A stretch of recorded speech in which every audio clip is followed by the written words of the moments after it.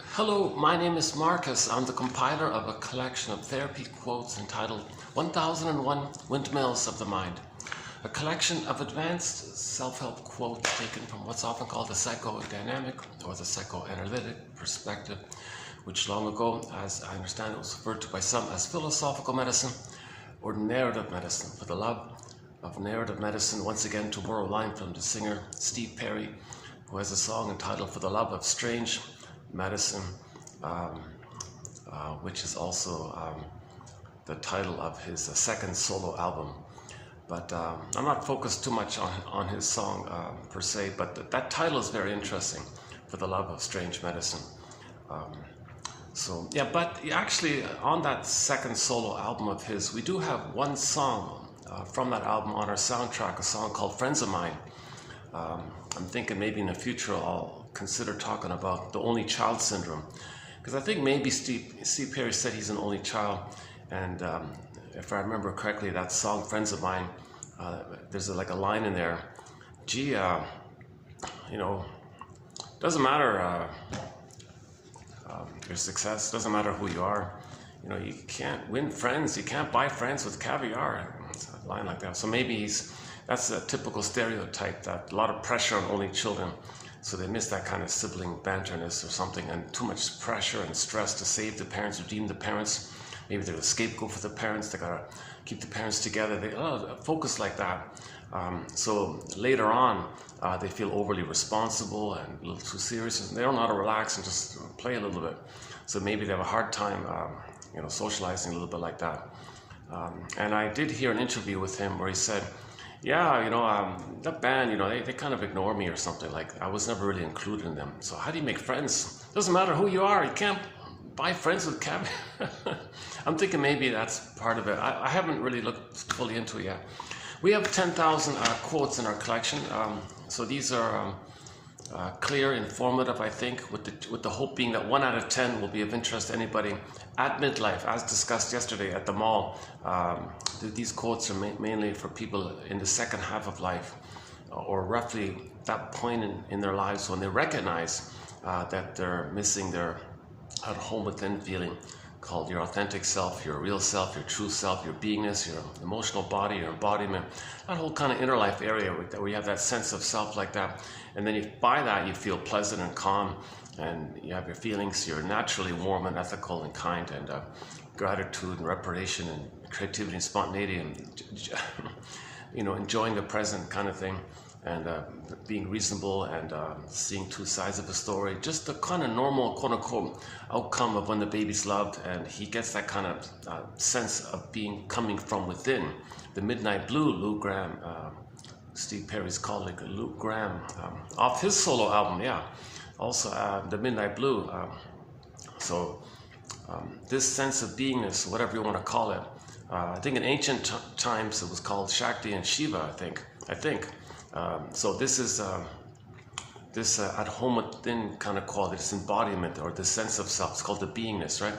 The yin, like that. And you're meant to come from this embodiment. And then when you have that embodiment, okay, then the yang, the doing, the Shiva, right? The cherry red, Lou Gramm says, okay, that you're doing your, okay, or another jargon is the feminine element, the feminine principle for the feeling side, like the moon and the night, like that. And then the doing, the active, is like the sun and the day, and the masculine element, the masculine feminine, like that. Yeah, Woodman says, yeah, if the feminine is wounded, okay, then the doing is distorted. So you want to have that inner being there in a positive, unwounded or healed, let's say, then your doing is normal. But if your beingness is lost or damaged or frozen or exiled or unavailable to you, or something happened like that, it's wounded like that, then you're doing, well, you're not coming from the inside out. One way to use that phrase, inside out, we're meant to come from inside out. Like from your inside, you'll have your feelings, then your doing is ethical and normal like that. Or, but if that inside's missing, well, that's a huge pain. So now you're doing outside in, grasping on the outside for what was missing back in the nursery time to give you your inside. It don't make sense like that, because nothing in the present can, or you can't materialize or concretize or make the actual thing that was either back in the past, because you're not in that past, But that part of the brain involved here doesn't know time. The baby's, so the brain, the famous idea that the brain has three parts, right? The three-in-one brain, the three-in-one, the brain with three parts.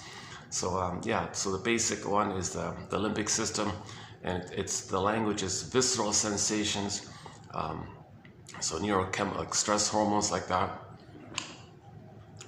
Yeah, there's no AC there. I don't have this. I'm using this kind of informally, so I don't have there's no AC here. Only if there's a formal function they'll turn on the AC kind of thing. But let me open the door. Maybe I can just open the door for a bit. Yeah, hold on a sec. Didn't expect so quickly to. Let me take a peek. Maybe I can go back to where I. Yeah, hold on a sec. Maybe I can just take a peek.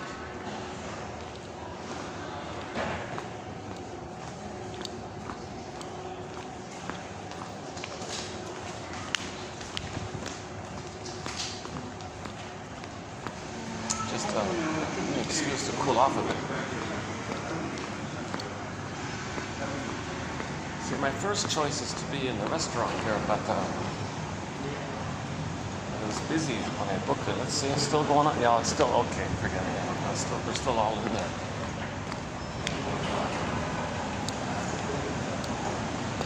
It's okay. You first. Yeah, thank you.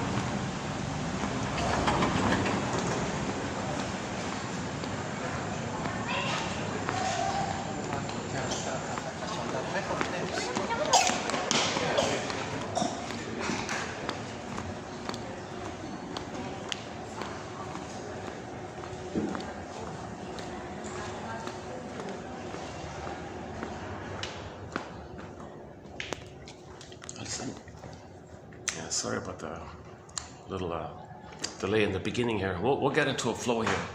So hang in there. Stay tuned. We'll be doing today. We'll be doing 2884, 12 quotes. We usually post 10 on average. The range between 1 and 30. Today will be 12, and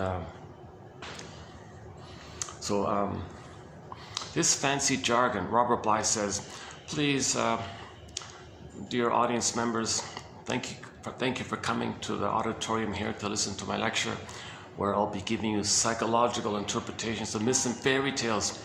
So sorry about that. There may be some psychology jargon involved here. Dear audience, please. I think he was. It was just the audio. Maybe he was like making a pleading gesture, or it was on his knee, or I don't know what he was doing, but everyone was laughing. He was saying, please. Forgive psychology for its jargon. Psyche, soul, ology, the study of. Forgive it for its jargon. So he's not a shrink either. And then he follows up by saying, 30% of what you're going to hear in my lecture, him speaking, is wrong. And it's up to you, dear audience, to figure out which 30%. Okay, so we're just, these are alternative explorations, hypotheses, guesstimates, ballpark approximations, invitations for mutual exploration. These are clues, these are tentative, brainstorming, stepping stones, prompts to free associate. We're trying to explore and create a basket, a nest, a catcher's mitt. Okay, some kind of, that's a symbol for the ego. We want enough of a capacity in our thinking to get to a place where we can now know what we couldn't have known back then in the childhood time, so that we can now feel what we couldn't have felt back then. The term for this is abreaction. So to get that abreaction, okay, that delayed release of your feelings, where you now feel what you couldn't have felt because you're not going to understand what you couldn't have understood back then. Okay, the image for this is Inside Out 2, the Disney film Inside Out 2, the film of the year 2024, Inside Out 2. You see the image, okay, your free association, the broccoli boat, all those repressed memories, the joy popped away. You want to get that back. When the avalanche scene took place, all those repressed, denied memories, you can now accept. So you want to bring it to your continent. It came up to the cables, and then now the person has an ability to hold it, because the baby couldn't hold it, so he split it. Now you can hold it. That's the image of the characters doing the group hug thing. Now they're holding it, and now you got your authentic sense of self, which is a sense of self based on three-dimensionality. Third side of the coin holds the other two sides. It's broader, it's deeper, it's more empathetic, it's more understanding. You look at people's positive intentions, you realize that we're all wounded, you realize that everybody loves or cries for love, but in their cry for love, they don't know it, and that's for yourself as well. We use defense mechanisms. We're wounded. Remember, it's the homo traumicus. Actually, this morning I saw a book title. I wonder if I can get access to the book. It's called a Homo Emotionalis or something. The little blurb there said, well, the backdrop of our behavior is emotion, so why don't we call ourselves Homo Emotionalis? That's not too bad, right? But I thought, wait a minute. All mammals have emotions in there, so what are you talking? So I've just been using Homo traumicus, basically. The theory is we became a traumatized version of ourselves 10,000 years ago. So the recognition is that only one hominid, grew the cortex. That's us, Homo sapien. And it took us 1 million years to do that. And now we refer to the previous version of us, Homo botuensis. And it took us as Homo botuensis 1 million years almost, they said, to grow the cortex, and we called ourselves Homo sapiens about 150,000 years ago, or whatever it is. And then we spread around all this. But then roughly 10,000 years ago, due to the mismanagement of our discoveries and our confusion, our panic, and the serotonin, we inadvertently, accidentally, in a confused state, kind of like when people win the lottery, they might do something, over the top or something. We were just a little overwhelmed and confused. We accidentally traumatized ourselves 10,000 years ago, and we became Homo sapien traumicus. So I think the formal term is Homo sapien sapien. Now we're Homo sapien traumicus. Out of laziness, I've just been saying Homo traumicus. One guy says, well, since we're pillaging and plundering, we're Homo economicus, or Homo short-sellicus, Homo neuroticus, Homo anxieticus, Homo dysfunctionalicus. Take your pick. We're some kind of traumatized version of ourselves, but we're still from that same basic hominid. We're still that one hominid, Homo sapien. Only one mammal, the hominid. Only one hominid grew the cortex. That's us. That hominid. Okay, so we all know that's somewhere in the Central East Africa. Jen Elliott says, read the book Nile Valley Nile Valley Civilization. Now, not denial, not denial. The Nile, the river, the Nile. Nile Valley Contributions to Civilization. And it's all documented. It's like everything started there, like buildings and irrigation systems, and so much was there, right? So, and that's the first sign like that. So we came from that kind of place. Then we spread around. Some people lost a tan, superficial stuff, trivial biological variations. No nonsense. The loss of melanin doesn't change, doesn't make you less. Okay, I always hesitate with this idea, but some people with a shade of brown tone of skin are kind of angry at the injustice. So to get some self-esteem, they say, why are they hurting us? Well, they lost the hue. You need hue to be human, they said, right? So it's just a play on words. The word human, okay, so those are the shade of brown. So we all had a shade of brown. We're all Africans, right? We're all originally Africans, but some lost a tan because you live for a long time in a place where there's less sun. The interaction causes the melanin to dissipate. It's not completely gone. It's like a range between 1 and 6, they said. But people in Africa, they, trying to figure out why are they so cool like this? Are they not human? Oh, because they lost the hue, the color. So the hue in the word, the first syllable hue sounds like hue, H-U-E, like color, the hue of the color. And so they would say, well, the more hue you have, the more human you are, because you need hue, you need color to be human. They lost the hue, the color, so that's nonsense. That's nonsense. I really don't see any way that can happen. If melanin is just a chemical that's responsible for the color of your eyes, hair, and skin tone, this is superficial cosmetic, superficial stuff. It's not going to change. It's not going to make you be cruel or unkind or something like that. if people with if people who lost their tan or whatever are maybe like that, okay, it's not because of the sun thing. It's because the babies were traumatized at birth. They changed the way babies were delivered, and for some unknown reason, babies were more abused and brutalized at the birthplace. They were removed from the mother. You're supposed to leave the cord, lotus birth, hand the baby to the bosom. No, they removed the baby to traumatize him, to calcify his feelings, so he'll be like, the emotions will be stone-like. And now the cortex can develop and get lots of knowledge like that. But if you don't feel, well, then you created a situation where they can pillage and plunder. That's the psychology, you need to pillage and plunder. So in other words, the top, maybe the most traumatized of the most traumatized, let's say, felt more pain and therefore less of an ability to feel for self and others. But what are they going to do now? Well, they have a memory that when they were traumatized, they did have rage and greed. And in their brain, they create an image of a monster like that. Okay. No, the mother's not a monster. The picture is a symbol that's created through the interaction with the mother of how they felt. They felt this oral rage and oral greed.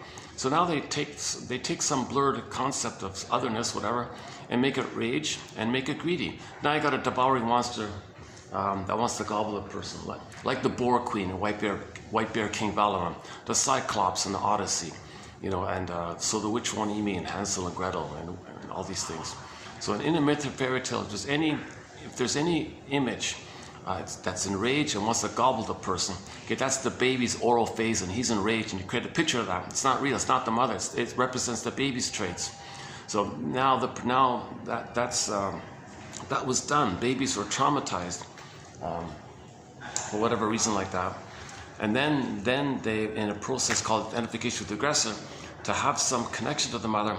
They think that's the mother now because the fusion, if they feel that, the mother's that. So they act like the mother, their own image. They think, well, wait a minute, I better be greedy, otherwise that image will eat me. It's their own emotions. It's crazy, right? I mean, it's a thing called identification with the aggressor. The baby has to have a mother, but if there is no mother when they're removed, they create an image of some dangerous thing, but those are his emotions. Now that image makes that his mother. And thinks, well, I gotta have a mother, well, I'll identify with that, I'll be that. And they think that if they don't have a mother, they'll be a goner. So now they have a mother, but to have a mother, they gotta be like that image, be greedy and voracious and not care, and it's all survival, it's on limbic system. Now they're gonna be greedy and envious and entitled and don't care, don't feel, they're just like this gobbling kind of quality, right? So the slogan later in life might be, well, if I'm not going to be greedy, then that image is going to gobble me, so eat or be eaten. Okay, these are jungle slogans, right? Because that part of the brain, the limbic system, only cares about survival and reproduction. Okay, back to the three brains. So that part of the brain, the first, second, third, right? So the earliest brain, basically the amygdala, and then that's visceral sensations, and there's no time, and it only cares about survival and reproduction. So that part of the brain is often nicknamed the iguana brain, okay, the salamander brain, lizard brain, crocodile brain, reptile. Pick your favorite creature like that as a nickname for that brain, because that part of the brain, kind of like those creatures, only care about the instinct to reproduce and survive. That part of the brain doesn't feel love, family, care, creativity, play. Doesn't understand anything like warmth. It's just this raw instinct of reproduction and survival like that. So that part of the brain is flared up. It's traumatized. The memory's there. So, oops. Let me. I'm trying to get. If I keep the door open, I get a bit of a breeze, but I got these people just standing right there at the door there. Hold a sec. I'm kind of hoping that at the restaurant I can go back at some point. It's funny, I didn't expect it to be busy. It's still busy. It's a Wednesday, Wednesday. Yesterday was an interesting video. Yesterday was a kind of animated video. It turned out to be okay. It was in a mall, like a shopping mall. Loud noises all over the place. I was kind of shouting the whole time, basically. I was talking as loud as I could. It turned out to be an interesting discussion. I thought it was okay. And part of it was done in the park. We saw some stray cats. It was okay. And in the mall, in the mall, still there? Okay. In the mall, they played a song on the overhead, a song called "I've Never Been to Me." So we talked about that a fair bit. So yeah, I'll pick up on that song actually a little bit later on. But just to finish up this current theory, again, this is just speculation. 30% is incorrect. I'm not a professor, doctor, midwife, doula, nutritionist, gynecologist. I'm not a cultural anthropologist. I'm not a forensic psychiatrist or psychologist. I'm not a historian. I don't, I'm just guessing around. That's what people do when it's trial and error. Is it this? Could it be this? Might it be this? But maybe the mistake leads you to a better clue, which then springboards to a better clue. So I'm just kind of exploring around here. There's no answer here like this. So this is just, but let's try to finish up that point about 10,000 years ago. So 10,000 years ago, due to the the hue thing. Okay. So it's a trivial biological variation. Skin tone. Nobody has white or black skin. Forget this nonsense. Nobody has white skin. Nobody has black. Forget that. We have a shade of beige to a shade of brown. Jane Elliott says, technically speaking, since you're talking about melanin, everybody has a kind of a quantity of melanin in there. So a shade of beige is technically a shade of brown, she says. And if the person looks kind of very palish, well, that's just because of stress. The blood goes in to protect the vital organs. And the superficial, it's not that important. Like you want to the blood first wants to protect the vital organs. They kind of look pale like that when they're stressed like that. So if somebody's born with a shade of beige, but they're distressed, they might look palish. But there's still shade of beige, still shade of brown. She said, technically, we all have a shade of brown. So there's just some quote-unquote loss of tan or something. We're all Africans, we're all cousins, she said. She says we're actually technically all cousins, on average 30 to 50 times removed, because we're from that one massive family that popped up when Homo boduensis grew the cortex, and they got this whole massive family in that area. Then from there we spread around.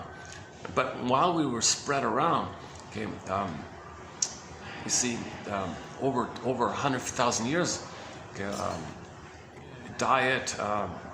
More dairy, meat, whatever, weather, conditions, these kind of environmental factors over 100,000 years, okay, there were some little kind of surface changes, like superficial changes, maybe more milk, bones are stronger or something, I don't know. And then eat more fish, you might have the protein affects a person a little bit like that. This is not, it doesn't change millions and millions of years of the evolution that we became a hominid, and from that hominid, another million to grow the cortex. We all have the cortex, come on. All right, so we all have the cortex. We all have music, and we all have the same emotions. You look at a baby in any place, you can tell if he's happy, he smiles. Doesn't north, south, east, doesn't matter. We're all from the same. We're clearly from this one hominid.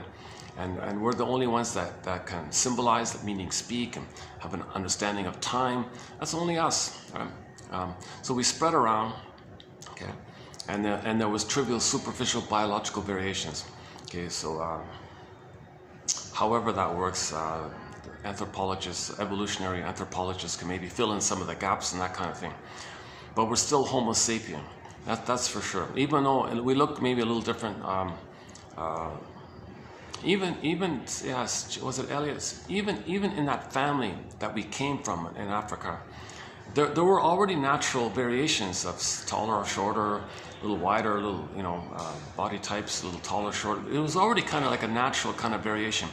The Great Spirit out there likes everything to be like a little unique like that. So nothing's ever perfectly identical. Even every speck of sand on the beach, every little speck is different. Like the Great Spirit wants everything to be kind of just a little, it's the same but it's unique. It's all sand but a little unique. We're all people, all the same but a little unique like that, right? So the Great Spirit likes it like that for some reason. Interesting idea, some theory about that. But,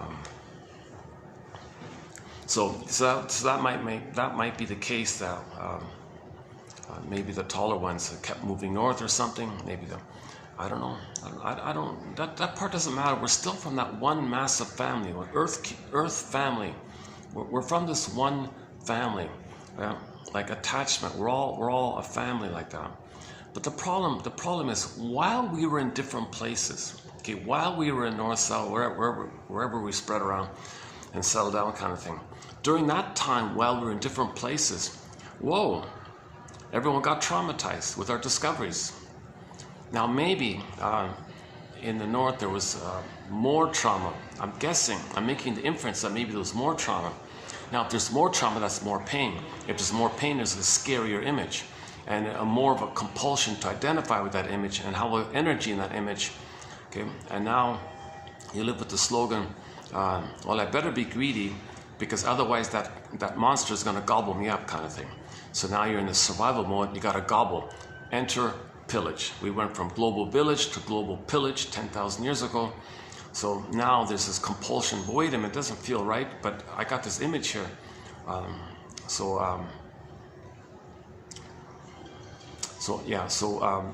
back up a sec. First, the discoveries were made, and then the discoveries gave us serotonin. But when the serotonin, which makes you feel safe by the discoveries, dissipates, you then feel less safe because the serotonin dissipates by the discoveries. Then people panic. Wait a minute, I was safe before, now I'm not safe. Well, what made you feel safe? Well, the discoveries. Well, that was the land and agriculture, farming. We'll get more, pillage. Now we pillage. Wait a minute, how do we pillage here? To get the serotonin. Then somebody got the idea, except for the children, they said, remove the babies. For the first time ever, we, in our confused, aggressive, angry, scared, frightened, panicked, we removed the babies. Intuitively knowing that if babies were removed from the mother, to give them attachment trauma, relational trauma, interpersonal trauma, where they don't attach to the mother. If they don't attach to the mother, they create scary images, they freeze up their soul inside, and then enter the prejudiced personality. Because before, in the village time, we had the tolerant personality in the global village. Then when we transitioned to the global village mode, you needed the prejudiced personality. So the prejudiced personality was created in order to pillage. Because you can't pillage if you don't have this problem with the trauma like that. So, okay, enter repetition compulsion. When there's trauma, we repeat. Okay, we repeat. So the repeating is going to be symbolic, but in the process of symbolic acting out, that's the mechanism to pillage, to symbolically act out, okay, as above, so below. Another way to think about inside out is kind of like in this area. So if the baby is traumatized, he's going to identify with the aggressor, so he'll be that image, meaning he'll be his sense that mother plundered his soul, took away his land, made him feel poverty, emotional poverty. She was a robber baron, she had immunity, she short-sold the baby's soul. So remember, the baby's embodiment, that's kind of like his home like that, right? So the mother, when he's traumatized, it's gone, he lost it. So he creates an image that did that. That got to be that image. So when there's repetition compulsion, we repeat with the fantasy that we can get a better past, but that part of the brain doesn't know time. So all time is that time. So the present still the past emotionally. Yes, materially with your cortex, with your thinking cap, we understand the present and we can, function in daily life with the conscious recognition of what things are. But we're relating to the present to serve this loop, this timeless, infinite loop, where the mother hurt us, robbed us, gave us poverty, and we became her.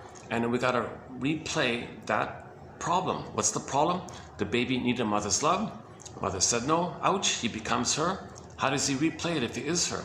If the baby becomes the aggressor, how does he cry for love if he is the mother who says no to him? Okay, enter proxies, scapegoating, prejudice. In order to repeat, you need someone to be a proxy for your soul. You need someone outside of you, someone not you, for you to think that that's you, and then you treat them the way your mother treated you, because you see the other person as a proxy of you as a baby crying for love, and you're the one who says no. Okay, so once again, the original setup is when the babies were removed, they believed somehow that something in their mind, okay, a memory that they created based on how they felt, that's going to be their mother now. Okay, so their mother is going to be basically their rage and this gobbling meat attitude.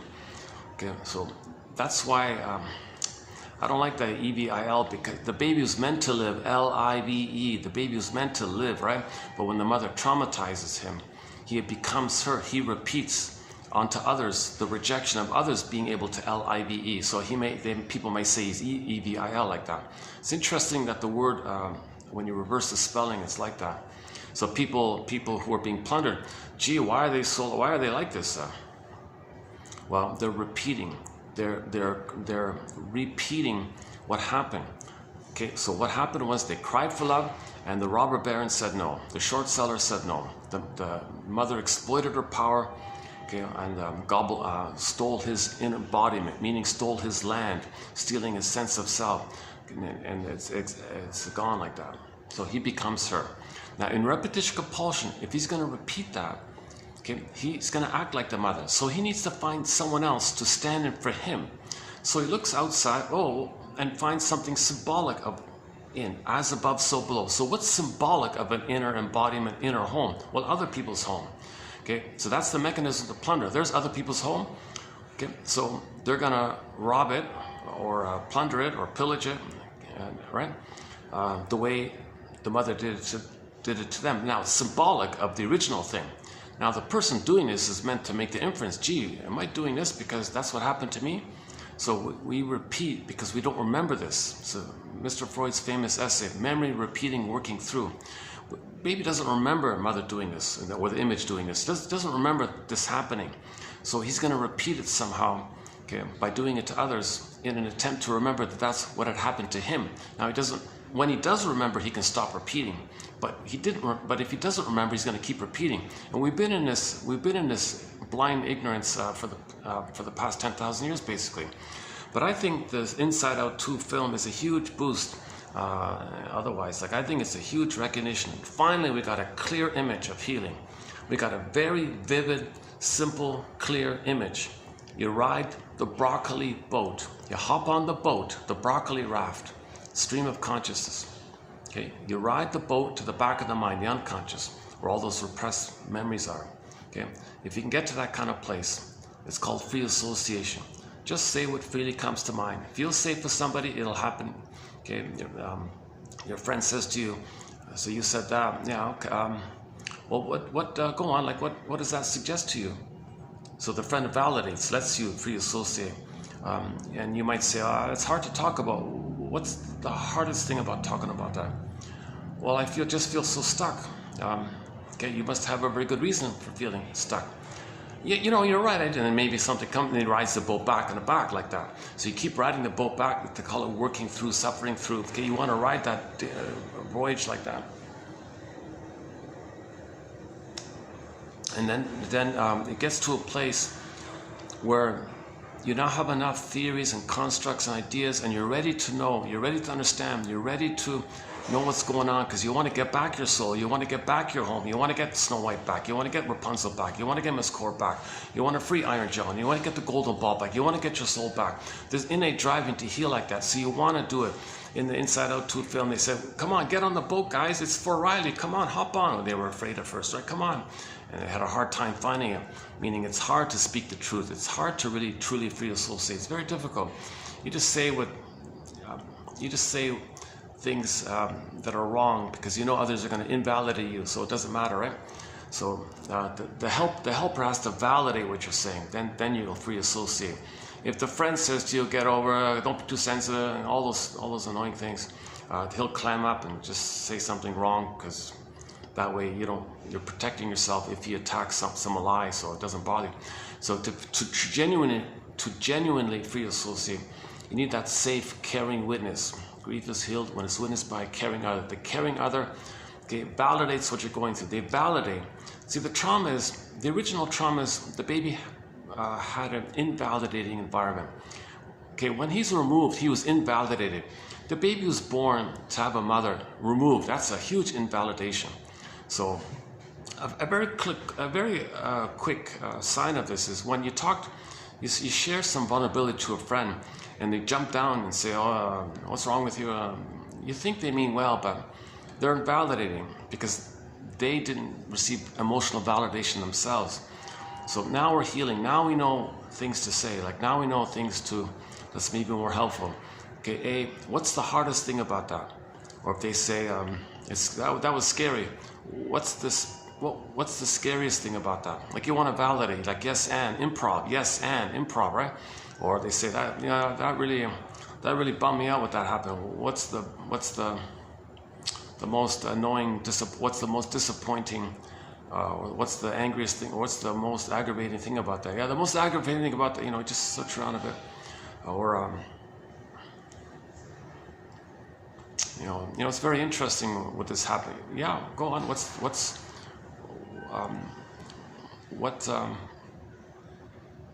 Yeah, go on, say more, kind of thing. Just show that you're willing to let the person free associate. That's riding the broccoli boat. So the point is, you want to ride the broccoli boat to the back of the mind. So if the friend invalidates you, feel scared, no, I'm not going to go further back, I can't face those feelings. You want to feel safe to face those feelings. If the person validates what you're going through, you're going to be able to bring up more. So you want to now feel what you couldn't have felt, and you want to now know what you couldn't have known. To do it, you got to free associate, but the free associate, it's courage on your end. Okay, you'll learn more about yourself the more you confide to others. Like if you confide to others, you'll learn more about yourself. But sometimes the other person is too uncomfortable and they shame you for it. Get over it. What's wrong? I don't want to hear this. I'm leaving. Oh, don't be such a geez, it's hard to confide in you when you attack me for this. I'm being vulnerable here. I'm trying to heal and share. And I thought we're friends, kind of thing. Yeah, well, we're not that kind of friends. Go to a therapist. So that's why.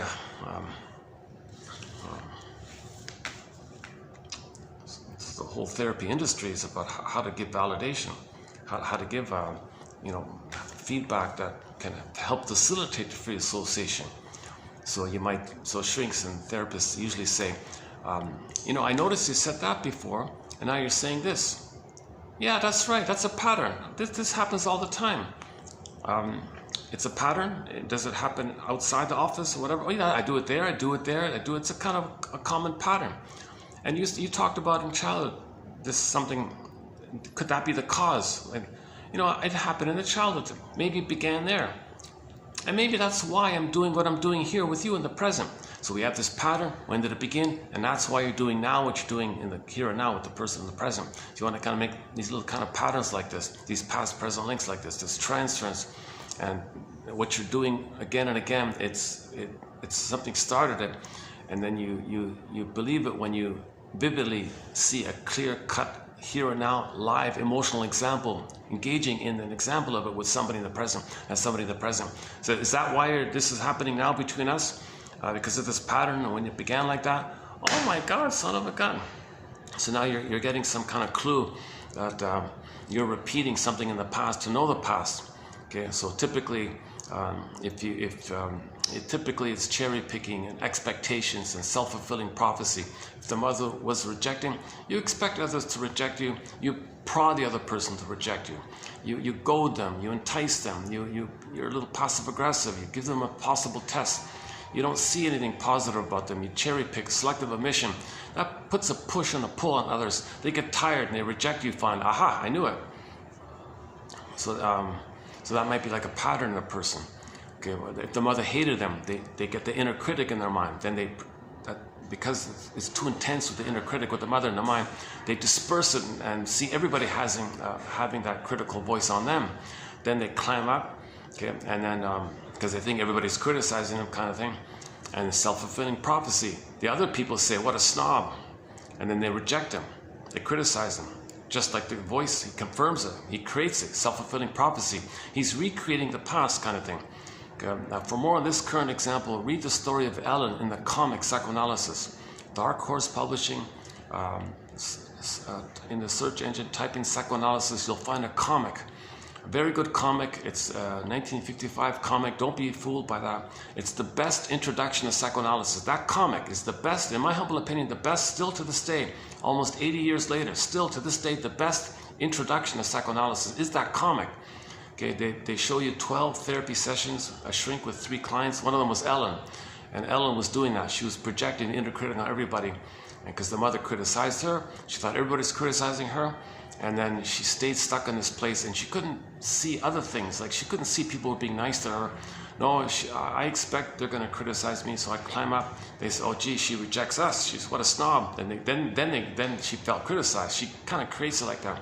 So you kind of look for these patterns when it began to see a live here example of it. Or another common example is if you're treating others negatively. If you're invalidating towards others, that means your mother was invalidating towards you. If your friend says something vulnerable to you and you shame, oh, get over, okay, and where did you learn that? Like, why are you doing that? Okay, well, mother invalidated you when you had vulnerability, when you had feelings and needs. Your mother said, get over it, I'm busy, leave me alone, I can't meet your needs now, I'm too busy, I got too much pain in my past, I can't be present for you in the present. Okay, so she was impaired, let's say, yesterday's topic about that. Oh, it's coming up as well, yeah, is it coming up? The mother was impaired. So one way in the healing journey, don't think of your mother as like totally rejecting you. Just think of her as being impaired.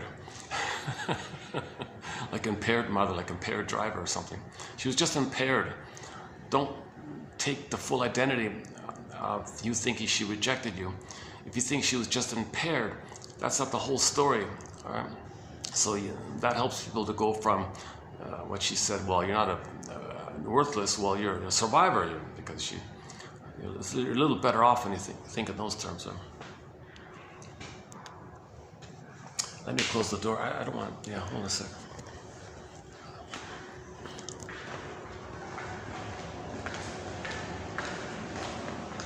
Oh yeah, it's better if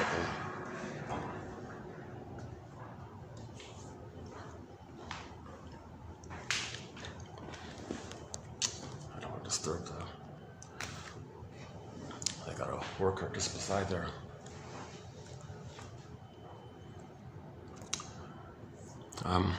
Okay, hang in there. We'll get to 2884, some good quotes. And I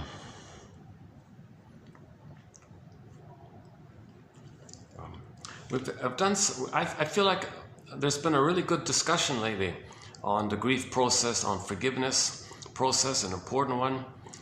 Jeepers, repetition compulsion and anxiety, ennui, and the Inside Out film, and Abreaction, of course, and Janos material, Masterson, Karen Horney, Edmund Bergler, Grotstein, Ogden, Fairbairn, Mahler, Klein, Melanie Klein, and Solani, Guntrip, all these excellent authors, analytic authors.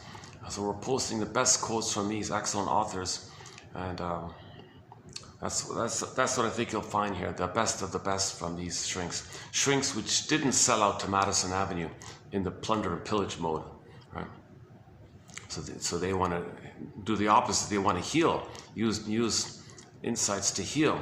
Some shrinks use insights to fool, and they're so cynical. They don't believe that they've kind of crossed the point where they don't care anymore. That's a sign of more severe trauma. Bergler says people in the advertising and PR and all this stuff, propaganda, they say they kind of crossed over. They don't care. They have a real contempt for people and culture and society. They don't really care like this. So that's kind of needed to pillage and plunder. So the more severely traumatized the baby is, the more he might cross to that kind of place where he's not going to care, because he thought the mother didn't care. So he becomes the mother doesn't care. And then he repeats what had happened to him. So back to the theory about 10,000 years ago.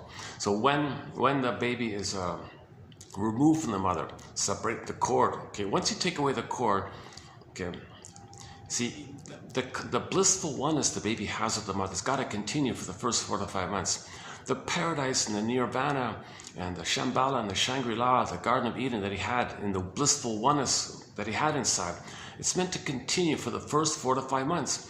Babies are meant to have an extended paradise, an extended womb-like condition. It's called a social womb or interpersonal womb. So it's just because he makes the transition from the water world to the land world, he still needs that attunement and recognition from the mother in a smooth rhythm of safety, like flow-like condition. He needs that secure, continuous attachment called the Garden of Eden. Now, at biological birth, all that the mother's got to do is say, well, hand the baby to the bosom. He latches on, milk, he suckles, the milk flows smoothly. He's warmly, safely held in mother's bosom, her arms.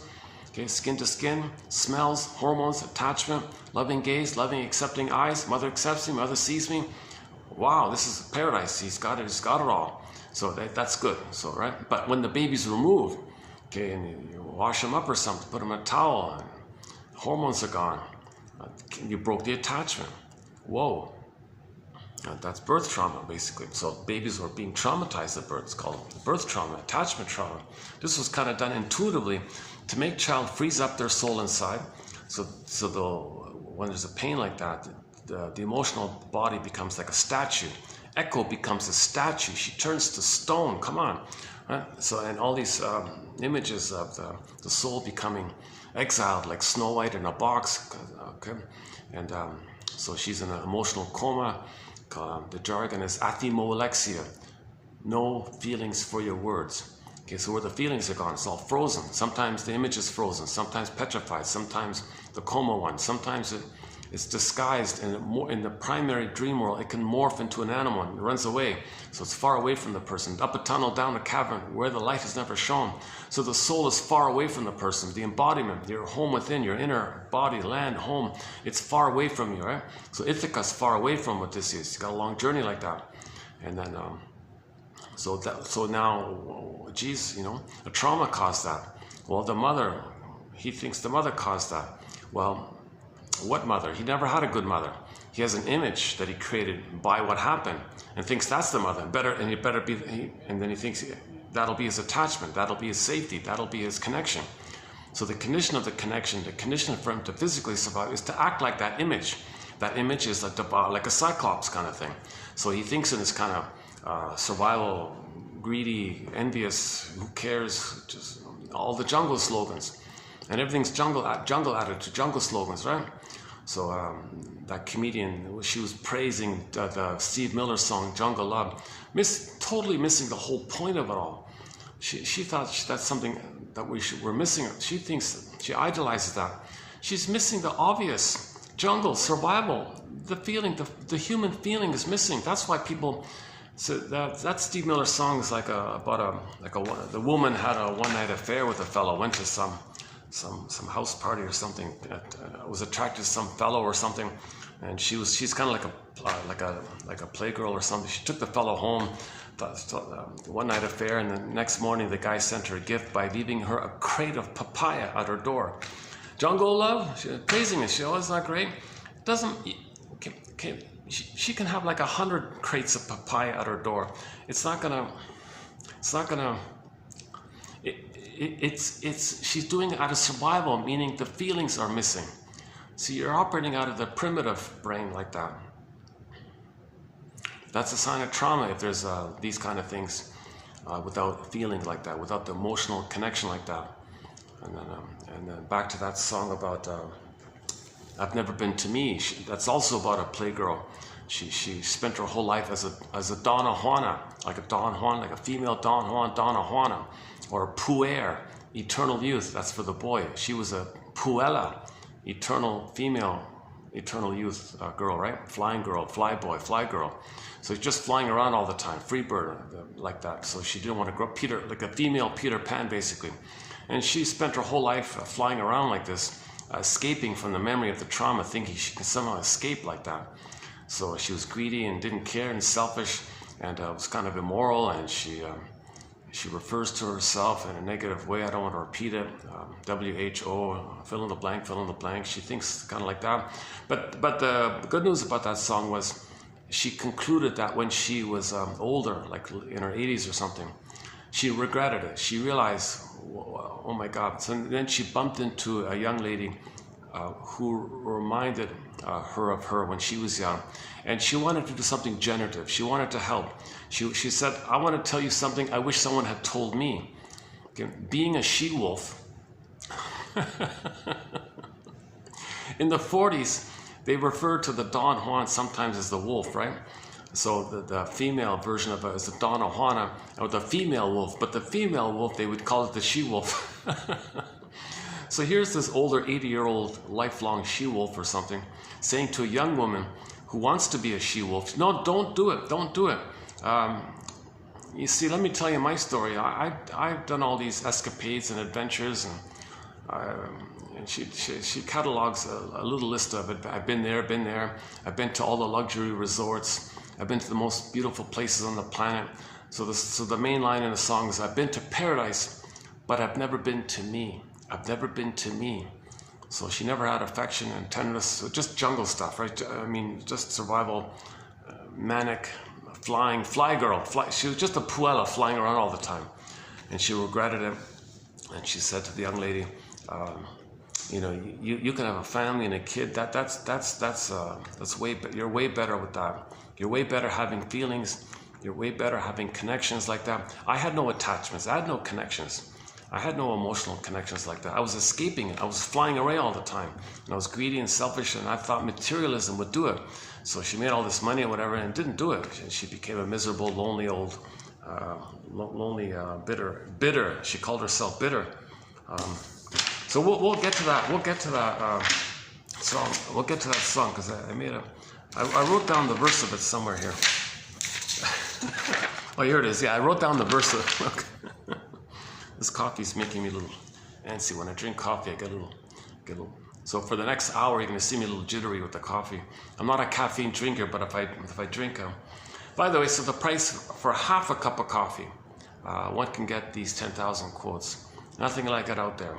It's an incredible resource for anybody at midlife that wants to work towards weaving a basket. Okay, that's the metaphor. Psychoanalysis looks for an egg in a basket that's missing. Need the basket first, then there might be the egg. Okay, that means that the firebird comes out, the red bird rises, the phoenix rises from the ashes, right? Sometimes in some fairy tale, the soul is turned to ashes. Mother's shaming eyes, burning rage, shame, burning everything, ashes, right? But the phoenix can come. But to get the phoenix, you got to get the egg, right? But the egg, okay, you need a basket for it, a nest.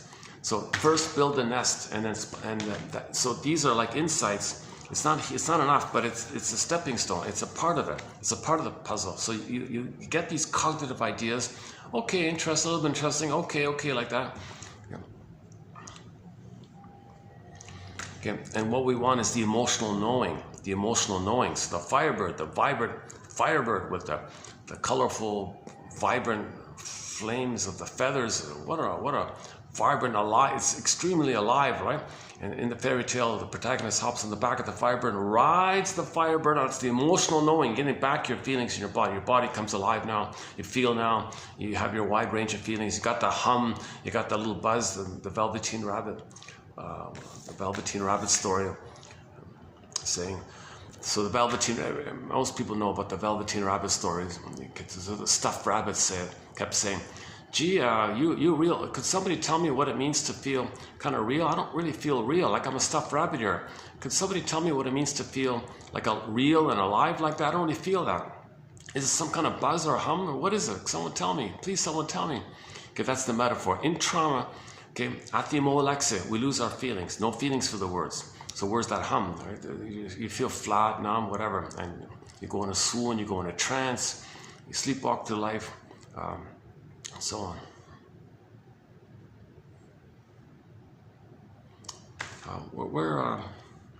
Yeah, let's go back to 10,000 years ago. Yeah, just briefly. So from the discoveries, we got all this serotonin, because when you discover stuff, the mammalian part of the brain perceives you're going to be safe by the surplus food, and when you feel safe by something, okay. Now, yes, you have your basic safety of the memories of mother holding you and loving you, so you have a constant, regular, normal safety of the memory of mother loving the baby, so you feel safe like that, and a healthy, long life there, apparently. Yeah. So, but when you win the lottery like that, you got this extra stuff. So the brain sent more serotonin. So the more safe when you feel safe, okay, when the mammalian part of the brain perceives that the person is safe, the mammalian part of the brain releases this feel-good chemical called serotonin. So they got this rush of serotonin by the discoveries. Whoa, farming, well, all this warehouse of food. Wow, great. We can grow stuff. Wow. So they grew stuff, I guess. And then, so whatever farm they first started off with, they got some serotonin. But then wait a minute, there's maybe like a limit or something like that, or something happened. I don't know. Then. Anyways, when the serotonin goes down by your discovery, well, you better get more land to get the serotonin again. Now you get more and you expand. Now, okay, so village, farm, village, town, village, plunder, plunder, gobble up, gobble up. When play the rabbit is up to tricks thing, story on Joey Harjo on YouTube. So we went from village to pillage now. So now we're in pillage mode, constantly gobbling, thinking to keep that level of serotonin. But when you get more, you're perpetuating the premise of the trauma. So the pain is there, so now you want to gobble more. The pain is there, you created more pain, and I want to gobble more. So now we're destroying now we're plundering the planet for a quick buck. It doesn't make sense like this. So we're just in this kind of embedded in Homo sapien is our consciousness, that we can be conscious that we're traumatized, so we can heal. So enter the storytellers, the mythologists, okay, the Ibsens and the Goethes and the poets and the musicians and then you got all the ancient philosophers and the Lao Tzus and the Confuciuses, okay, and ancient African shamans and storytellers, and spiritual traditions and indigenous traditions, shamanic traditions, all these kind of people kind of trying to make us conscious that we're traumatized. So the storytellers would just kind of tell these stories intuitively, and now you got fairy tales, now you got anthologies of fairy tales from all around the place. And here's the thing, the motifs in these world tales are all the same. Okay, so these motifs are code or metaphors or symbols for psychological trauma. Myths and fairy tales are metaphors or pictures of our inner trauma. So symbols are not real, but they point to something invisible inside that's real, but we don't know it. So we create a story to point to the inner thing like that. And these stories are all symbols. It's all for the same trauma. We were all traumatized. We became Homo traumicus about 10,000 years ago. Now I'm just guessing, it seems maybe in the places where it was colder, maybe there was more trauma. I don't know. Now, question mark times 10, I don't know. I have no reference for this. But it's not melanin that caused this kind of, caused the plundering of the, by the 20% plunder the 80%, just to use the 20-80 rule kind of thing. I don't know the exact numbers like that, but anyways, so it seems that for whatever reason, there was more trauma with the babies in the colder places. So that means there's more of an aggressive image, there's more direct energy into the loop of the memory. The amygdala is too flared up. The amygdala, the survival brain, is flared up. So now you're thinking with this compulsion, okay, wait a minute. Okay, when there's trauma, we repeat to know that we're traumatized. So now we're in this repeating mode. So when there's trauma like that, the baby's going to identify with the aggressor, called attachment theory. The baby's got to have some sense of being one with the mother, connected to the mother. So they're going to be the mother. That's their connection, to be loyal to her, to have her. They never got her love to be themselves, so they're stuck there in the tar pit of a negative symbiosis. Plus, to boot, they're addicted to it. Because in the uterus, they felt a blissful oceanic feeling, oceanic ecstasy, one guy said. So he feels this blissful kind of thing like this. So he's kind of inflated in a solipsistic, godlike, addicted kind of place like that, called infantile megalomania, or simply narcissism, or the various stinger personality patterns, and little variations like the bully pattern, Iago pattern, okay, and lower functioning BPD pattern, the various narcissistic patterns. So there's a variety of personality patterns called the stinger personality patterns, based on this earlier, more severe trauma, like before 18 months, basically. So whatever reason, it seems that maybe people in the colder places experienced more pain, more trauma, because the babies were raised in a more cruel way or something. Okay, enter Lloyd Demas. Lloyd Demas has a whole massive book about this theory, detailing the history of the cruelty that was done on babies. So this cruelty seems to, and then he talks about the results of that. And the conclusion of the book as well, just change the way, just love your babies and society will be better. You hurt your babies, the problems outside will reflect that. Okay, so it's called History of Childhood. Interesting book. Hard to read, very, very troublesome book to read, my goodness. Lloyd Demas. We've got a few of his theories in our collection here. Alice Miller, a little bit in there. All the prenatal trauma people talk about this. Okay, so anyway, so let's just say the most traumatized of the most traumatized, we're all traumatized, we're homotraumatic, but let's just say the most traumatized of the most traumatized just so happened to be in the place where people lost a 10. Now, losing a 10 doesn't cause the trauma. Being removed from the mother and separated from the mother and put in a towel or separated and removed, that's the stuff that does it. Not losing some 10, not your hair turning, the chemistry involved on the hair color turns to other colors, and the eye turns to eye color turns to other colors, and the tone fades a bit, or the melanin.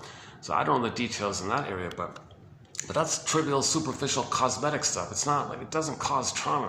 It doesn't make you less quote unquote human because you lose your melanin. That's nonsense. I don't buy that. I don't think the guy who said it buys it either. He was just trying to maybe inflate his self-esteem because his family was the whole long slavery family and all this. So he learned all the details about it. So he was saying, how do we understand this? Well, maybe they lost the melanin. He was just poking. He was just guessing. He was just brainstorming, trial and error. So not be too critical like that about him. Jen Elliott says, when people say stuff like that, don't say he's racist against people with the shade of beige tone of skin. He's the victim and he's in pain. He's just reacting to the pain of what's being done to him. It's the aggressor that's blindly doing it. Now, so let's talk about the aggressor blindly doing it. So that's the most traumatized of the most traumatized. Okay, so for whatever reason, in the places where there was less sun, okay, it seems that the babies were more traumatized. Again, I don't know how. Okay, question mark times 10, whatever. So now you got people in the colder places who lost a 10 with this compulsion to replay. Now, how do you replay? If you become that image, how do you replay?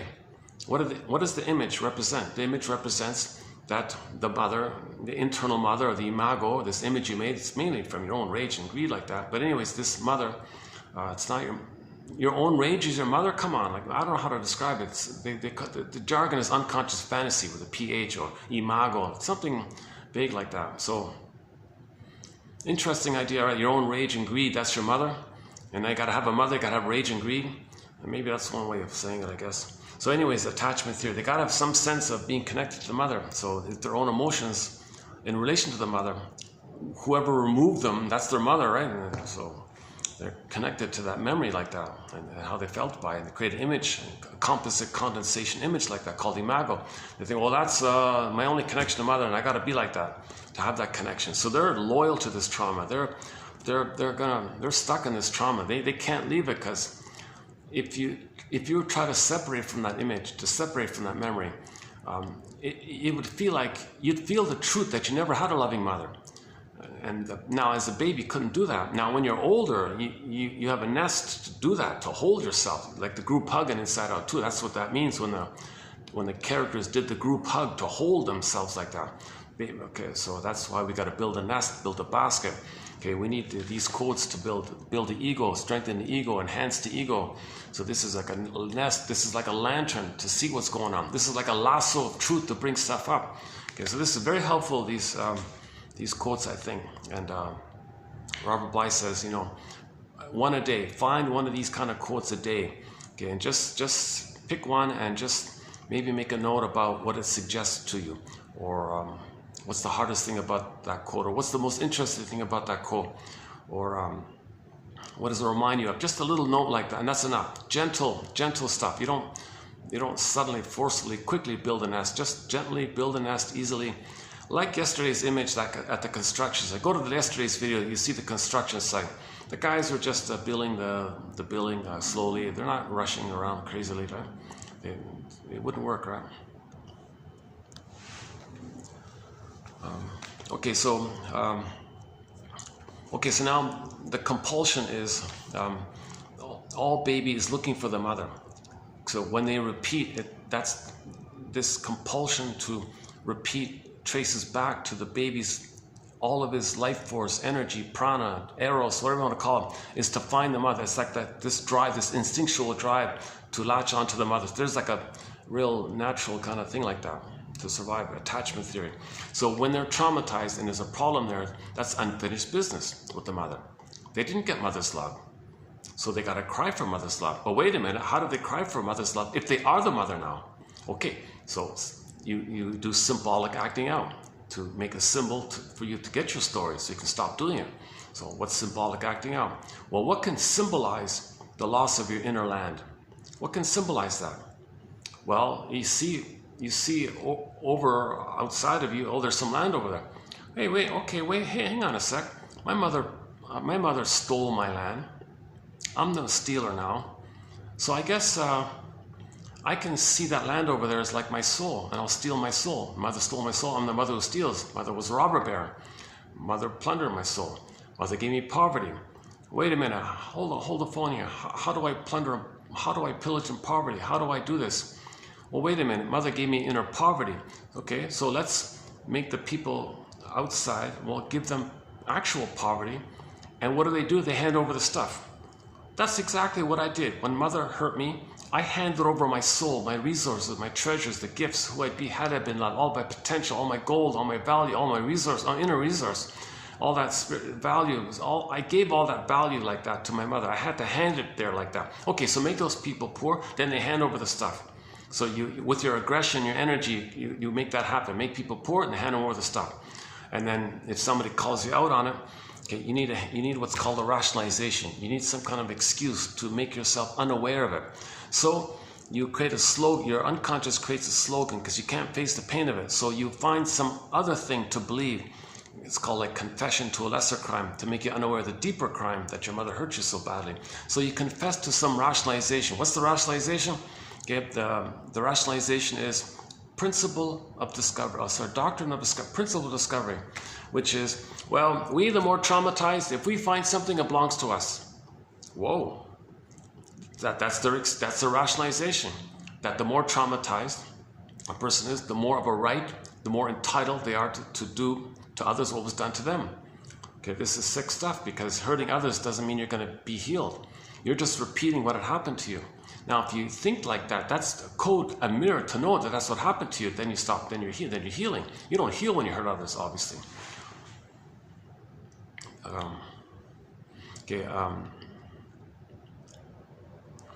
So related to this slogan, principle of discovery, is embedded in it is the prejudiced mindset. So what's the prejudiced mindset? Well, when the baby was removed from the mother, he felt no good, and the mother was dangerous. Okay, that's all denied, repressed. When something's split off, denied, repressed, you see it outwardly like that, to not let you know that it's in. So you say others are no good and dangerous. Now you got the prejudiced mind. So that kind of like, now you're kind of like, well, I got to protect myself or something. You're to be eaten. Now you create this kind of thing, and you think in that image, well, if I'm not the gobbling mother, I'm going to be gobbled by my own image. So that image is everywhere. So you think, well, see, you're operating.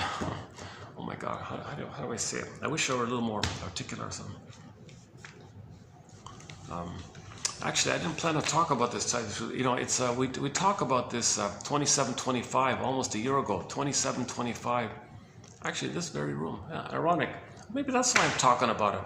I remember now, I did talk about it in this very room. 2725, part 3 of 3. It's a 7.5 hour video. It's a very draining topic. That's sort of the exception to where we talk about the sociological side of outer kind of thing. I don't really talk about current events, outer events, sociological events, but with the exception of this thing called the 48 symptoms of Homo Traumicus. It's a work in progress, needs to be updated. Again, trial and error, exploring, just being a detective, brainstorming, you know, keep it like that.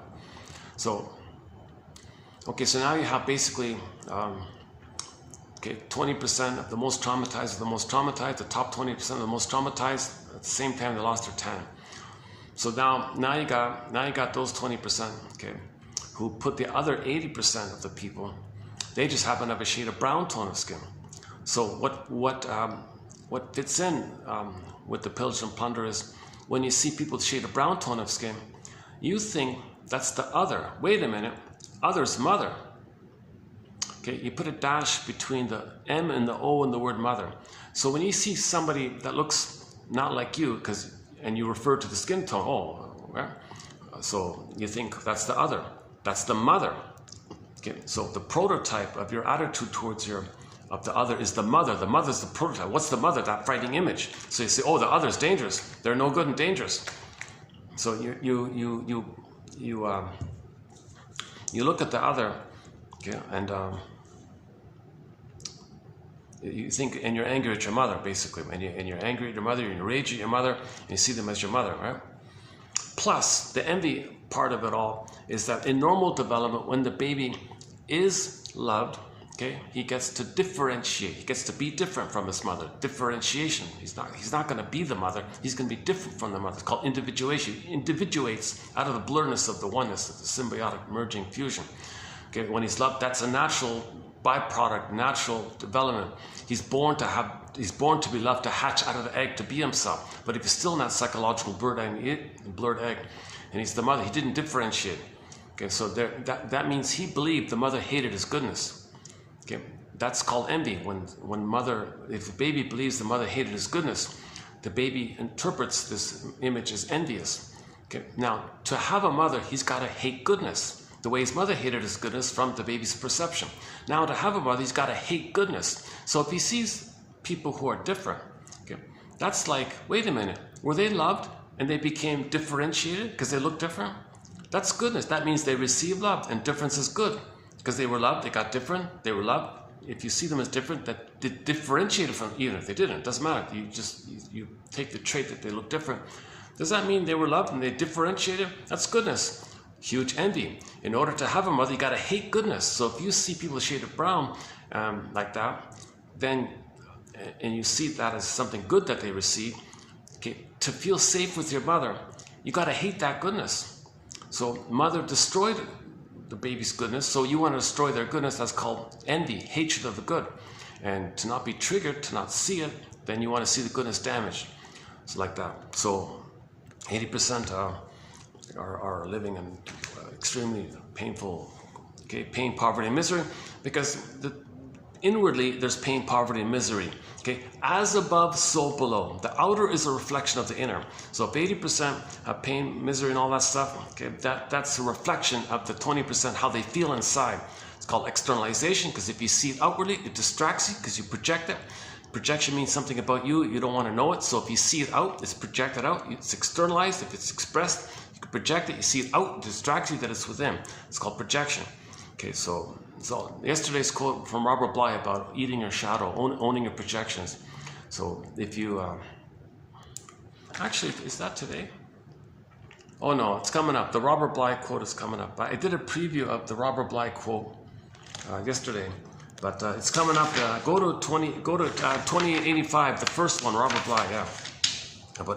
Or better yet, just read his little mini pocket book called A Little Book on the Human Shadow by Robert Bly, sort of a guest mentor in our collection here.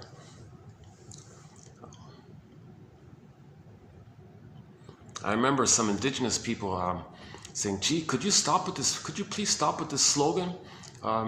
Some indigenous people said to some people from Europe, "Could you please stop with this slogan that you have, principle of discovery, that if you find land, it belongs to you?" And they said, oh no, that's my mother. I can't live without a mother. How can I live without a mother? Well, you're an adult now. You're not a baby. You can recognize that you were hurt, forgive her, understand that she was impaired, and make a choice, make an adult choice that you want to heal like that. Oh, then I'm letting her off the hook. That's quite a crime she committed. I'm not gonna be healthy. She'll take credit for it. She's envious of it. She'll rob it. I'll not have a mother. She'll attack me if I'm healthy. My mother said to me, with me or against me, kind of thing. And I didn't have the courage. Well, okay, that's baby stuff, right? Okay, now you repair the ego, you restore the ego. You read psychoanalysis, you restore the ego.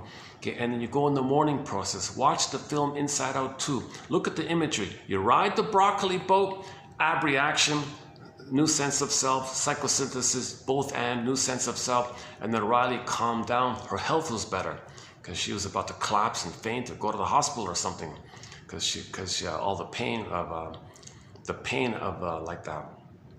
So she was healthier, and the coach saw that she was more mature now. She was embodied. She was reasonable. She was calmer. She made friends. She was more social, more mature. And she said, "Gee, we want her on the team." And then Riley got a scholarship. She won a scholarship because of her maturity, because she healed the splits. Now, okay, just to clarify, we don't see Riley in the film talking to a shrink on the couch, but we see what goes on inwardly. We imagine an imagination of what seems to go on inwardly. If we see Riley doing the free association with somebody, you'd see the things going on within, right? So Riley would say, yeah, I want to heal, but I don't know what to say. So the characters will be, where's the boat? And they're lost. Where's the boat? Then the friend might help them out a little bit. Yeah, I hear you.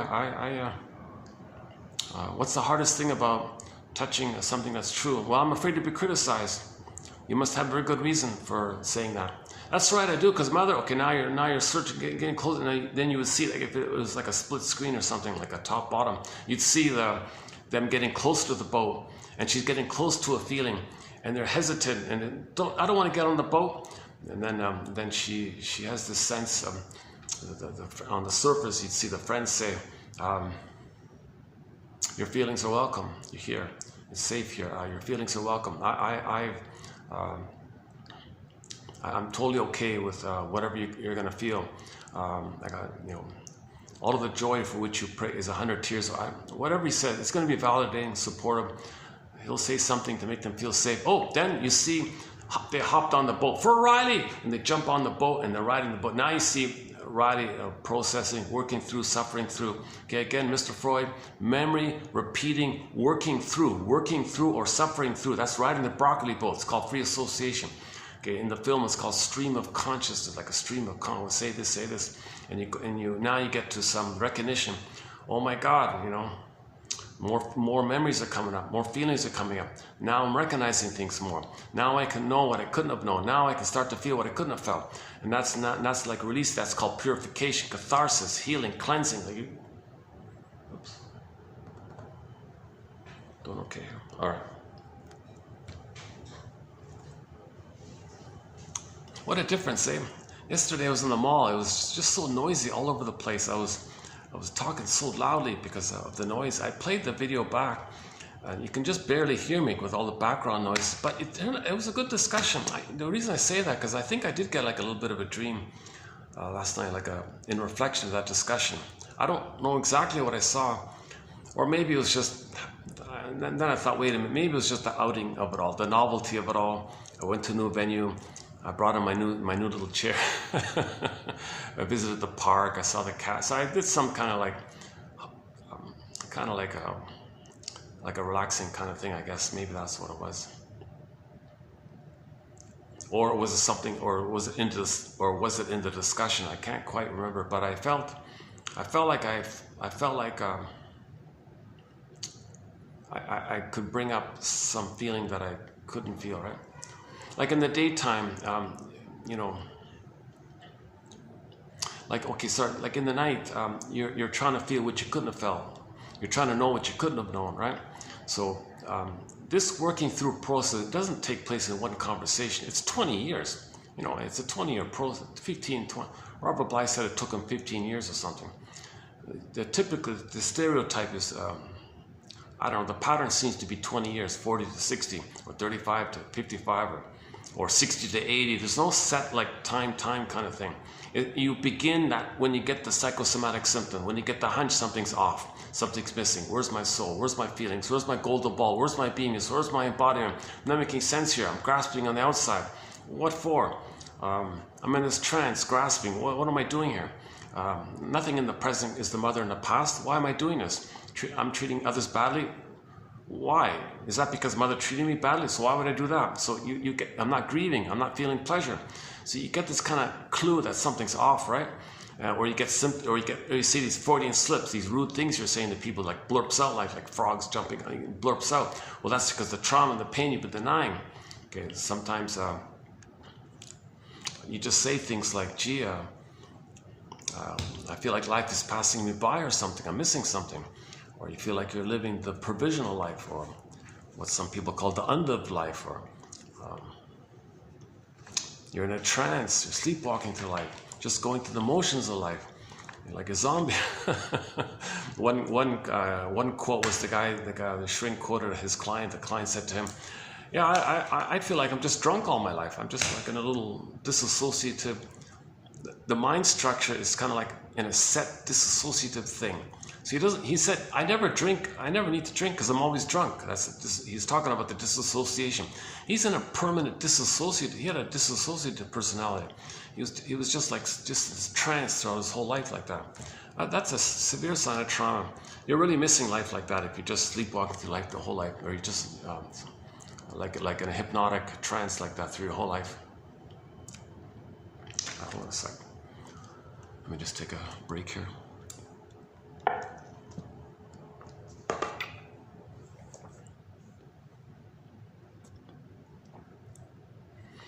In that 48 symptoms of homo traumicus, we don't just talk about the pillaging the planet for a quick buck, okay, and the greed and the envy. You know, one short seller said that he's plundering the planet for a quick buck, not just because of greed. Greed is automatic. You're trying to get the breast. It was rejected. But the issue is, you give up on hope. You have ennui. You gave up hope on it. The real issue is to seek the goodness damage, but greed is destructive. The real issue, he said, a famous short seller, trillionaire guy, whatever. He said the real issue, we're destroying the planet for a quick buck. It's not for greed. Why? He's got golden castle, whatever. He's got gold in this, gold in that. He's got hundreds of billions of dollars, whatever it is. He said. So I guess he's going to pass away soon or something. He's in his senior years like that. And maybe he was like helping out a little bit, maybe throwing humanity a crumb. Maybe he's saying, maybe he's like that woman. Maybe he heard that song, "I've never been to me." Let me help the young people out here. Dear young people, let me help you out here. This short selling the planet, we brainwash you to think it's just simple greed, and you all believe that. No, it's nothing. That's the tip of the iceberg. The real issue is the envy. The envy. So everybody's born with a goodness. Okay, when the mother robs it, destroys it, ashes, soul turns to ashes, frozen, disassociated, petrified, exiled. Okay, the baby believes mother didn't welcome my goodness. Mother didn't want my goodness. She hated my goodness, and now I internalize that. That becomes part of my mind, called the inner critic. Now I hate my own goodness. Oh my God, what a mess. So this short seller said, we're not destroying the planet simply out of greed. Okay, it's way more than that. It's envy. He made it very clear. It's envy, hatred of the good. So if there's any kind of goodness out there, for example, believing that people were loved, well, see them damaged. Yeah. Take away their goodness, see them suffering or whatever. Took away the goodness, because if he doesn't see goodness, he won't be triggered. He wants to remove the source of envious feelings. He doesn't want to be triggered. So he wants to preserve his loyalty to the mother. See, mother, you destroy my goodness. Okay, all out there that's good, I'm going to destroy because I'm one with you. He's got a mother complex, a huge mother complex, obviously.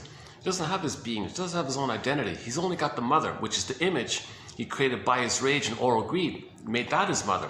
He's talking about that image being his mother, not the missing maternal, physical woman who was there or not there or whatever. So he says, it's a compulsion to repeat what had happened to me. So I see everything out me that's good, I want to see it damaged. Now the truth is, while I'm loyal to my mother, okay, and doing to others what my mother did to me to have a mother, and I am the mother, the truth is, at the same time, I am angry at what my mother did to me. So hocus pocus, auto-hypnosis in the Alice in Wonderland mind. Okay, in the beginning, baby has primary mentation, this magical, things can morph and shape shift and twist and up is down, no time, all that stuff we talked about earlier. Okay, it's called primary mentation. So things can flip and flop and twist, this turns to that. So go back to the short seller example. So if there's goodness out there, that's his innocence. Okay, that's his home. He's going to rob people. Anything good, he's got to see it damaged. The food, good, no, damage it, pollute it. Air, pollute it. Water, pollute it. And I got all these dead fishes, and monkeys are dropping dead from the heat, dumping plastic in the ocean. The ocean heats up, the water vapor, things are too hot, steamy, causing problems. Yeah, damage. I was damaged. See, mother, you see how I'm helping to damage the planet? You see, the planet, all this beauty and this goodness. I had a beauty and a goodness, and you damaged it. He's talking to his own image that he created when the mother wasn't there for him. Okay, when some other person removed him, okay, he created this image, and he's talking about the image. He's talking, quote unquote, mother in the mind. It's not really the mother in the mind. It's an image of his rage like that, which he makes his mother. You see, image. You see, image. You did this to me, and I'm you. And see, we're one. I have you. You have me. I'm pleasing you, and we're one. I have an attachment. Okay. Now, at the same time, he is angry at this, at his own image. All right, image. I am angry at you. Now let's just say the mother. So, okay, now planet, I saw you as innocent, like me. I was innocent, and I damaged you and all this, and destroyed, polluted, and destroyed the ecology, because I didn't have an ecology with the mother, and mother made me, polluted me. I polluted out like that. Okay, as above, so below. Okay, and so on. So the planet was innocent, so he destroyed because his innocence was destroyed. Now, hocus pocus, auto-hypnosis, double think, double talk, double flip-flop, double speak, all this double twisty thing that goes on, shape-shifting. So now, planet, thank you for playing innocence, because I was innocent. Now I'm going to flip-flop. Now I'm going to play my original me. And you're now that image of my mother who hurt me. You're the damaging mother. And how convenient that the earth is called Mother Earth. So you're my mother now. Now I hate my mother. So he's thinking he's fighting with his mother. Mother, look what you did to me. You hurt me so much. I'm fighting with you. He's got this struggle with her. So first he sees the planet as his innocent soul, which he damages because he is the mother. Then he sees that the planet that he damaged, which was him in his proxy phenomena, evocation of a proxy principle. Then he flips it. Okay, now proxy, you play my mother, I'll play me, and I'll continue my battle with my mother.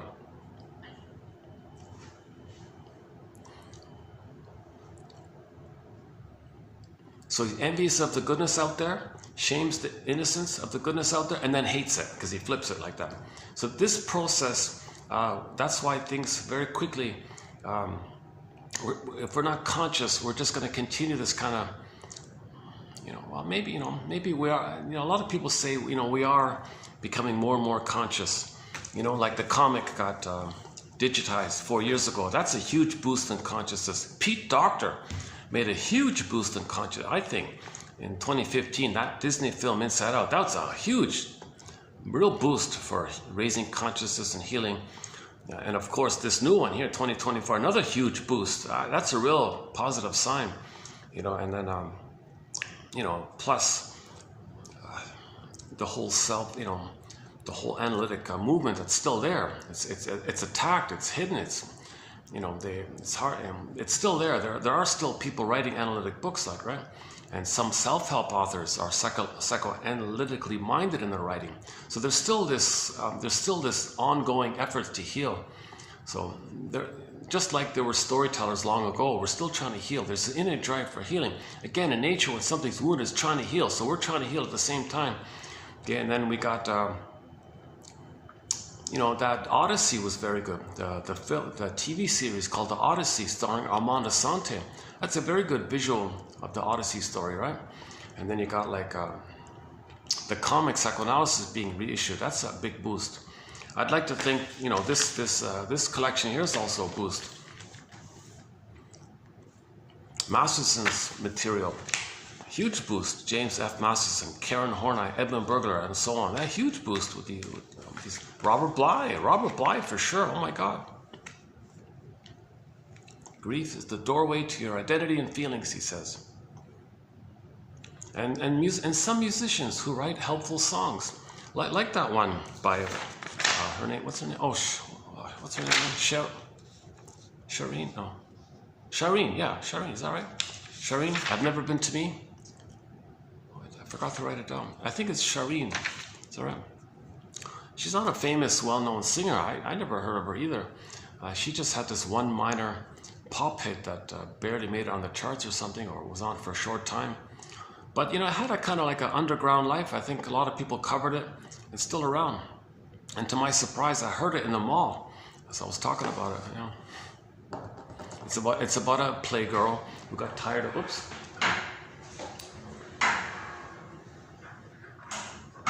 Oh, somebody just entered the room here, wants to use there's a little computer here. Well, I didn't even know that.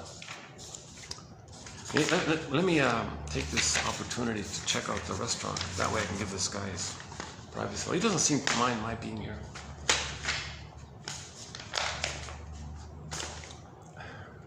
Okay, he's busy doing his clicking on the computer. There's a computer here for the... This is like a common public kind of area here. Part of the lobby, basically. Okay, yeah. So we're yeah. Why don't I just check the thing just so I can, because there's better AC if I can get back. Well, let me get this door open. Oh, no, it's good.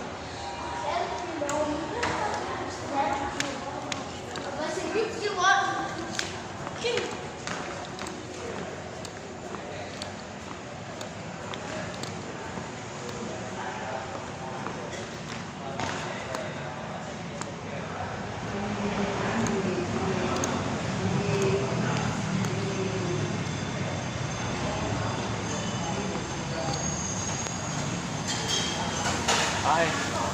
Can I use that space back there? Let me just check out there. Oh no, there's people. Oh, there's people still there. Oh, geez. Oh no. Okay, no, that's okay. No problem. Yeah, thanks. Yeah.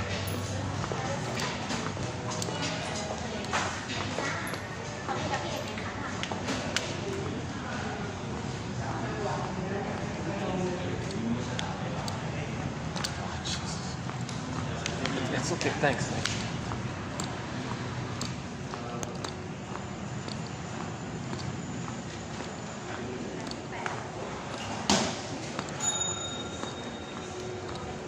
Sometimes people have this like little reflex, like you're walking and they just start at you something, like they have this like reflex to just walk right at you, kind of.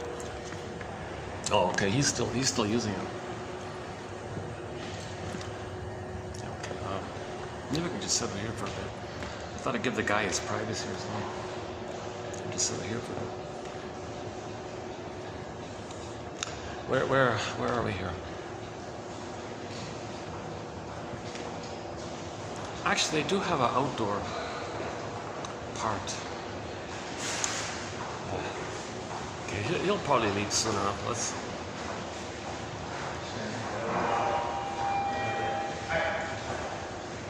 As above, so below, right? Oh, there he goes. All right.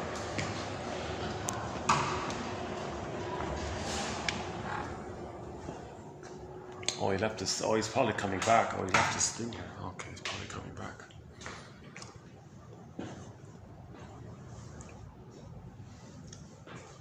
Okay, let's continue here.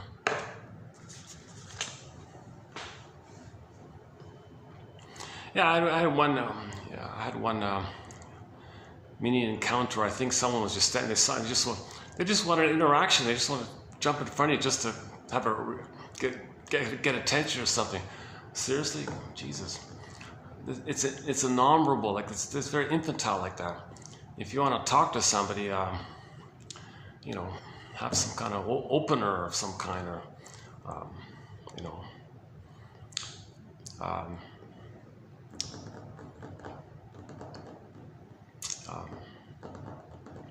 It'd be nice to meet someone here, to have a chat. I haven't talked to anybody all day or something. Maybe like that. Oh, he's back here. I'm not really sure. I don't really. Yeah, that's an interesting idea. Like openers, right? Like conversation openers. If you're you can't just jump in front of them, block their path, and make them, excuse me, and think you're gonna start a conversation by that. If someone does that, that's a red flag. I'm out of there. If you can't put words, that's a sign of things to come. If that's like people do like that.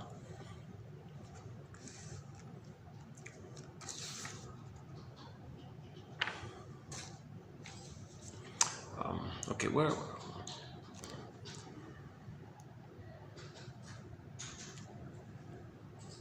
So the back to the slogan, principle of discovery.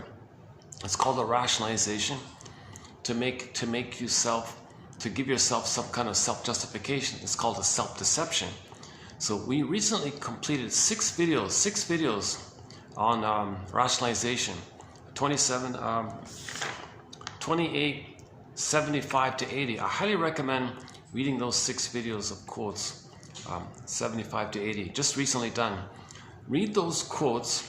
It's a little scattered, I'll admit, but you'll get a good feel for it afterwards. You'll get the sense of it is.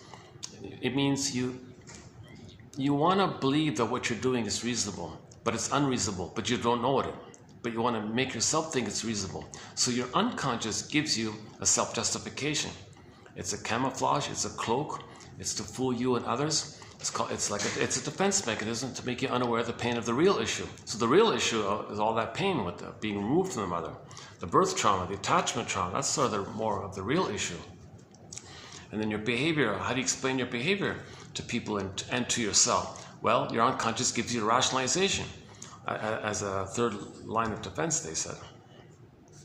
So people say, well, it's in the book. You see, we have a book and it says, Principle of Discovery. If we, with the shade of beige tone of skin, i.e., the more traumatized of the most traumatized, but they don't say the most traumatized of the most traumatized. They refer to the skin thing. If we, with the shade of beige tone of skin, find stuff, it belongs to us.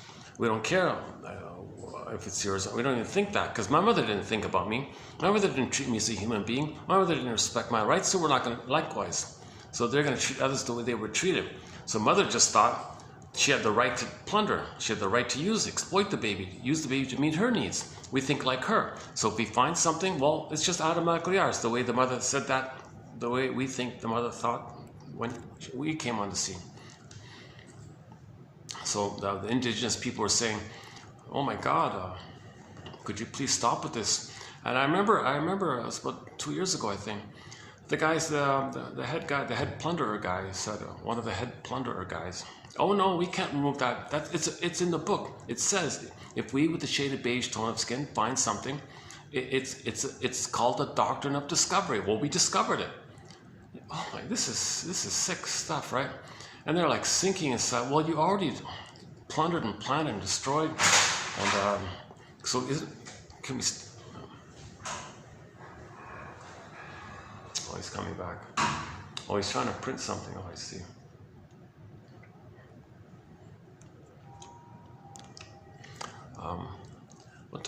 There's a clock there. Oh, it's almost 5. Oh, hang on. The battery. Battery's holding up.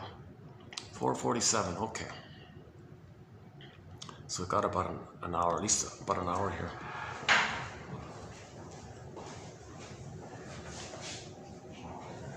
Oh, there's no paper in the printer. The printer was empty. Oh, this guy's very patient. Yeah, hi. You found the paper, huh? Yeah. You cut down a tree and...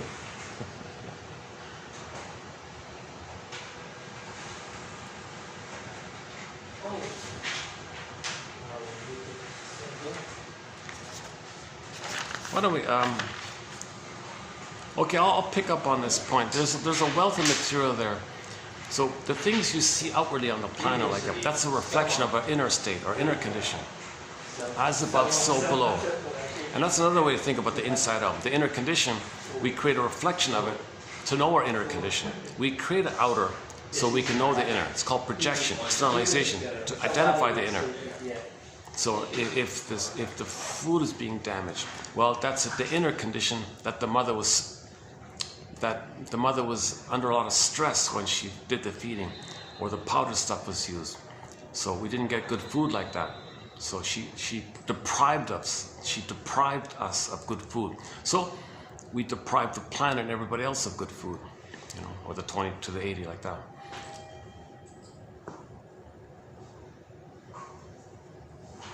Mother's considered a short seller, right? So mother got some benefit when she plundered the soul.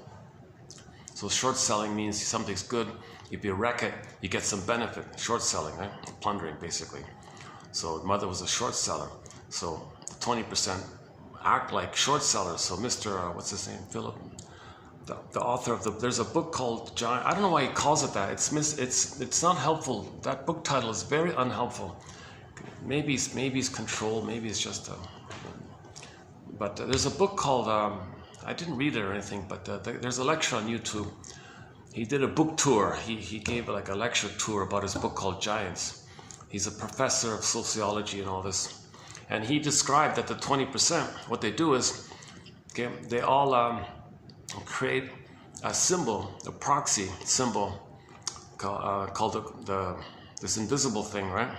This plundering identity. It's invisible, and it functions as a proxy for everybody's little things inside. So they put it into this, feed it into this. I got this invisible thing, and it has immunity because the mother had immunity. So you give this immunity. Okay, so for example, the documentary, the corporation is a psychopath like that. Well, the people are not psychopaths, right? But you create this invisible thing that acts like that for everybody's little thing, like it adds up like that. So he said the 20% would all invest in this by buying shares in it. Hey, stock lady, buy me shares in companies that plunder and pillage. Yeah, me too, me too, me too. And they'll all do this, right? And then all these companies do this. They all buy each other's shares to make sure nobody doesn't plunder. Now you got to plunder, fiduciary responsibility. It's legal. You must. They make a law by it, like because the mother had a law. She had this right like this, and she was in the clear. She had immunity. Right? When the mother betrayed the baby, she had immunity. She was in the clear. So you recreate that. So you have all the Phillips. His name Peter Phillips. The professor guy from California, Sonoma, something like that. He might be controlled opposition. He's saying just little things, not trying to be offensive or anything. But anyways, he did offer like sort of a harmless sketch of it all, not too an inoffensive sketch of it all. He said they just all buy each other's shares. They got this whole massive network. That puts, and then there's and then you nominate the most traumatized or the most intuitively traumatized of the most intuitively traumatized. And he said that out of the billion people, let's say the 20% of the population, let's just say it's a billion, whatever. Out of that batch, somehow there's a filtering process. I don't know. And he claims there's 200 key people. So from the various families or whatever, or out of this mishmash, whatever, he claims there's like 200 people like that. You don't know who they are. They may be visible, they may be invisible, they may hide in the open, or they may hide in on the yacht or the castle or whatever, penthouse or their own islands or something. So there's these 200 like that. He thinks they have been given the pressure, and they feel proud and they feel important like this. And if they don't do it, it's embedded within it that they'll be ejected or something.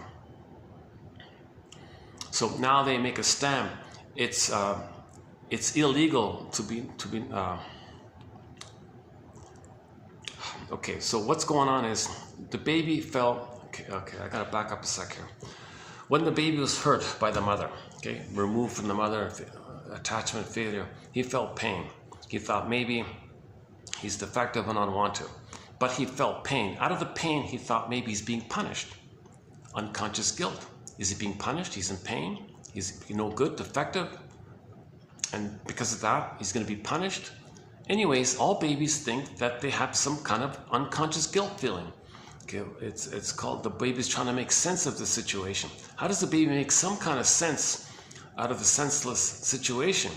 Well, Fairbairn calls it the moral defense. Okay, the baby's going to be like a little judge to decide things here, to make sense of this, like a little judge like this. All right, the baby says, all right, well, since I'm in pain, I guess I did something wrong, so I'm no good. I'm guilty. I committed some kind of crime. Okay, sidebar, all babies try to save the mother, please the mother, cure the mother, heal the mother. No baby can do it, so he failed in the task of saving his mother. So he's guilty of, he failed, so he's guilty. So the little moral defense, baby says, gee, I'm in pain. I guess I'm being punished. I'm guilty. No good. I didn't save the mother. I failed. I'm guilty. I'm no good. But to survive, mother must be seen as good to survive. So this crazy image could be a sea monster, could be an alien, could be a guy with the horns, any frightening entity like that, devouring, enraged boar queen, vicious, violent, gobbling idea, right? Okay, so the mother's got to be seen as good no matter what, even if it's hurtful. He's got to make it up that it's good, so he can feel safe enough to survive. So all babies begin with I'm not okay, you're okay. So he feels guilty. He feels guilty. He wasn't born like that. He was born to be loved. He was born to have a mother. He was born original virtue, original blessing, original embodiment to blossom and grow and be himself, original love, original beingness, original soul, original spirit, original love, original, yeah, every baby's born with this original love, let's just say. It's meant to be like that. He's meant to be loved, meant to feel safe, to love, to blossom so he can be himself. He's not born bad or guilty. He just makes that false belief in an attempt to make sense of the trauma. That's like a created thing after the trauma. It's not born like that. It's just something he did in an attempt to understand, make sense of things. He wasn't born guilty, sinner. Okay, that's why they use the sinner phrase, okay, to perpetuate this trauma. It's just keep bombarding people. Oh, you're all sinners, sinner. Guilt, guilt, guilt. You co-opt the guilt, say the sinner, that perpetuates the guilt. Now, if you perpetuate the guilt in everybody, then in German, the word guilt and debt are the same. Okay, so the 20% put the 80% in debt because they feel guilt. As above, so below. Others like that, okay, all the people in debt like that. So Phillips would say, okay, all you 80%, I'm just going to automatically say you're in debt. What are you talking about? You're in poverty, made you in poverty, hand over your stuff, and you're in debt. Oh my God. Well, that's how we feel inside. Mother stole us. Mother gave us emotional poverty, and we always owe her because we always feel guilty, and we never healed from this. So the outer reflection, as above, so below. So you create outwardly the condition of the inner state. The coffee's still effective in me here. Don't blame the coffee, right? I want to be able to not make this. Due to my anxiety, I have a hard time thinking somebody watching this might take this. I guess I'm just. I want to improve my delivery. I think I have made some improvements in my delivery. I'm really trying to improve my delivery. I just have a lot of anxiety myself, so that's something I'm constantly facing. So keep that kind of balance in mind, right? I'm a bit of the third side of the coin. So my delivery has maybe some benefits, maybe a lot of not so much.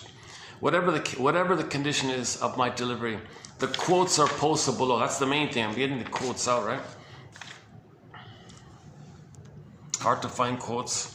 Very hard to find quotes. Getting harder and harder to find quotes. Like burglar. Where are you going to find the best quotes by Edmund Burglar? Zilch. Nowhere. Even the famous Robert Bly, nobody's compiled his best quotes. We have it here. Psychologically minded film quotes and TV show quotes. Nowhere. Zilch. Yeah, find it here. Recently we did the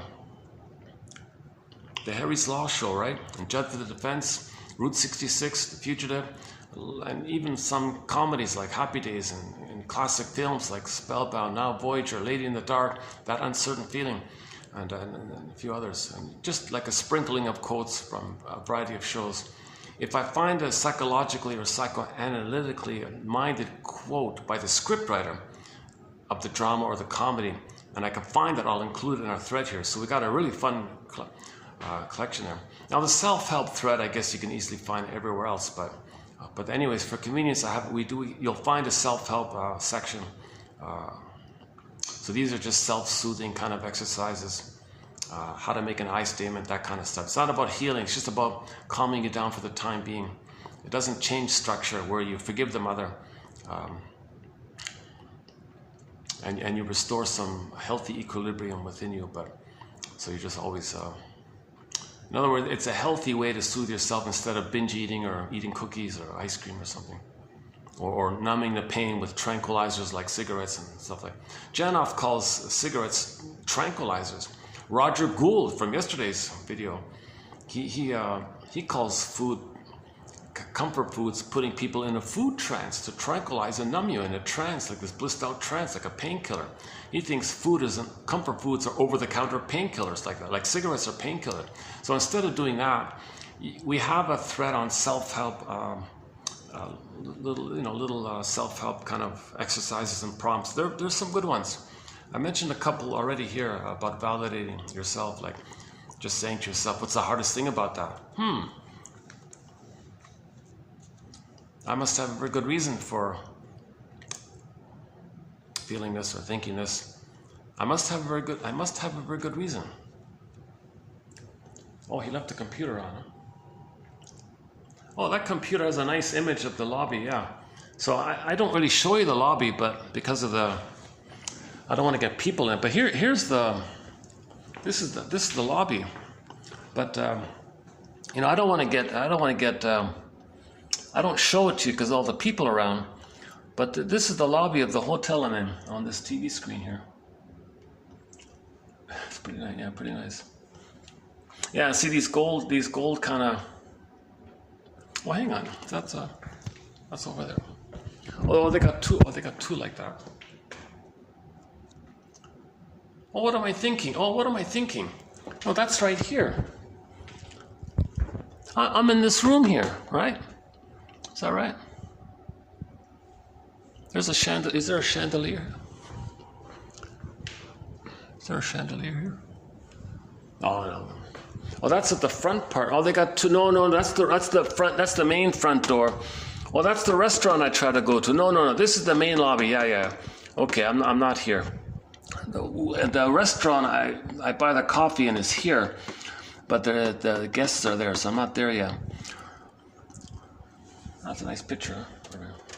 Just turn this off. Huh? Leave it on.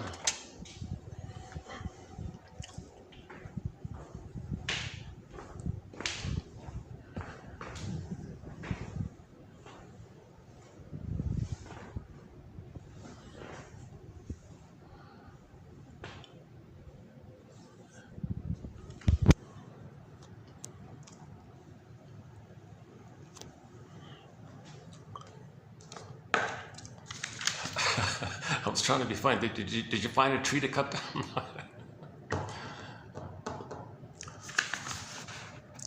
No reaction. I hope they don't think I was criticizing you or you're cutting a tree. Oh, no, I don't mean like that. Let's, before I forget, let's do that follow-up to the song. Oh yeah, so we were talking about part of the pillage and the plunder. So if the most traumatized of the most traumatized, simultaneously they lost the 10, right?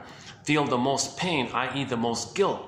Okay, the most guilt, pain, guilt, punish, guilt, pain. Okay, then there's more drive, energy, force to put others in debt. Okay, that's reflection of the guilt. So it's very convenient that in German, those two words are the same. They're synonymous. Debt and guilt are the same word. In German, it's Schuld. I'm not sure if that's exactly how you pronounce it. It's approximately pronounced as Schuld. Schuld. That's as clear as it gets. Well, you're out of we want, so 80% hand over your stuff. Well, how do you hand over? Well, first give them poverty. How do you do that? Well, just say, well, you know, just by force it's done, right? Because mother kind of did it by force. It's compulsion. Then you say, oh, you're all in debt. Keep handing it, and you're always, and this debt never pays off, right? Just like your guilt never pays off. You have this perpetual, timeless guilt. So you put others in timeless debt like this. Actually, it's funny about that. Somebody said that there's some kingdoms or something in ancient history knew this, so they would always they didn't want to do it like this, so they accounted for it. They were aware of this, and then in some other kingdoms or something, so oh, forget it, just keep plundering and pillaging, just create more pain, that put others more, create more guilt, that puts others more in debt, so we can be greedy and gobble and fulfill our bond to the mother who destroyed our goodness, called envy, and we're the envy breast. So to have an identity, we gotta continuously destroy the goodness. So don't do anything helpful or something. Then you're interrupting my bond to the mother. I gotta have a mother here. Fiduciary responsibility. Attachment theory. Okay, I'll just leave it there. What I just said is sort of like a partial part of the 48 symptoms of homotraumacus. Kristen Wilson says, yeah, you're not making sense if you don't have your midnight blue, your beingness, meaning you're not making sense. So what we're doing is we're not making sense. In such a short time, destroying the food, well, that doesn't make sense. The air, the food, we're not making sense. It's senseless. It doesn't need to be like that. We're just unaware that we're traumatized. But we have the capacity to be aware that we're traumatized. We have the capacity to be aware. That's why we have a consciousness, to be aware of ourselves. So if we're wounded, we can be aware and heal.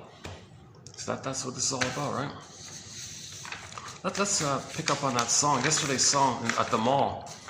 I think it's Charlene, is that right? Is that her name? Charlene something? I didn't copy the lyrics to the whole song, but just one verse I thought that was kind of key. I just made a note of one of the verses there. So once again, it's a song about a playgirl, okay, a Donna Juana, a Puella. Okay, Puella is the female version of Puer. Puer means eternal youth. So she's a female Peter Pan. Okay, always wants to fly around. Okay, play the song Free Bird. I'm a free bird. I just want to fly and escape. That's who I am. Can't change me. You can't change this bird. It's who I am. I was born like that. Rationalization, excuse, defense against healing and growing up. She doesn't want to grow up. She's a female Peter Pan, a Puella. She doesn't want to grow up. So she just played around like a party girl basically her whole life, right? So she was a female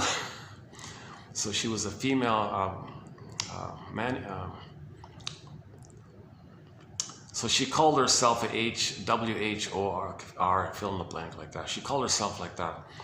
But she understood. She got the pain of it when she said, I paid a huge price like this. So here's the evolution. Narcissus ignored his soul and never knew it. So he became the flower. Narcissus, the echo, became the statue. And nowhere in that story, there's no version of the Narcissus myth where he talks to Echo. That's his soul. There's no version like that as far as I know. Okay, evolution, healing. Peer Gynt. At the end of the Peer Gynt story, he's also a Narcissus type. Like this woman, she's like a female Peer Gynt, put it that way. If Peer Gynt were a woman, it'd be like her. So in the Peer Gynt story, at the end of his life, he recognized it. He recognized he lost his soul. So there was Solvik, a symbol for his soul. Oh my God, Solvik, where have you been all my life? I've been looking for you all my life. You gotta be kidding me. You ran away from me. You were a Peter Pan. You flew away from me. I was always around, but you just kept running away. Oh my God. End of story. We don't know the conclusion. But at least he got a little awareness about it, all right? Okay, that's just one take on the Peer Gynt image of Solvik. Play Solvik's song by the opera singer Elizabeth Gruner. If you want a nice opera song of what Solvik singing, the soul of a person, that's a good one, I thought. It's in our soundtrack, in the opera section. Solvik. So, yeah, and another common thing about another way to use that image, maybe a more familiar way to use that image, is that Solvik is just some dreamy, perfect woman who would be the missing good mother that never existed. Okay, so it's an impossible dream of a woman who's so blissfully perfect. Okay, and he rejects women because mother rejected him, and does it again and again and again. So that's why he's a Don Juan, a womanizer. No feelings, no affection, no tenderness, no connection. Just he's only excited being a mama's boy who rejected him. He becomes the rejector. So he looks for women to reject. So he lures them in, rejects, lures them in, rejects. So that's a Don Juan syndrome. Okay, so he was like that. Like this playgirl, like the playgirl song here. She says she even went, slept with the kings and all this stuff in the song, right? So she was all over the place. Maybe she was some kind of femme fatale, or maybe some kind of alluring, kind of seductress kind of character, whatever. Now the men, she's only gonna see that kind of women. They only draw infantile men. These kind of femme fatales or these kind of playgirls, they're only going to attract the infantile guys, right? Because they're looking for the breast, and she presents herself in an alluring way. Men fantasize, oh, there's the breast. So they're only going to attract those kind of infantile men, let's say, emotionally speaking. So she thinks she's going to attract the perfect fellow. So the woman would have like a perfect guy, who would be the symbolic all-giving mother. So she might only marry a king, let's say. She might only marry the top guy or something. And that doesn't happen, right? And then, but back to the Solveig's song. Solveig might be that imaginary perfect image. So that's why he was, it wasn't real. It's just an image of the perfect mother that never existed, the perfect girl that never existed. But I have a hunch it's similar to Echo, that's his soul, that's his disembodied soul, and he's running away from it. But sometimes in the story, oh, I miss, where's Miss Solveig or something? But he never met her, it was just like a dream thing, right? So part of him was in touch with his soul, but he was running away from his soul. So he thought by chasing materialism, he'd find his soul. So a little confusion like that. But the confusion came to the conclusion where, hey, I get it now. I've been looking for Solveig. So in this, let's use the first version. That's my soul, right? Okay, now we update it. We update it. In this song here, I've never been to me. Hey lady, please lady, don't just walk away.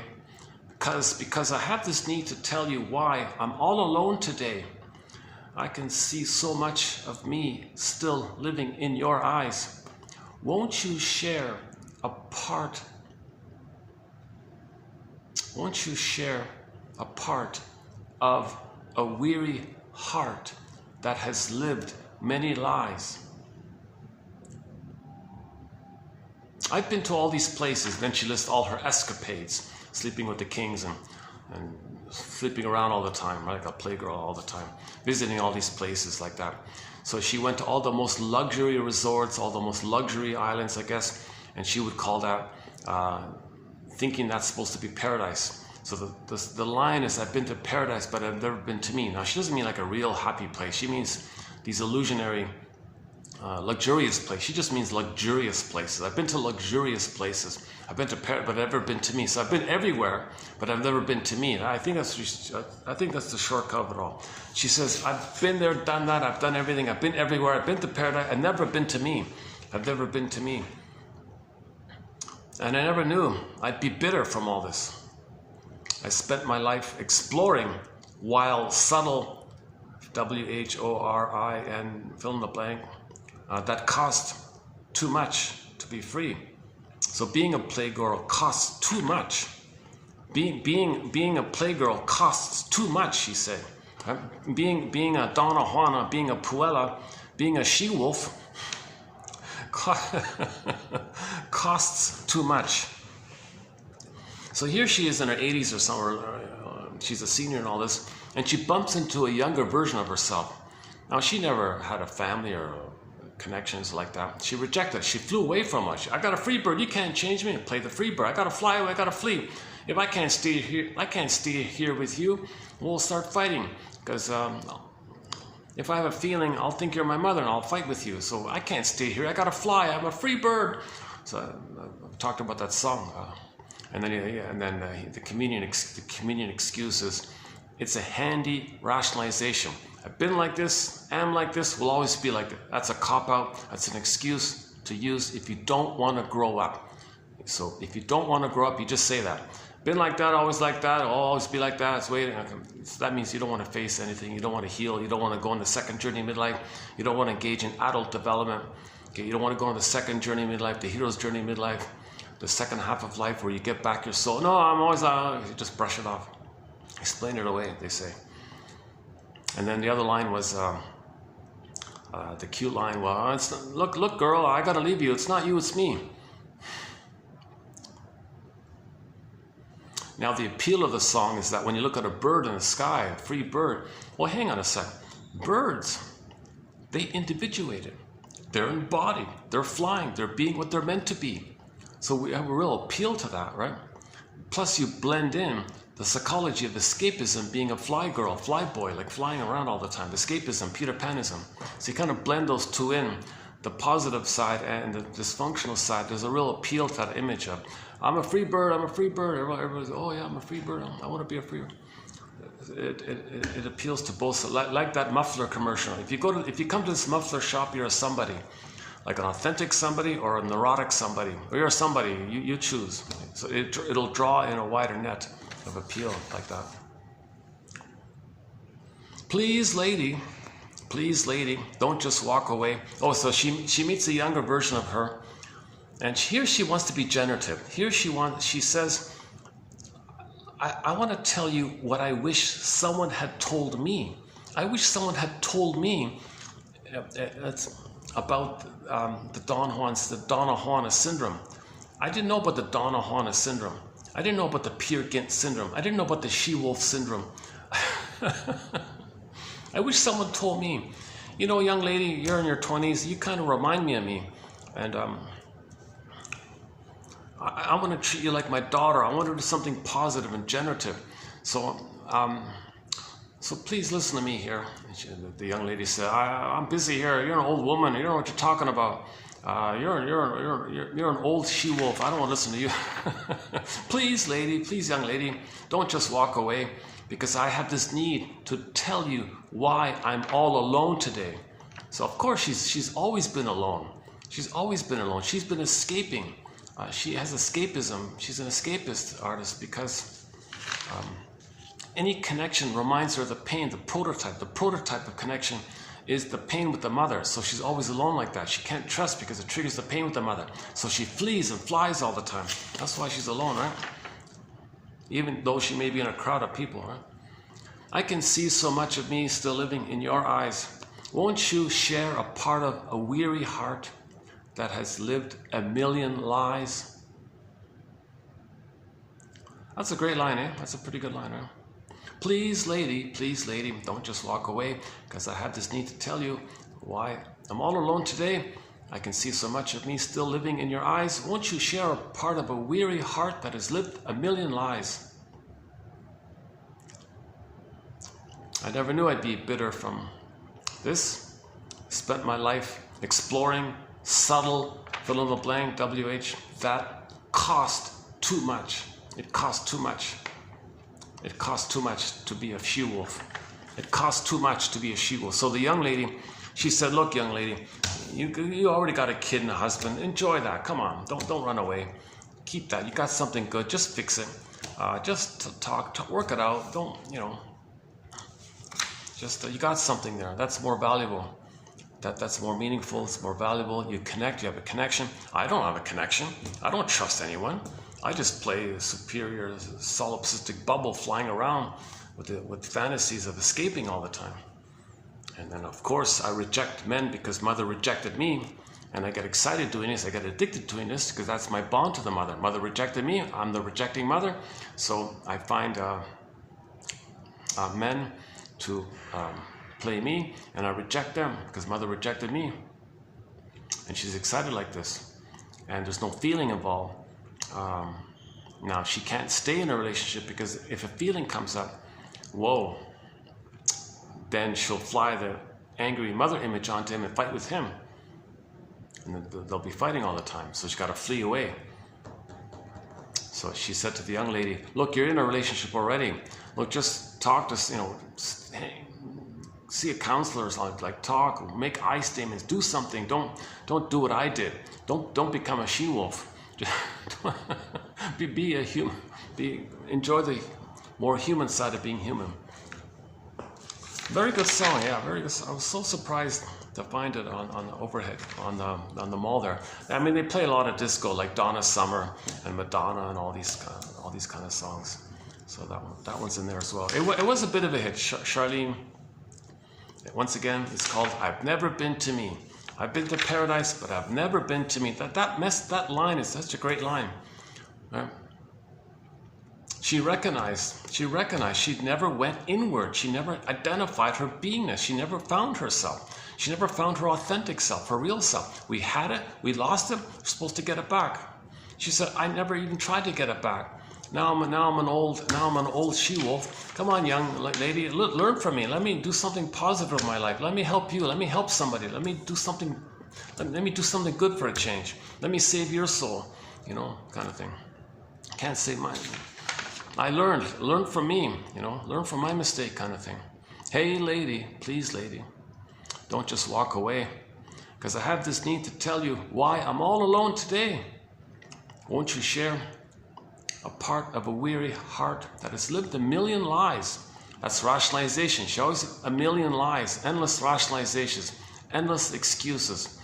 Well, if I make this money, then I'll have this. Did it work? No, you're disappointed. Okay. She's meant to know that the mother disappointed her. Every time she's disappointed, that's the replay for her to know that she was disappointed. You recreate and you repeat to know the past, to remember the past, to stop repeating. But she never suffered through this process. She never did the working through process. She never got on the broccoli boat. She never went on the broccoli boat to ride that boat to get back her soul, to get it back into consciousness. I mean, get back to the denied self of her, which you get a whole sense of self. She lived in splitting, either or, perfect or forget it, useful or not, either or kind of stuff. So she was very judgmental, either or, useful, fine, not, who cares? So she's in a survival mode, always flying away, useful, fine, if not, who cares? Don't apologize. She probably never apologized, never made amends or corrections, or never went back to any of the men she hurt to apologize. Sorry. You actually tried to care for me, but that brought up a feeling. She couldn't do anything like that because so finally at the end of life, she met someone who reminded her of her. She met a young woman who was just like her back when she was young. You remind me of me. I can even kind of see myself in you. So she wants to help herself. Maybe it's kind of like she wants to help herself as well, right? Well, help someone else, help herself. So she's being a little generative. So you can see the evolution. Narcissus totally was oblivious to his soul. Echo became a statue. Peer Gynt at least questioned it. Hey, what's going on in your soul? Were you my soul? Where were you? At least he questioned it. And now here, you got this one here, the she-wolf. We have a quote here about the...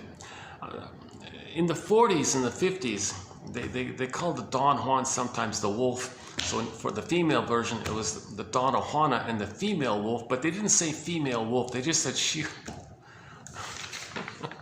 That was a common phrase in the 40s and the 50s, the she-wolf. Now we just say Donna Juana, or Playgirl, I guess, or Man-Eater, I don't know, or Femme Fatale, or something like that. They're doing the same thing, right? They won't connect to any fellow, because their excitement is to dump them because they're married to mom, their mother dumped them.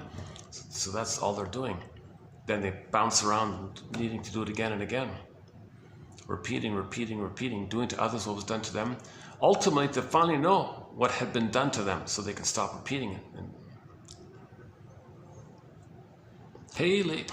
Okay, let's do a 5:30. Okay, let's do today's batch here, quotes here. Okay, there's a lot of more material about, I didn't even talk about the record, so there's a very important theory about the record. I did it yesterday actually, Edmund Berger's theory about the record, the 45 record, about in new situations you play that old memorial script and you recreated the present. So it's like playing the same old 45, a new situation, same old record. And there's two ways to play the record. Okay. Identification, where you're the aggressor and you find proxies to play your soul with your shame, and then you hate them because you flipped it, or you just benignly play yourself and others disappoint you. So that's like the difference between trauma, where you don't identify with the aggressor versus when you do identify with the aggressor. Two versions, the so-called active, passive, flip like that. So, and then in the stinger mode, you got the scapegoating phenomena, the trance logic phenomena is in there. Those two important areas, very underappreciated areas. Key points. Okay, Sandor Ferenczi, identification with the aggressor. Berger calls it negative magic gesture. And then the trance logic from the hypnosis people. When the baby's stunned and confused and he's in a trance, he'll believe the mother. He's like hypnotized. Well, you confuse people. You think they're good. You think they're right. You think they're the authority because you're clicking up that mechanism. So that's kind of related to propaganda and things like that. Okay, let's jump to today's one, 2884. It's also a lighter load, but it's good. It's a good quote. The first one's very good, by Miss Dayton. This is a very good one by Miss Dayton. Yeah, a self-help author, Tian Dayton. Very good one. Okay, let's begin. All too often. Okay, so the topic is forgiveness here. Why is it so hard to forgive? Well, all too often, clients feel as if forgiving their parent is tantamount to condoning their behavior. They fear that if they forgive, they might be saying that what they did was somehow okay. So they hang on instead, continuing to breathe life into this dark place because forgiving feels like they are betraying themselves, denying forever the voice of the child inside them that weeps and waits for recognition and validation. That's a good one. That's a great line. Okay, let's cross over. Let's add to it this one here by. Let's add to it this one here by. Where is it again? This one here, yeah, by Sandler. Okay, so the client is not going to forgive, right? So not forgiving, you're going to be dysfunctional. Okay, so the client's dysfunction, whatever form it takes. For example, being a she-wolf, or a Puella, or a Peter Pan.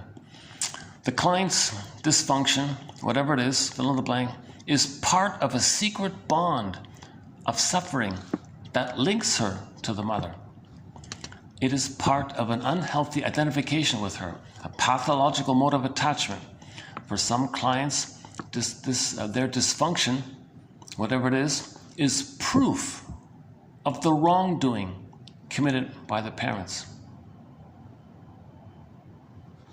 Okay, it's proof of the wrongdoing committed by the parents. They unconsciously refuse to heal or get better because by doing so, it feels like you're letting the criminals off the hook. The baby thought the mother was a spiritual psychopath. You're letting the criminal off the hook, and how you feel by it, you're going to betray yourself. That's what it feels like. Okay, so it is only in working through all the complicated issues that are inevitably encountered on the road toward forgiveness that these wounds can be explored and dealt with and re-understood in the light of today. Build the ego, build a nest, and then reintegrate it back into the self, ab reaction. So, people with dysfunction, whatever it is, including, yesterday Roger Gould talked about obesity as being one of them. Okay, they publicly display their dysfunction, whatever it is. Being a she-wolf, overweight, emotional eater, smoker, slouching, sweating too much, I don't know, being detached and aloof or not caring or whatever it is. They publicly display their suffering as protesters, just like how protesters carry banners at a political rally against injustice. It was like an injustice, right? So they display, Roger Gould calls it like a billboard. Like the obesity was like a billboard. Look, my mother was a criminal. Look, my obesity is the billboard of this. If they give up this suffering, the world will no longer have reason to acknowledge the wounds that were inflicted. Yeah, so who's going to give them recognition and validation if they forgive them? So one quote was about the fantasy of some invisible jury in the sky or something. One day things will be sorted out. Clients may stubbornly cling to their symptoms and resist getting well. Yes, while it is true that every client who comes to therapy seeks to heal and get better, nevertheless, we must never drop our vigilance in looking for the resistant part of the client that fights to maintain their dysfunction.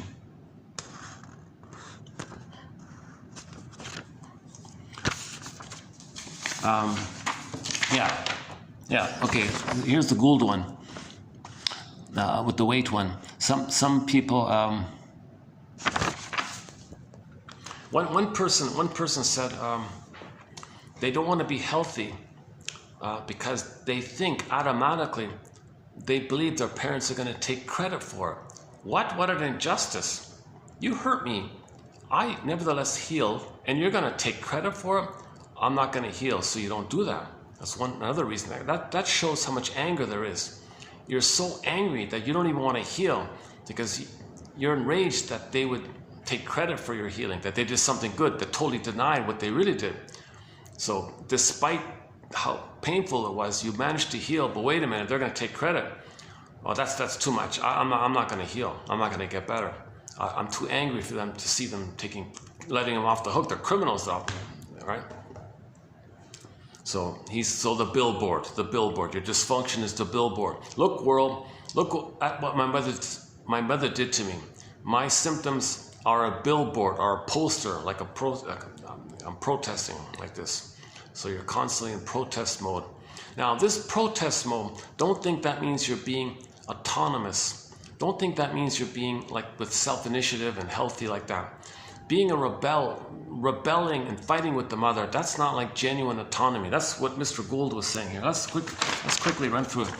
Some people who didn't get the love they wanted during childhood are still having a temper tantrum about it. Well into adulthood, quote, one lady said, I stay overweight as a way to let my mother know that she failed me when I was a child by not teaching me good eating habits and boosting my self-esteem. I'm proving to her that I'm fat and damaged and that she should have been there for me as I was growing up. So this is Roger Gould claiming that some client told him this. I'm kind of surprised if someone had that kind of insight like that, and if they really believe that. Anyways, this parent became, became your fill in the blank way back. Okay, the one who severely hurt you, the boar queen, the cyclops, the guy with the horns. Okay, this image you created, this imago, right? Okay, so this parent became your boar queen, minotaur, dangerous something image, back in the ancient history of your life, in the nursery. Your mother was supposed to love and protect you, to encourage you, to understand you, to see you, to soothe you, to be there for you, to be present for you, to recognize you, to validate you, to meet your needs, to be one with you, to accept you and to love you. She was meant to do it. She was supposed to. She was supposed to do that stuff. Instead, something else happened, and you haven't forgotten it. You have a giant score to settle. And even if that parent, even if now your mother somehow feels guilty and wants to make some attempts to apologize, your anger doesn't abate.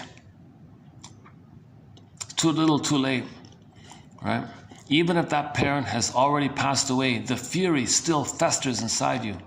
Okay, remember that brain, the limbic brain doesn't know time. The lizard doesn't know time. Don't ask a crocodile for what time it is. You feel wronged, that you were damaged in some permanent way, and you're stuck with this need to get even. And now it's now we enter the talionic issue, right? Mother hurt me. Wants to get back at the mother, so they might show her up by telling the world what you did, by displaying your dysfunction. That's you're still trying to get some kind of justice, some kind of recognition, some kind of validation for what happened. No one's going to do it.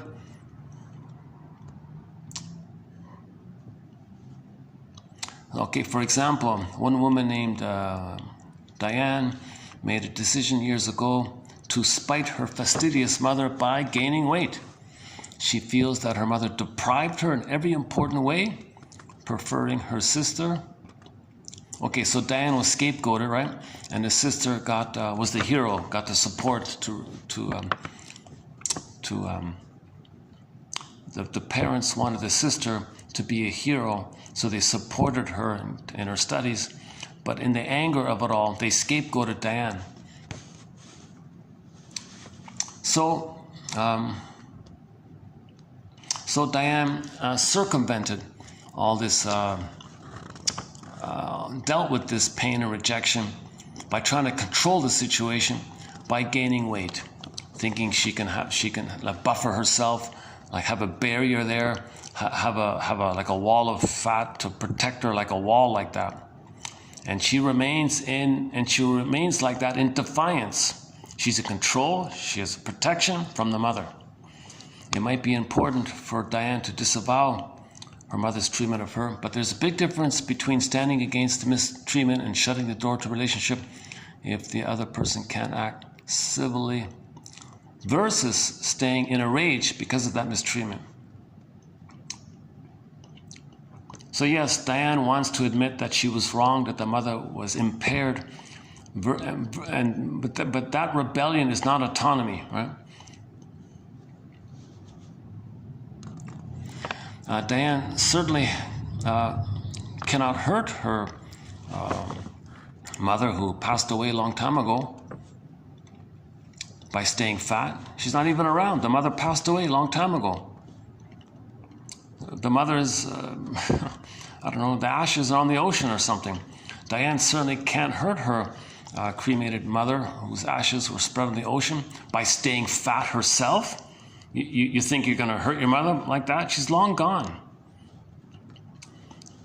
The rage that she harbors keeps her own happiness at bay. Unlike Diane, not everyone who stays overweight to get revenge has issues with their family. Sometimes people want to get back at someone for their life now. I have a client who wants her husband to stop smoking, so she puts on 40 pounds to punish him. You'll never win this battle by using your body for revenge. It's not going to work, obviously. Don't punish me by punishing yourself, quote unquote, from the TV show Nashville. Yeah, so I mentioned we have a thread on called the Psychologically Minded Film and TV Show Quotes in that country music show called Nashville. Oh, Freebird, I talked about Freebird. There's a line in that, I'm not a fan or anything, but that show had a line in there where the girl dumped the guy and he was moping, and he was doing self-destructive things, putting himself in pain like that, thinking it was his way to punish her. And she said, "Don't punish me by hurting yourself. Don't try to punish me by hurting yourself. It's not going to work, dude." But that's what he was kind of doing. So this woman wanted her husband to stop smoking, so she punished herself. That kind of stuff's not going to work. You might not let the person who hurt you get away with hurting you, but it doesn't help to hurt yourself. Better to stop perpetuating past pains that should be long over. Better also to communicate with anyone in your life now who angers you, so that you might actually transform the relationship and find satisfaction in it. If you have grievances that started decades ago, you may still be fighting inwardly, holding on to horror stories that you've never revisited for accuracy and meaning. You see, it's different. When you were a baby, you thought things were a certain way, the myth and fairy tale way. Okay. Now, when you're adult, you realize it's not like that anymore. That's what babies do when they're traumatized. Gods and demons and monsters and minotaurs and boar queens. So when you're an adult, you kind of revisit that, and you don't need to continue that. That's just a temporary, momentary thing the baby does. So you want to revisit and update it. You want to update it, right?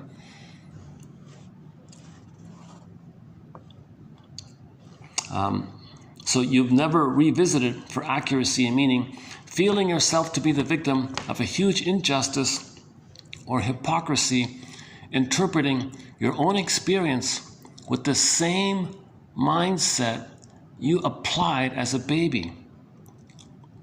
Like, you're an adult now and you're using the same mind that the baby mind engages in. It's time to stop using your bulging belly as a billboard. Next part here. Confusing this feeling of defiance and rebellion with true independence and autonomy. Yeah, so don't confuse. Don't think that fighting with the world or against the, you hate your mother, so you hate the world. You hate your mother, so you hate everybody. Or you're the mother who hates yourself and you see everybody's you and you hate them. This kind of defiance and rebellion, that's not autonomy. That's not independence and autonomy. You're still stuck with the mother like that. Now, you may feel like a certain neurotic autonomy is pseudo-autonomy, this is all pseudo stuff. This is pseudo-autonomy. This is a false autonomy. This is not a genuine autonomy. To use food, okay, next part here. To use food, you're 12 donuts. So this woman, one woman ate 12 donuts a day. What about baker's dozen? Maybe 13, right? This woman ate 13 donuts a day. Well, that will never lead you to punish. Oh, sorry. Your donut habit will never lead you to the person who will love you the way you wanted to be loved when you were a baby. And it won't punish the people who hurt you in your past. Okay, and it goes on. So I won't. We'll when I get to 2888, I'll redo this one. That's just a preview coming up. And that last part was about the woman didn't feel the memory of being loved, so that you'd had that constant feeling that you were loved inside. And the mother loved you, and you have a memory like that, and you feel okay like that. If the mother doesn't love you, you always feel empty. Well, wait a minute, baby can associate food with mother. So you gobble up all this food, trying to feel the fullness of the love that you never got. Never works, obviously. So the baby was meant to get mother's sweetness, didn't get it. Oh, eat donuts, that's sweet. Okay, that's the confusion. It's called emotional eating. That's dysfunctional. So the woman who eats 12 donuts a day, 13 donuts a day, that's her billboard. Look, my mother hurt me. Injustice. My billboard, protesting. Who's protesting? In some invisible jury in the sky or something.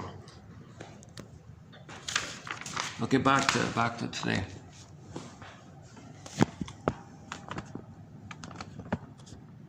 It is only working through all the complicated issues that are inevitably encountered on the road toward forgiveness that these wounds can be explored and dealt with, re-understood in the light of today, and reintegrated in the past. So somehow you got to see your parents as impaired. Okay. If you saw them as soul rejecting, you think you're worthless. But if you see them as impaired, well, okay, then it hurt, but you survived, you managed, you're not worthless. You're good, and you're in pain. Your mother was impaired. That was one example. Plus, you got to see that your parents are living in their past because they have pain from their past, and when anybody's in pain, they see all time in that past pain. So your parents are also people in pain, and so they weren't present to love their baby like that. So the victims were survivors of traumatic, impaired parents. In the road to healing, you remember that if your parents criticized you when you were a child, that's because they were stuck in their pain, fighting with their unfinished business with their mother like that. That's part of the healing. Plus, recognize that as a baby, you did, like in the film Inside Out, splitting either or. I keep the good memories and pop away the bad memories. Either or. No, that's trauma. Then you got goddess and demon. I'm special, no, I'm worthless. You got this extreme either or.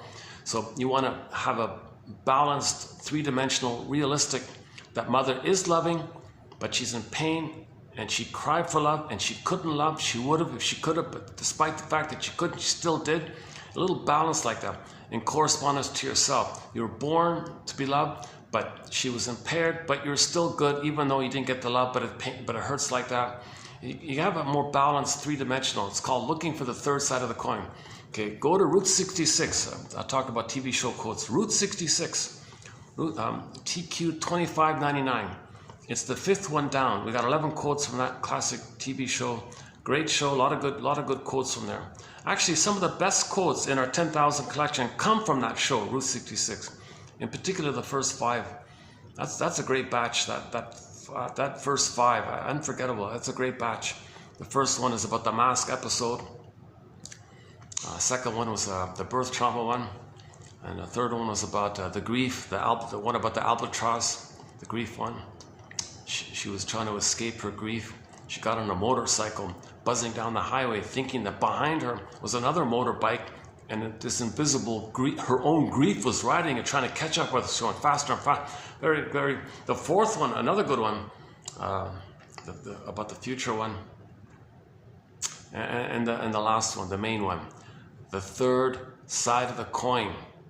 Look for the third side of the coin. The third side of the coin holds, welds, blends, holds, contains, group hug, it accepts. It's a both and. The third side gives you the both and. Look for that perspective that gives you the both and. That's the conclusion of Inside Out 2. Okay, so you got the two-part selves. Okay, either or. Then a group hug. Oh, it's a both and. Oh, okay, calm down. Your body will thank you for it when you win.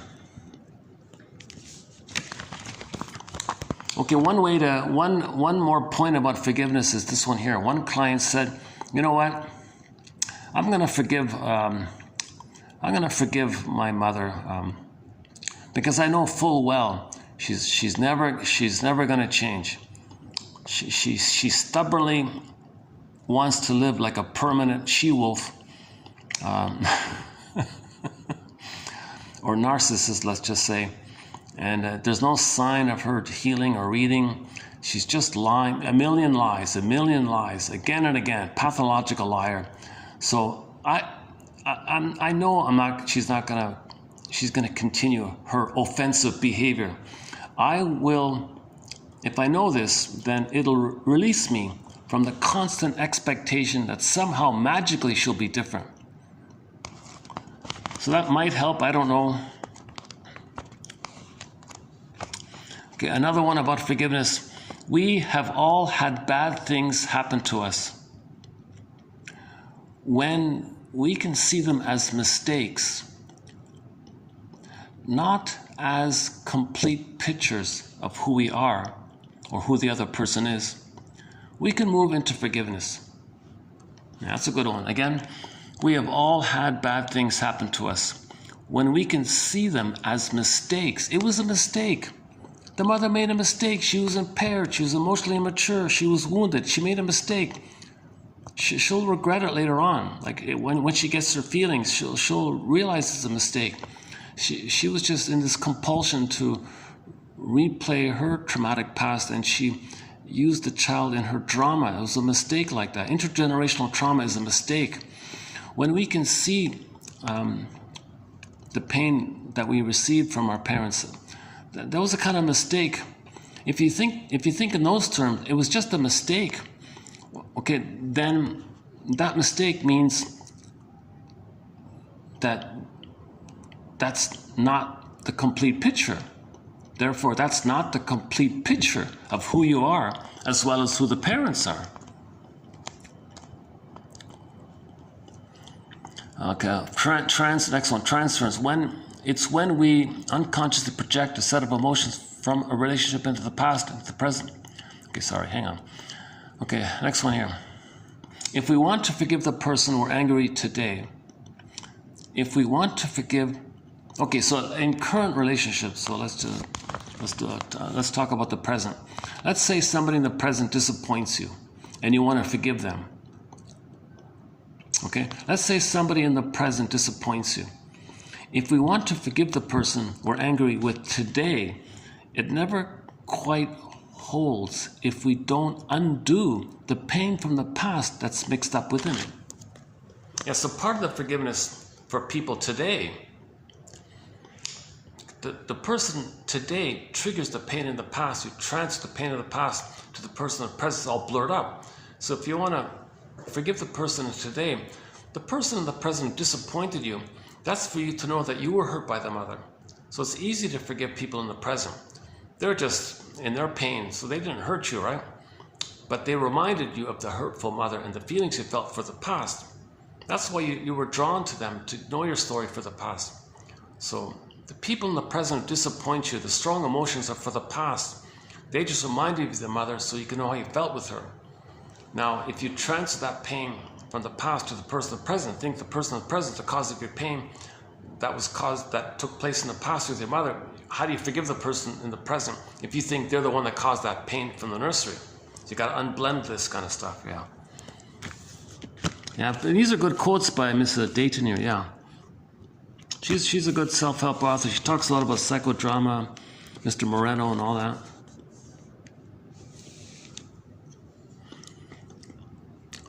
Okay, one about attachment theory. Okay, attachment theory. Attachment, as much as love, makes our world go round.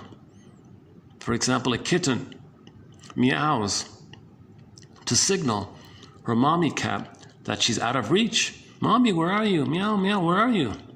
Attachment. Nature intended us to experience pain at separation so that we could reunite. For example, hearing a flock of geese honk to signal stragglers of their whereabouts is one of nature's captivating wonders. So even the geese, are trying to keep the attachment.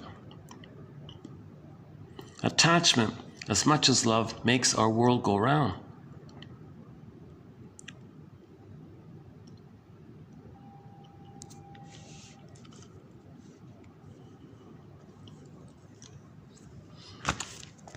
Okay, I mentioned a self-help exercise, right? I did a review of this already, but I'll just quickly do it here. So in our self-help thread, I mentioned in our self-help thread, just little soothing things you can do for the moment. It doesn't cure anything really, but it's just for the moment, it calms you down for the moment. So here's a self-soothing exercise. It's called the Wisdom Rock Meditation. Close your eyes and imagine you are surrounded by rocks. They have been there for many years and are holding the ancient wisdom of the earth. The ancient wisdom of the earth are in these rocks. Water may have smoothed them a bit, and now they lay steady, still, and strong in front of you. So you're at the shoreline, you see these smooth rocks around you, and those rocks, embedded in those rocks is the wisdom of everything, the wisdom rocks. Take a few breaths and thank the rocks for being here with you.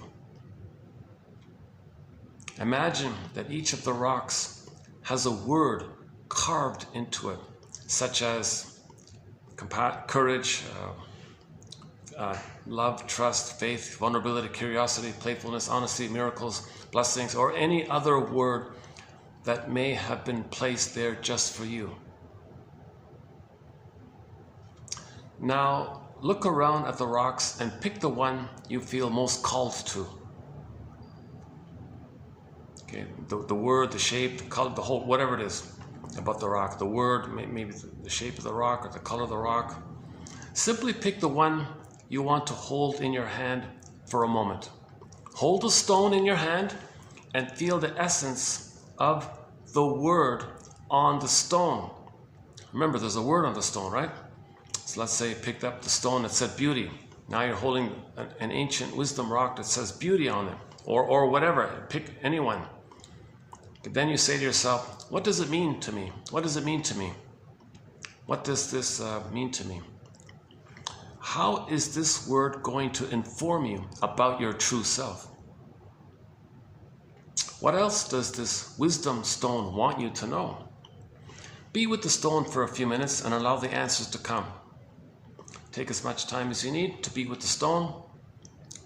Once you feel complete, thank the stone for the wisdom it has revealed to you. Look at it and feel it in your mind, and then find a safe place to toss it. Perhaps you're by a river or a lake or an open space. Throw it into the space and reflect on the lessons it has taught you. If you threw it into water, you may notice a ripple effect.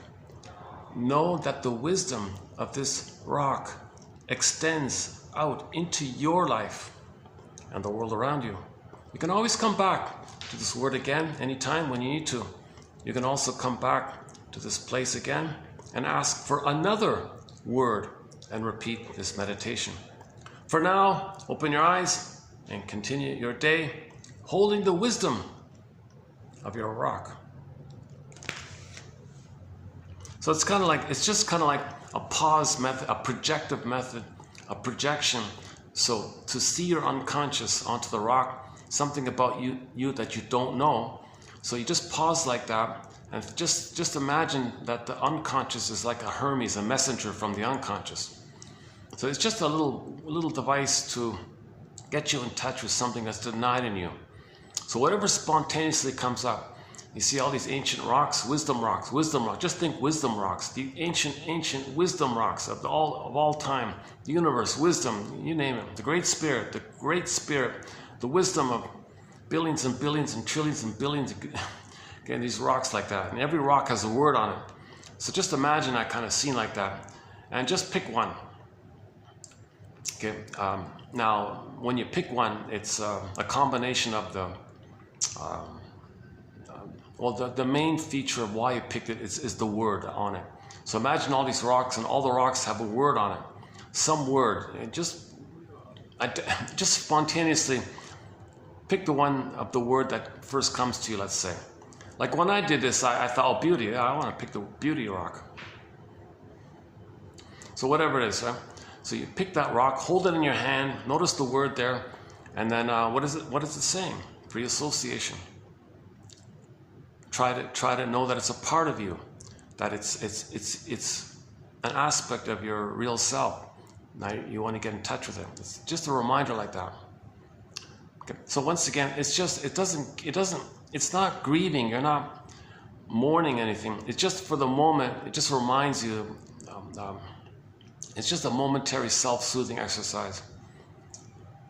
Now I don't know. Maybe if you do a real ritual around it, maybe if you really get into it, maybe it can leave a deeper impression on a person. I'm not sure of the power of suggestion. I don't know. But this is not analytic stuff. This kind of thing is not like a psychoanalysis, right? It's just some temporary thing to do. If you're feeling sad or lonely or something, well, just imagine this. You're in a lagoon, a beautiful lagoon, in the middle of some ocean somewhere, and it's some birds around, all these rocks, no pollution, no dead whales choking on plastic bags, dying up on the ocean, no dead monkeys falling down the trees, just a pristine kind of place. The short sellers couldn't. The short sellers will destroy it. Either they'll co-opt it and use it for themselves, okay, to make it unavailable for you, and then out of that beautiful place they'll do the harm, you know. And then when you see them having the beautiful place, you think that they're right and you're wrong, because they have to be, it's all twisted like that. Back to that topic, yeah.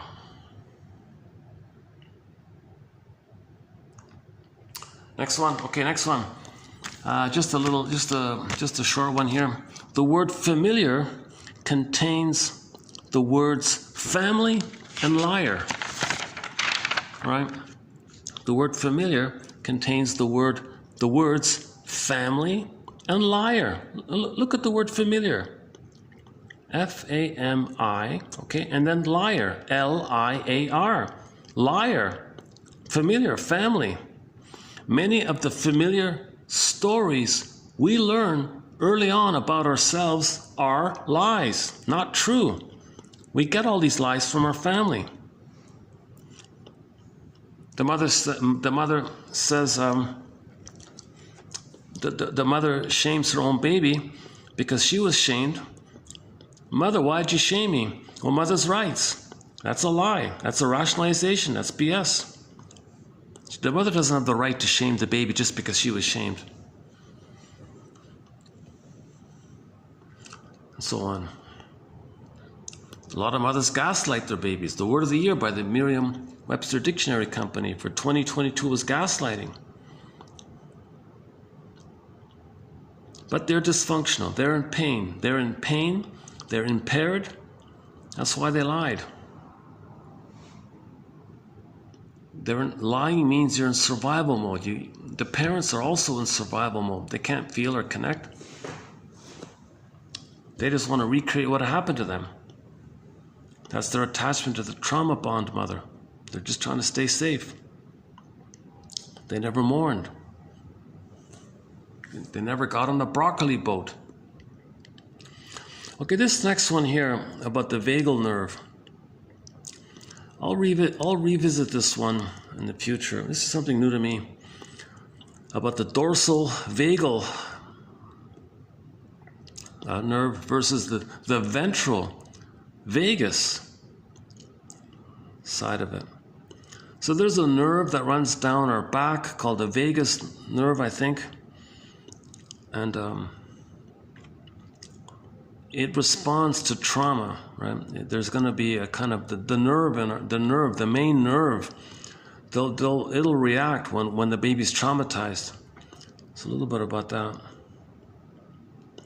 There is no greater agony than bearing an untold story inside you, says the famous poet Marilu Angelou. I know why the caged bird sings. Got to tell her story. Narrative medicine. Narrative medicine. A primary tool across all methods of psychotherapy is editing and expanding the self-narrative of the left hemisphere, okay, the basket, the ego, to include the silent wisdom of the right,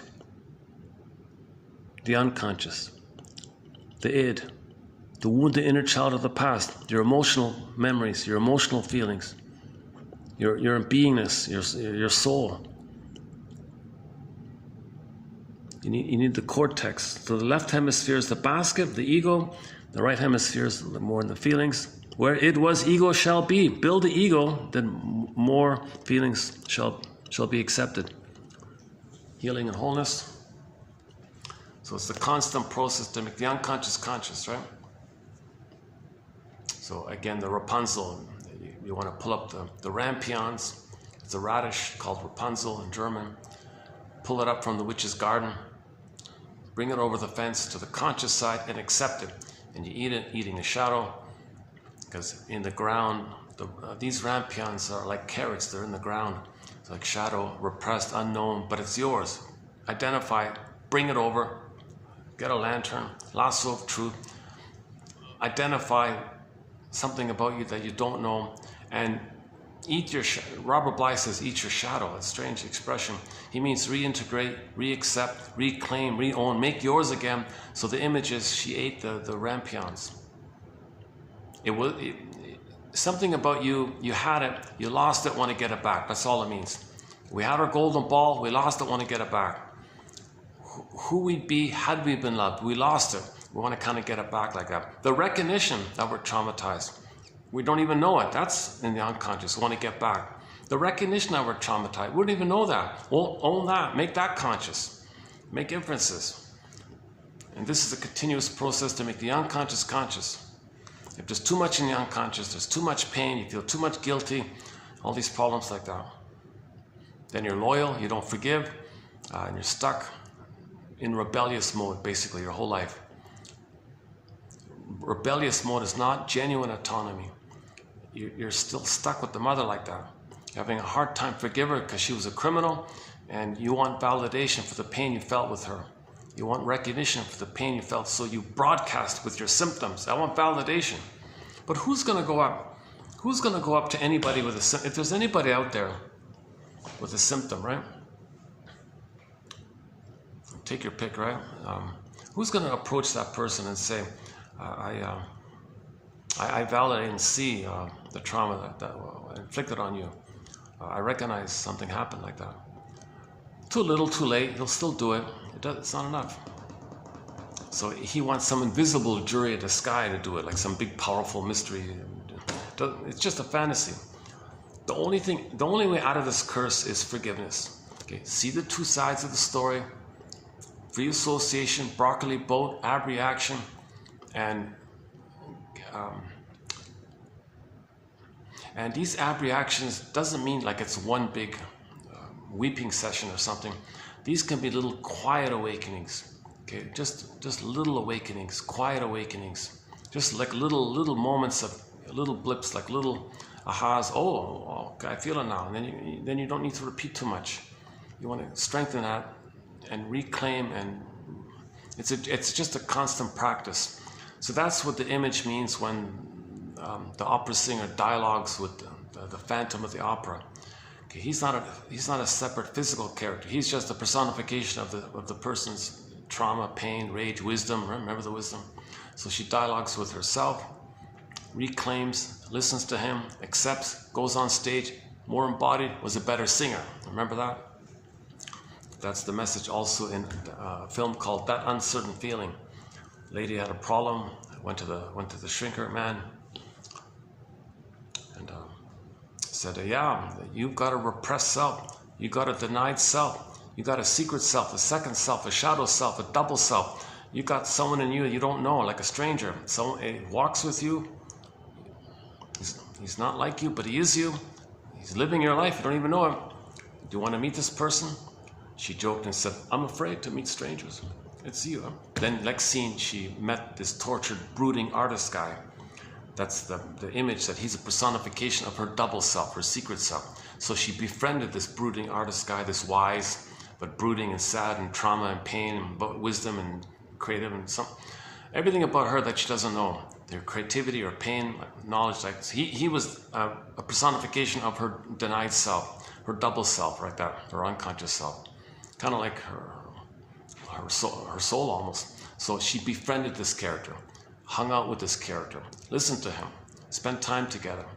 It's just a gradual process, and as she was doing it again and again, befriending him, listening to him, talking to him, dialoguing with him, then it got to a place where her symptom went away. The problem that she had went away. The symptom went away. Healing and wholeness. The more whole you are, okay, the more healed you are. Things sort itself out. If the body, mind are split, pain, well, reintegrate, things sort itself out like that. If you want more information about the body bears the burden, the body memory issue with Capex, I think I covered it in yesterday's video at the mall. If you don't mind the noisy background, I think we covered it there. About psychosomatic symptoms, a major thread here in our collection, psychosomatic symptoms.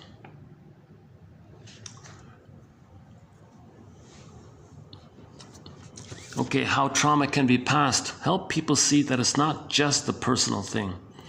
So intergenerational trauma is part of the trauma. It's not just your parents. They're wounded and they were wounded and their parents were wounded, their parents were wounded, their parents were wounded. It goes all the way back for 10,000 years. We're homo traumicus. It's a sociological... So it's this whole loop that's some sociological event where we discovered stuff, and then in our reactivity we traumatize ourselves. And out of the traumatization of ourselves, we created a sociology that perpetuates the trauma, and the trauma perpetuates the sociological, which perpetuates the inner psychological trauma, which perpetuates the sociological, as above, so below, inside out, as above. We're in this negative loop like that, and it's speeding up. And someone said, oh, now there's AI, it's going to speed up even further. So we're plundering the planet for a quick buck. Now with AI, we're going to do it faster. So whatever we're doing just increases like that. So we got kind of like a, I don't know if it's fair to say it's like a race or something. Can we wise up? Okay, can we wise up faster than we're plundering? Can we learn and raise our consciousness? Can we raise our consciousness more? Because when we're not conscious, we're plundering more. But if we're conscious more, then we can stop plundering, like stuff like that. I'm not sure if that's the best way of putting it. Yeah, somebody said that AI is going to be, technology's unconscious. The programmers don't even know they're unconscious.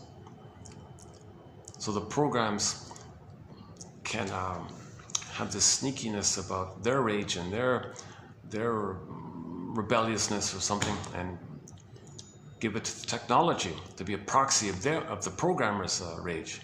So now the technology might do harmful things because the programmers functioning as a proxy of the programmer's wish to act out their anger at the mother. So, okay, technology, you act out my anger at the mother. So the message was, if we don't even know ourselves, and you're going to give technology an unconscious, Jesus. And what we're doing already is going to be accelerated, Jesus, you know. Oh, sorry. We're born good, yeah. We have a major threat on religion. Whenever we talk about religion, religious stories and all that, it's only in the context of when religion is used to block healing, to maintain the prejudice to pillage. So religion is kind of like a branch or an arm or an adjunct to the pillage and plunder. Because without religion, we might heal. Religion says, don't heal. Maintain the prejudice, maintain either or. How do they do it? Okay, well, maintain splitting. How do they do it? Okay, the gal or the guy at the podium there says, oh, I found your placenta, your phantom placenta. So they remove the placenta. So you look, where is it? My phantom placenta. Oh, I found your placenta. It's in the sky. You describe all the greatness of the placenta. Therefore, it feeds you, knows you. Then you blend it over to the breast. Describe the breast. But don't tell people you're doing that. But describe it nevertheless. People, what it does is if you do it poetically, hypnotically, suggestively, appeal to their wishes for love and all this, that blissful oneness they didn't get, you may trigger up that blissfulness that they did experience. The gambit is to get people to imagine that you're one with like a cord to your placenta. Imagine like a line, like your cord to the placenta in the sky. Or the breast is there and it knows you, sees you, loves you. It's going to be there for you, unreliable for you, one all-powerful, sees you, accepts you, unconditional acceptance. You can be angry, it still loves you, no matter what. It's still, you describe them. You describe how it is, like how it's meant to be for the baby in the breast, right? And the baby in the placenta. You're not supposed to remove placenta. He'll be looking for. That's Lloyd Demas's theory, by the way. Yeah, interesting. Or just commonly the shrinks will just use simply the breast. I found the breast, you know, it's in the sky. But don't tell people that. The purpose of doing that is to trigger the blissful feeling of the oneness you felt, even if it was just in nursery time. So you blip up a good feeling that you had. So somebody said, you're not creating anything new, you're just triggering up something old. Okay, that maintains the splitting. The guy at the podium or the gal at the podium is not telling you that this is part of the splitting mechanism. Goddess, demon, God. The stories are either or. Maintain either or. So when you fantasize the blissful thing, okay, then you keep separate the bad one. Okay, you split it like that. That maintains the prejudice. Babies create prejudice, i.e. splitting, and maintain it with the stories, imagining the good. The speaker at the podium doesn't integrate the two to get a new one, like you see in Inside Out 2. Inside Out 2, Pete Docter is a soul doctor. That's way more healthy. That imagery is way more healthy than that. So again, normally we might try to heal, but religion says don't heal, maintain the splitting. How do you maintain the splitting? Well, just focus on one side. Oh, blissful, oh, good feeling. You got the feeling, you got the blip. You experienced now consciously what you felt in the uterus. Whoa, good feeling. You believe it? Oh, great. See, put money in a basket. See you next time. That's part A. Part B, the main issue for this is to maintain the split, to keep the either or. You're just focusing on the goddess. That maintains the either or kind of thing. That prevents healing. Healing is about not either or, it's a human both and, not a goddess either or, like two gods that are separate. It's one human that's inclusive. Baby had a human mother, but the imagery is goddess and demon. So we've got to heal this. Religion says don't heal it, maintain this goddess and demon. So all this rhetoric and stories that are either or, no, that's metaphor of the splitting mechanism. Okay, the gambit of the routine of this either or, that's a metaphor for the psychological mechanism in the brain, the psychic defense called the splitting defense. Okay, it's called psychic splitting. This is the baby's desperate way to organize the situation. He needs goddess, he needs heaven with the mother. If the mother's not around, he can't do ambivalence, he can't do confusion, he can't say, oh, mother's okay, she's just in pain from her past. Oh, mother, she's busy, okay. Or, oh, mother wants to use her sexy appearance to tease the guys at the office and she'll ignore me, give me the powdered stuff. Okay, I'll forgive her for that. Baby can't do anything like that. Oh, mother wants to shame me and her drama for her pa. Okay, well, I'm helping her. He can't forgive. Breastfeeding is a question of heaven or hell. Like breastfeeding for the baby is heaven or hell. Keep that in mind, right? Baby can't do under heaven, over hell. The title of Street Heart's second album, Street Heart, one of our musical voice. Kenny Shields is a major musical voice in our soundtrack, Kenny Shields. That line comes from a song of his called Storyteller. It's only on the vinyl, by the way, the first print of the vinyl. It's a great song. Luckily it's saved, yeah, it's on YouTube. Dun, dun, dun, dun.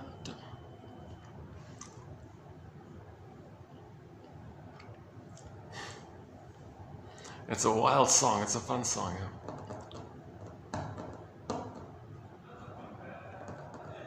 It's just typical. He's angry at the girl for not being his mother that he needed in the nursery.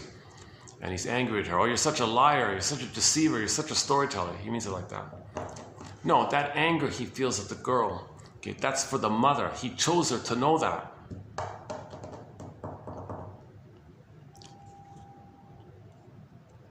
So religion in this context preempts healing. Don't heal. They block the healing by maintaining splitting. So maintain stories of good and bad, good and God, heaven, hell. Just maintain either or, either or. Again, so when the baby's nursing and mother's hurting him, there's a monster, hell, shame, burning, biting feeling. Okay, hell is a metaphor for the emotion of shame, this burning, biting feeling. So hell is a metaphor for the emotion of shame. Myths and fairy tales are true on the inside, not on the outside. They're symbolic of invisible reality. He felt shame. That's a reality, burning, biting feeling. So the story, the picture of shame is code for shame.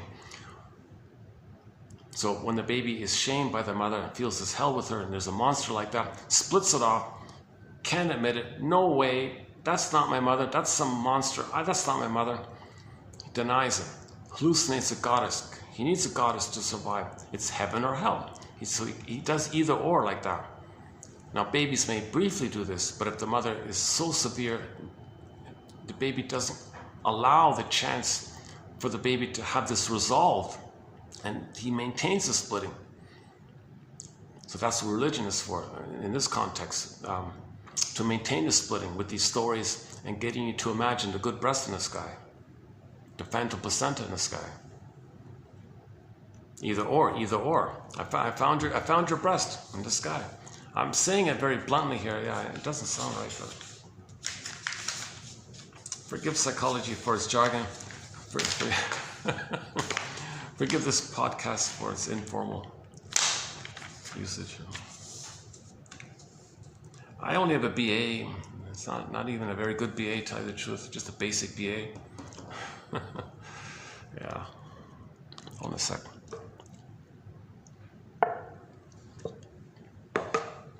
Oh, there's the clock. 6:25. Is that right?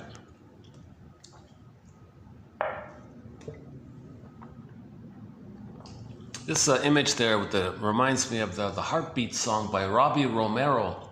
The drum, the hand drum.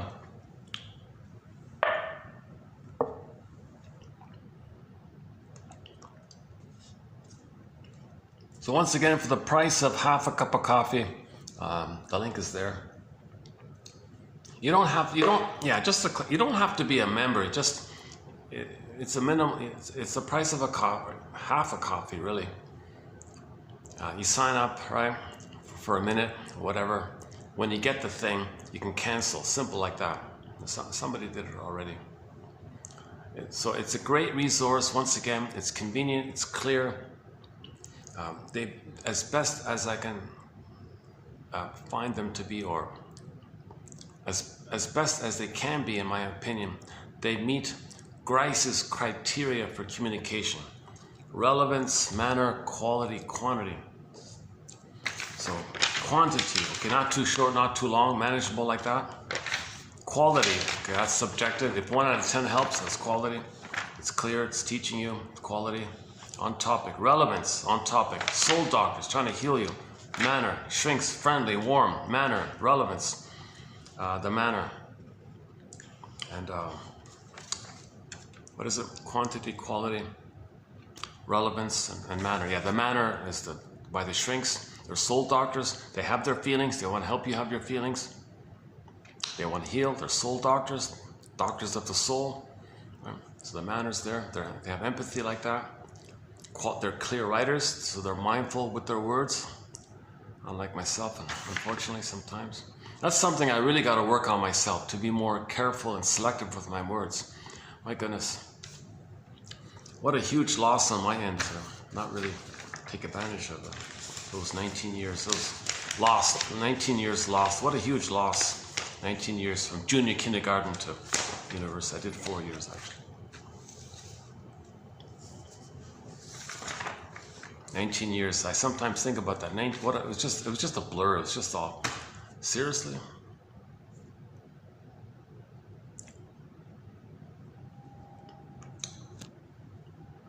What's up?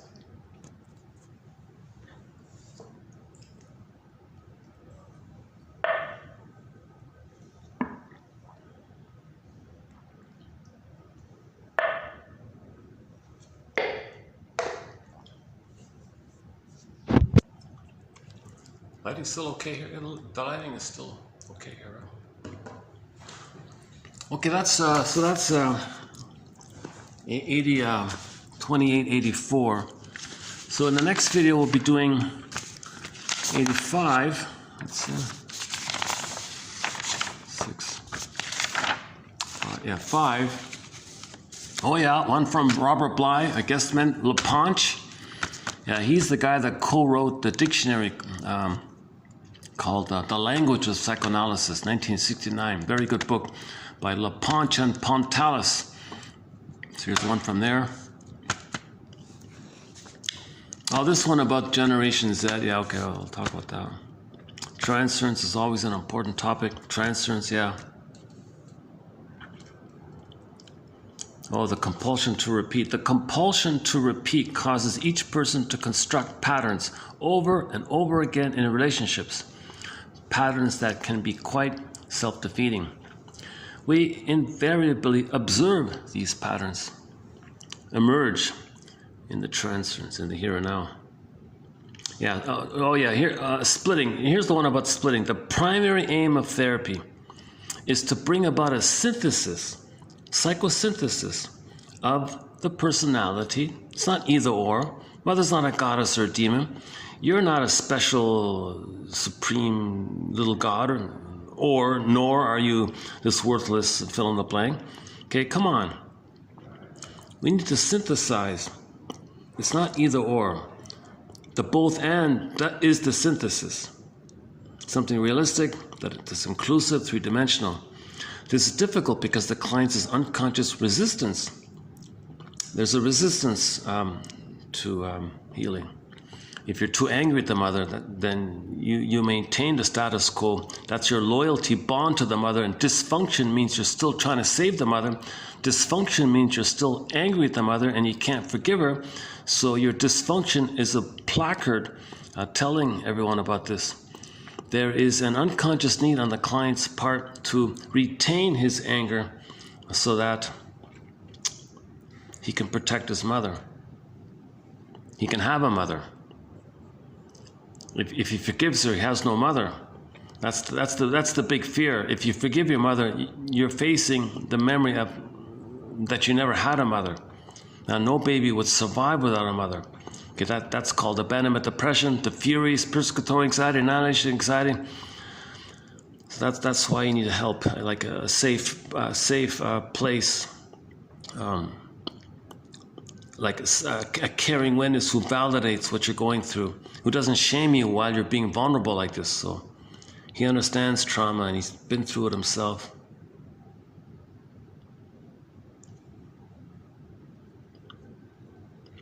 The therapy process may offer the client an opportunity to restore the ego.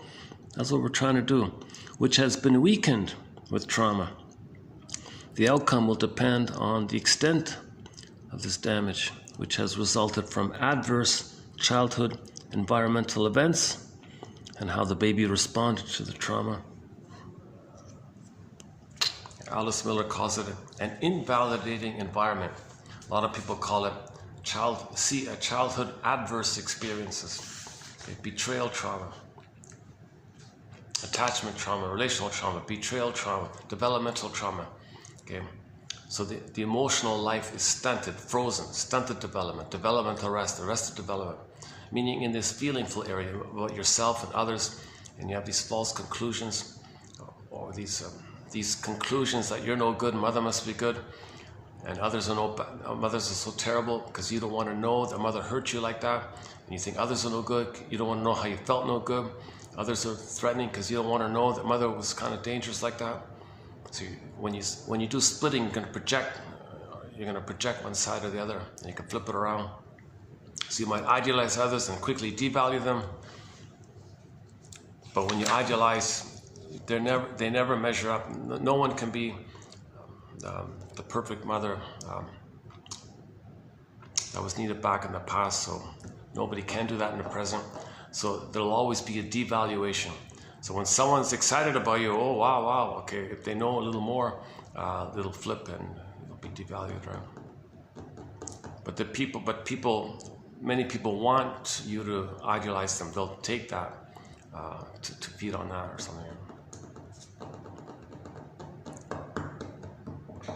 Yeah, I noticed the caffeine is dragging me down now, right?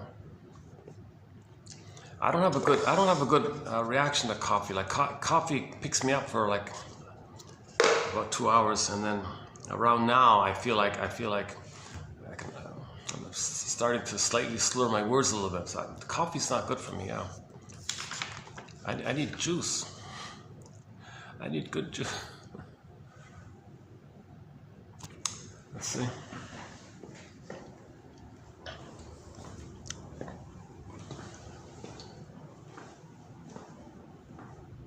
Yeah, not much to see around here. I'm so glad to have this little room here. Jeez, this is great. I only use it if the restaurant's busy. This is like an extension of the restaurant.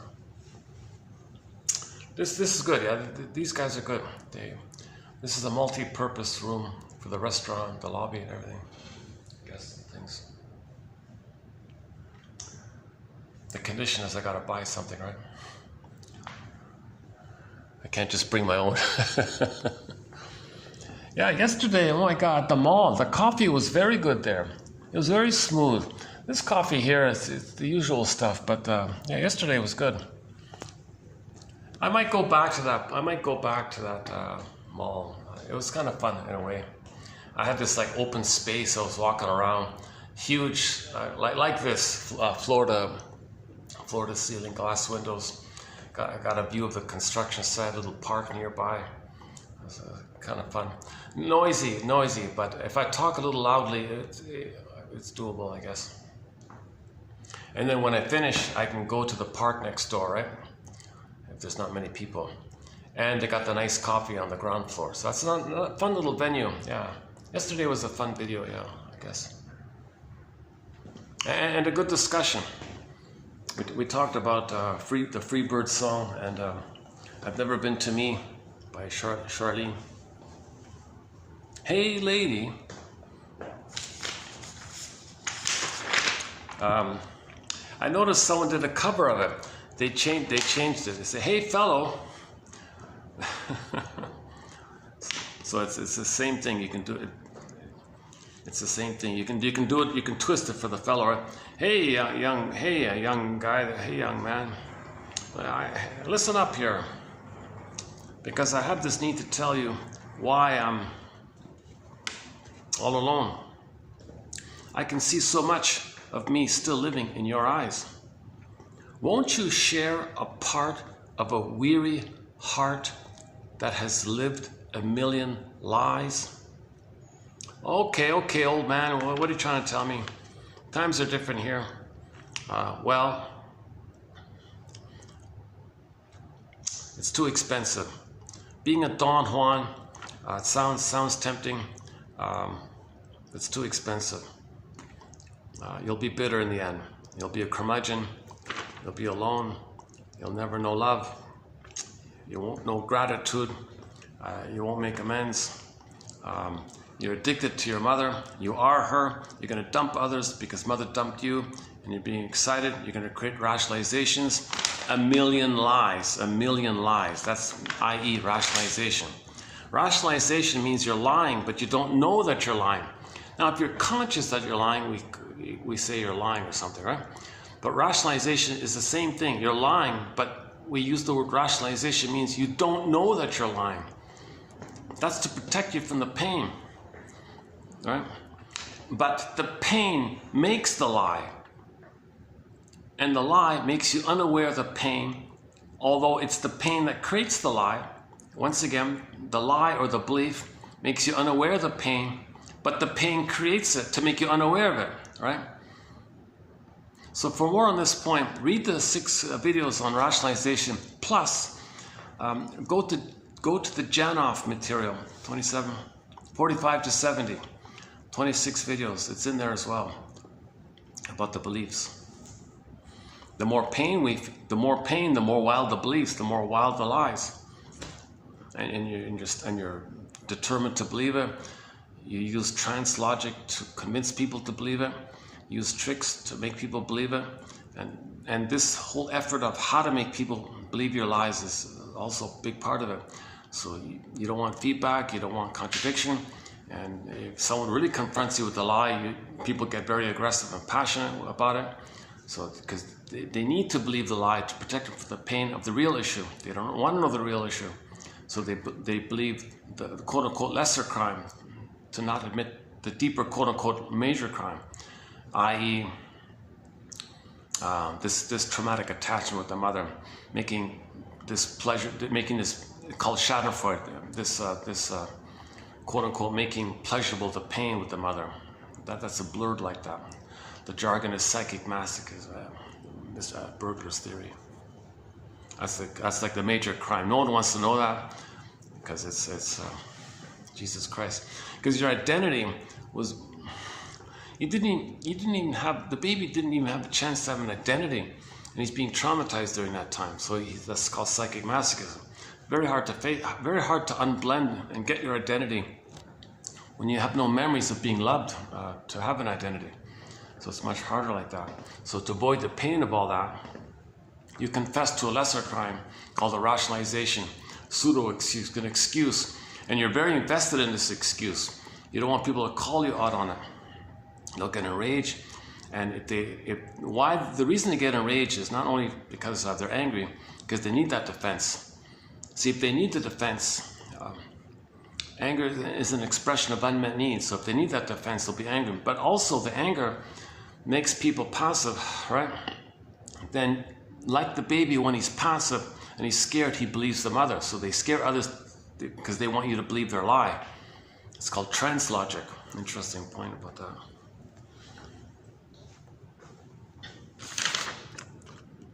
So that's 88. Okay, 84. Yeah, so so see if there's one in here. So as with every video, see if there's one in here. So for myself, definitely the first one. That's a really good one about condoning. Yeah, that one there. That first one is very good. Transference, okay. Yeah. You know, these first 4 ones about forgiveness, I think they're quite good. These first 4 ones. I think for me, this little set here, the first 4 ones, they're really strong. The rest are all okay. The rest are all fine. But I think that first 4 is... So that's the general exercise, to find something in each set of quotes and make a note of it. Put it aside. Email it to yourself.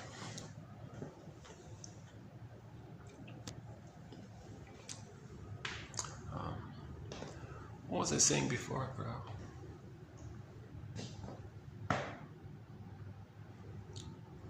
Well, the rationalizations, yeah. Janoff jokes, yeah, don't talk reason or feelings with a lizard or something. Means if somebody's operating out of the feeling self being frozen, they're operating out of that limbic lizard brain side. So don't expect to reason or talk feelings with that side. They're just in survival mode. In survival mode, they're always right, they're always entitled, got to be angry, revenge, the mother. They're kind of stuck in that kind of place. So the main emotions are hate, greed, envy, grenby, spite, vindictiveness, shadow, avoided, grievance collecting, injustice collecting, can't mourn, so contempt, denial, sour grapes, by saying didn't eat them anyways. Always got to preserve the little fantasy, that little God in the uterus and the throne. In the uterus, the baby thinks he's a king on the throne, or a little God like that.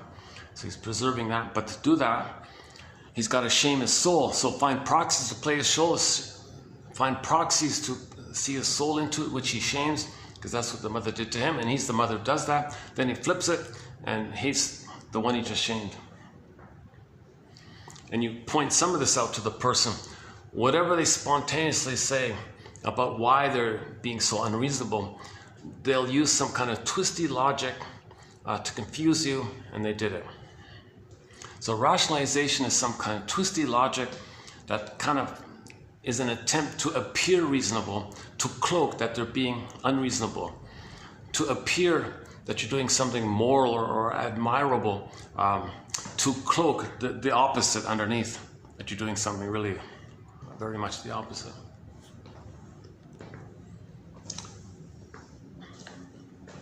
Okay, lesson learned. These guys, the coffee here is double. Like I noticed, yesterday it was just like a half this, right? Yesterday's coffee was like half that. That was perfect. This is like they give you like a double one here. I'm gonna pour half this out next time. I'm both agitated and sluggish with it. Yeah. You know why I talk about some mundane stuff at the end? It's because I remember Robert Bly saying when he gave a lecture or a seminar or a workshop, he would end up with some really simple little nonsensical thing to bring people to reality, right? Just to talk. So when people leave the lecture hall, he knows everyone is grounded in reality. They're not swimming in some fairy tale thing or something. So he would talk about some mundane little thing, right? About he got a flat tire or something. Something like that.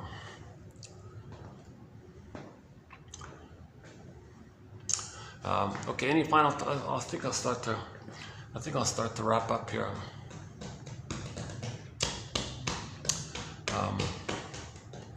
Oh yeah, Deli Rizdik, that's a newly added song to our soundtrack. Deli Rizdik's cover of Carry On Wayward Son. She doesn't have a CD, she just performs on YouTube. But she does a very good cover of Carry On Wayward Son.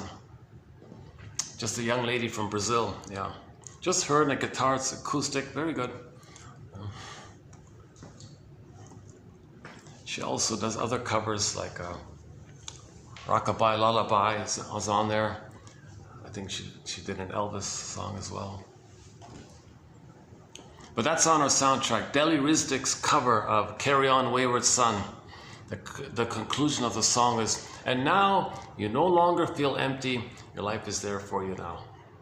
It's the death of unrealistic hope, relentless, unreal hope that you're going to get mother's love. You're not in the past. So when you realize that kind of died, then you get the new life, the birth of new life. When you stop the nonsense, then you get your real feelings, life. So you had your authentic self, you lost it. While it's lost, you're looking for the thing, you're looking for the love that was missing. You're not going to get it. When you realize that, then you can connect with your feelings and you get it back like that. That's the idea.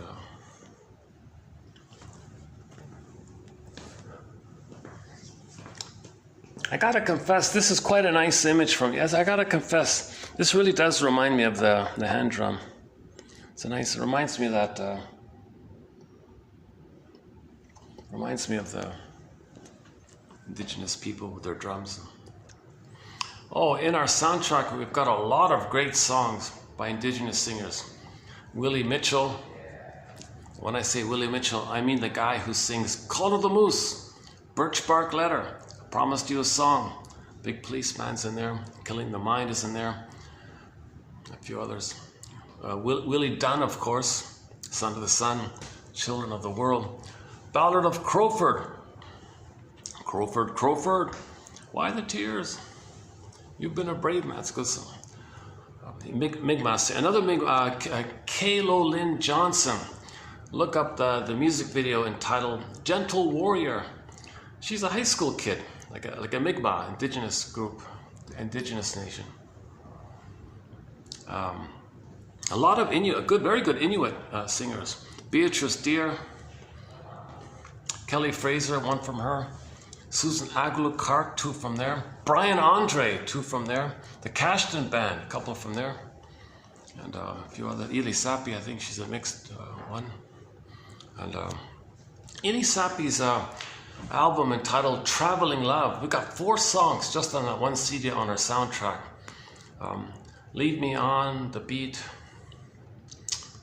The Love You Gave, I like that, that's a good one. And The Earth Moved, I think. And when she was the lead singer of a band called Taima, that one CD, there's a song called So You Say. That's on our soundtrack too, yeah. I mentioned Robbie Romero. Eastern Owl, 2 from Eastern Owl. The music video called Child of the Government, that one.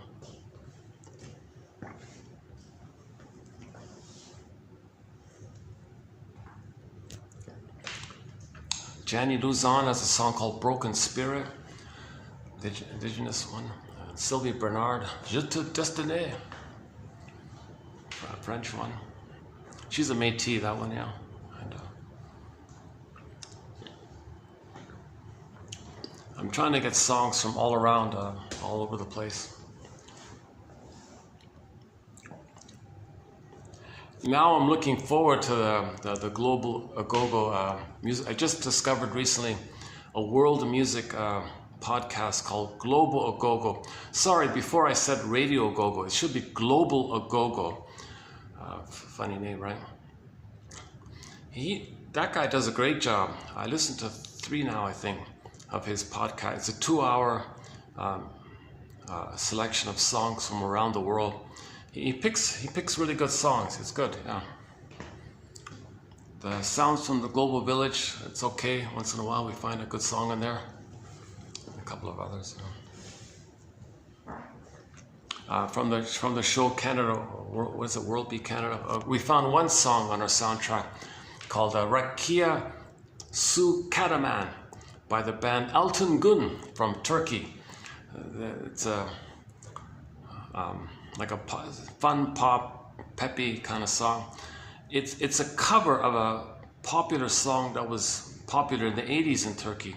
And this band now, last year, a few months ago, did an upbeat version of it. Oh, Sertab Erener is on there. She did a song called Olsun, O-L-S-U-N, about the grief work process. We got 2 songs of hers as well. That one there and the one called Buddha, the live in the studio. We got a lot of songs from Turkey on our soundtrack. There's a CD called Turkish Groove by the Putumayo Company. 4 of the songs on that soundtrack are on our soundtrack here. Devram Kaya, she's got a great song called Humu Kusu. What a great song, Humu Kusu, by the singer Devram Kaya, last name Kaya, K-A-Y-A. Yeah. First name D-E. V as in Victor, R-I-M as in Mary, Devrim Kaya. Humu Kusu. Crank that one up. Have a box of tissue nearby. Think about a loss. Think about a loss and play that song.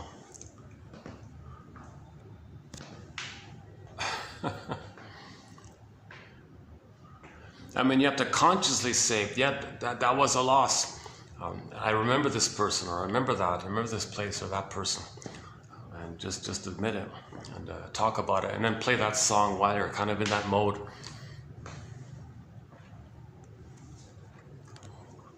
A lot of classic rock for sure. Yeah, a lot of classic rock. Street Heart. Yeah. Dan McCafferty. A couple from the Prism Band. Ron Tabak and April, 2 or 3 from April Wine.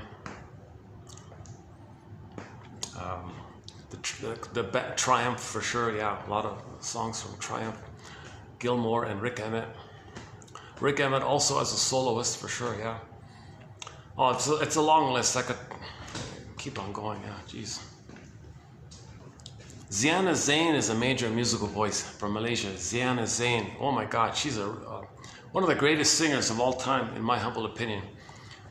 I think she's in the top 3, one of the best singers. She's up there with Pavarotti and those guys. I think she's up there with Pavarotti, to tell you the truth, personally. Great singer, unbelievable. This was mainly in the 90s or something. We got a bunch of her songs on our soundtrack.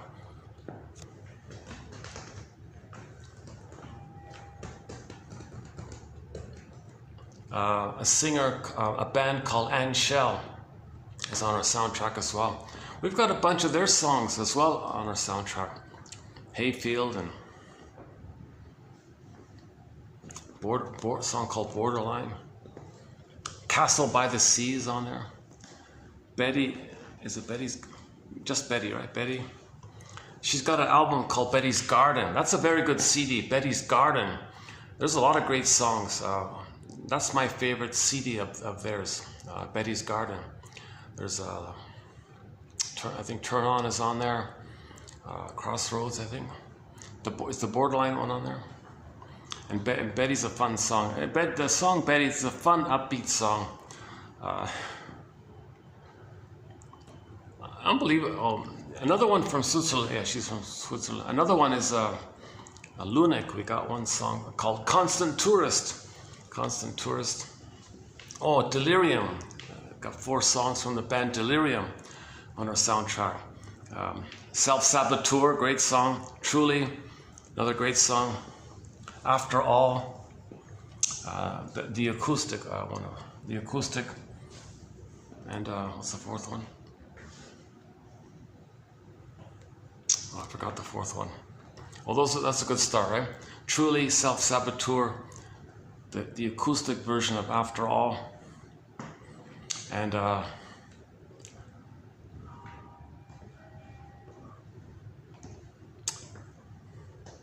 Do You Remember Me? Oh, I forgot the name of the song. Yeah, it's a good song too, yeah.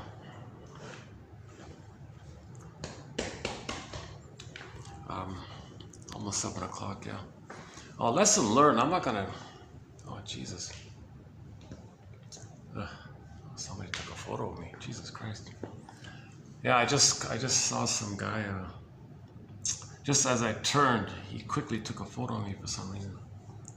Jesus. There's some odd behaviors once in a while. So I'm walking like this, and there's a guy behind me on the outside.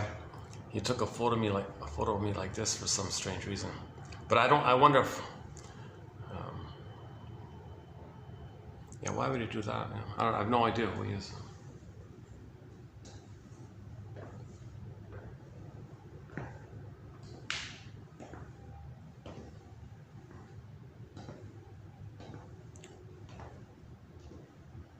I don't really mingle with the expat crowd here.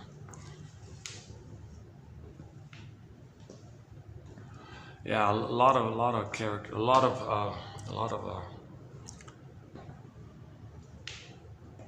I don't know. I'm not gonna comment. I don't really. I just keep to myself pretty much. You know.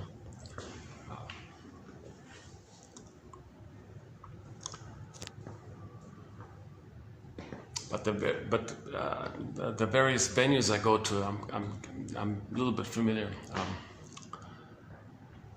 I'm a regular at a batch of venues. This one I don't come to so much, but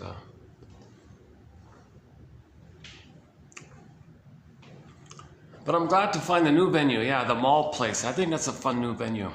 That's based there at the mall. Yeah.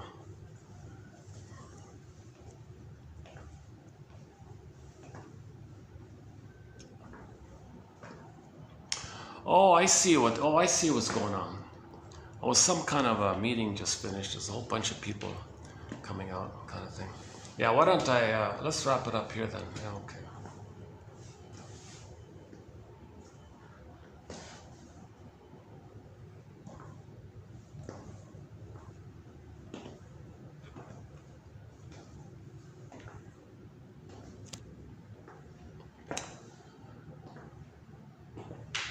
Yeah, it's fun. You got to be careful. I noticed yesterday, I just stepped away from my stuff for like barely a minute or two, and already some guy was approaching my stuff there. Oh my! I came back quickly and he moved away, kind of thing.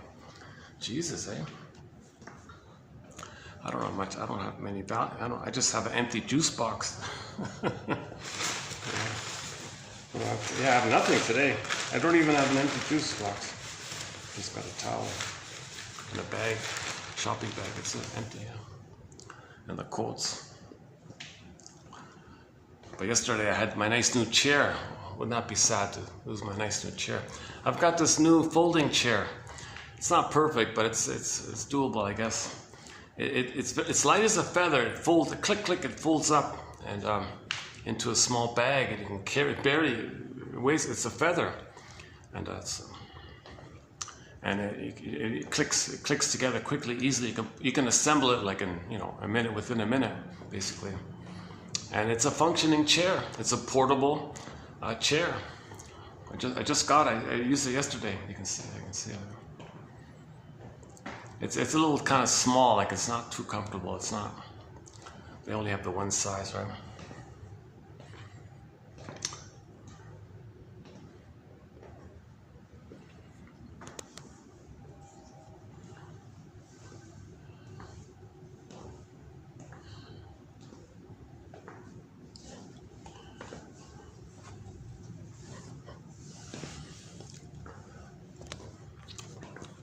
I'm just now reminded of the singer Bruce Cockburn. Oh my God, Bruce Cockburn, forgot about that.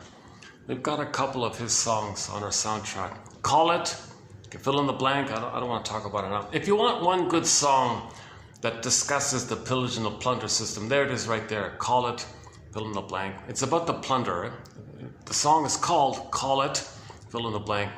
Look up the lyrics to that one. I prefer the live, not the studio's okay. But I got a strange feeling about the studio. The live one seems to be, well, no, I'm talking about Stolen Land, right? Okay, so that I think we got 4 songs from Bruce Cockburn, the folk singer, on our soundtrack. Call It, fill in the blank, Stolen Land, but the live one, not the studio, yeah. The live one. And then just on the lighter side, those are the 2 serious ones. On the lighter side, we got an instrumental called When It's Gone, It's Gone. The original one, the first one, not the updated one. Dun, dun, dun, dun. That one. And the other song called The Coldest Night of the Year. Farron, the folk singer Farron is on our soundtrack. We've got 2 of her songs. Ain't Life a Brook.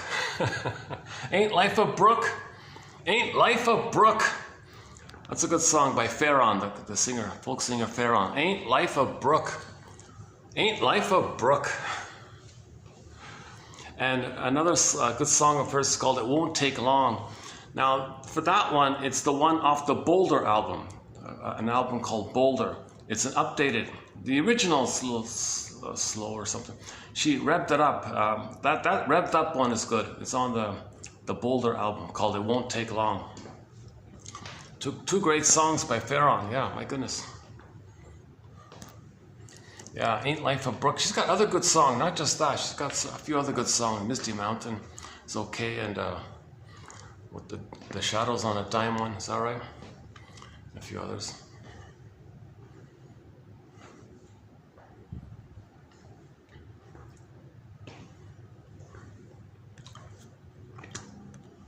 Okay, so Katja Epstein is a major musical voice on our soundtrack. She does our theme song, which is a German cover of the song Windmills of the Mind.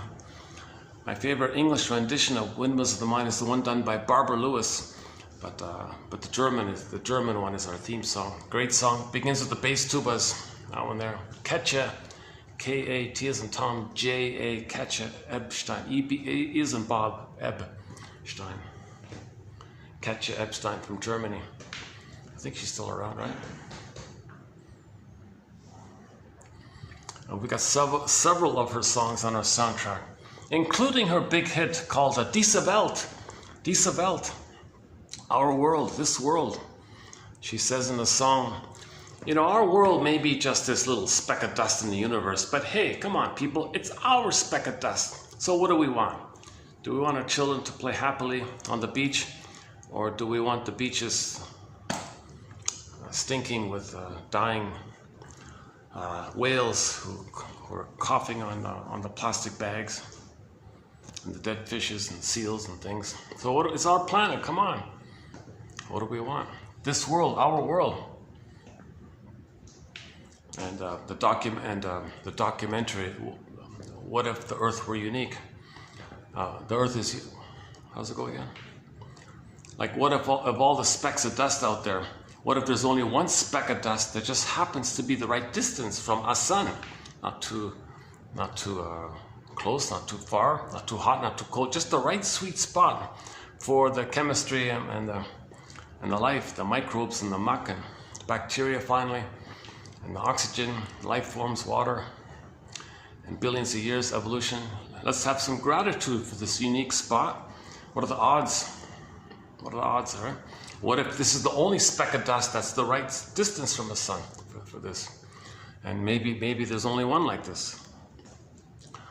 Let's have some gratitude and all the time it took for us to be here. Let's have some gratitude to Homo bodoensis. Let's thank Homo bodoensis, us, the early version of ourselves.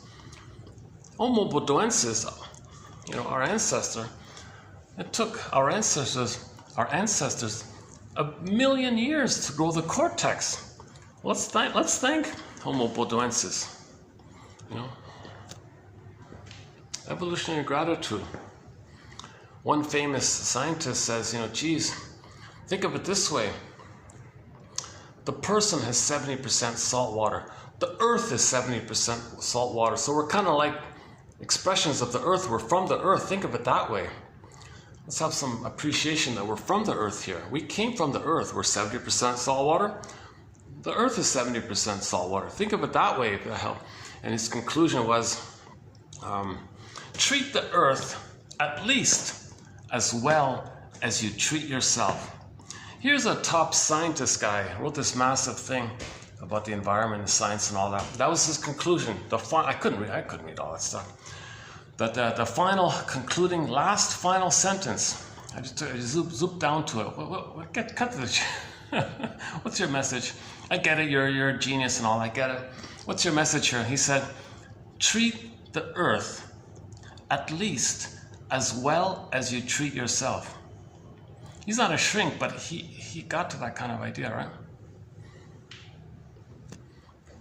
We play the Carl Sagan clip as well about the pale blue dot. Yeah, that's a good one too. When I get the laptop working, I'll play it again. And Kristen Wilson has a very good speech about the environment called "Ooh My Soul." I'll play that one as well. The battery in my laptop is kaput. It's a little inconvenient to find plugs all the time for it. Although there is one there. Yeah, I could have brought it. Yeah, forgot about that. Yeah, I could have brought it. Yeah. Oh yeah, I could have brought it today. My goodness, I forgot all about it.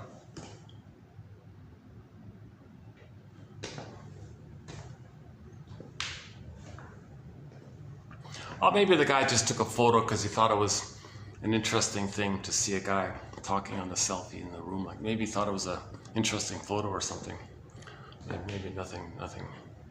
It's funny, but this hotel has there's a real high there's something about this hotel. It's really nice, very pretty high-end 5-star hotel for sure. But there's a lot. They got a lot of like security, like regular security and undercover security kind of. I see them all the time, and they look at me, or some nod, and some look serious. I got my eyes on you.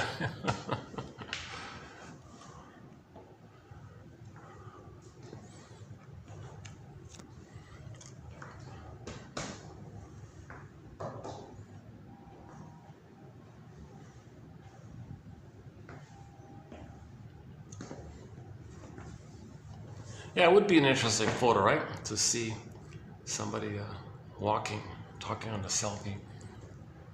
Or is it? Oh, maybe I can see myself here. Can I see myself here? Oh, there's a car. Taxi. Oh, yellow taxi, big yellow taxi. Oh, Joni Mitchell. Yeah, we got her a couple of her songs. Of course, big yellow taxi for sure. Now, her song, This Flight Tonight, I don't play her original, but Dan McCafferty's cover, what a great song.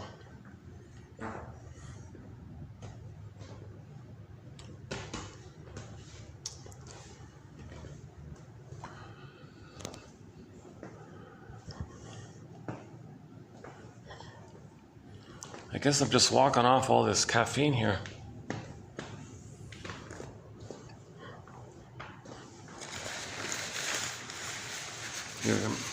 I love my new, can I show you my new bag? Do you want to see my, talk about Robert Bly talking about mundane things. Check out this bag. Isn't it a great little bag? I found this nice little bag here. It's rumpled up, but what a great little bag, eh? Look at that. What a great bag, eh? I love this bag. Look at that. It's strong. It's good. It can hold, at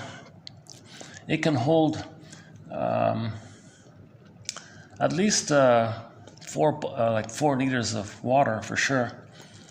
I don't want to push my luck, but it's a good little bag, eh? Isn't that nice? The bluebirds, the blue jays.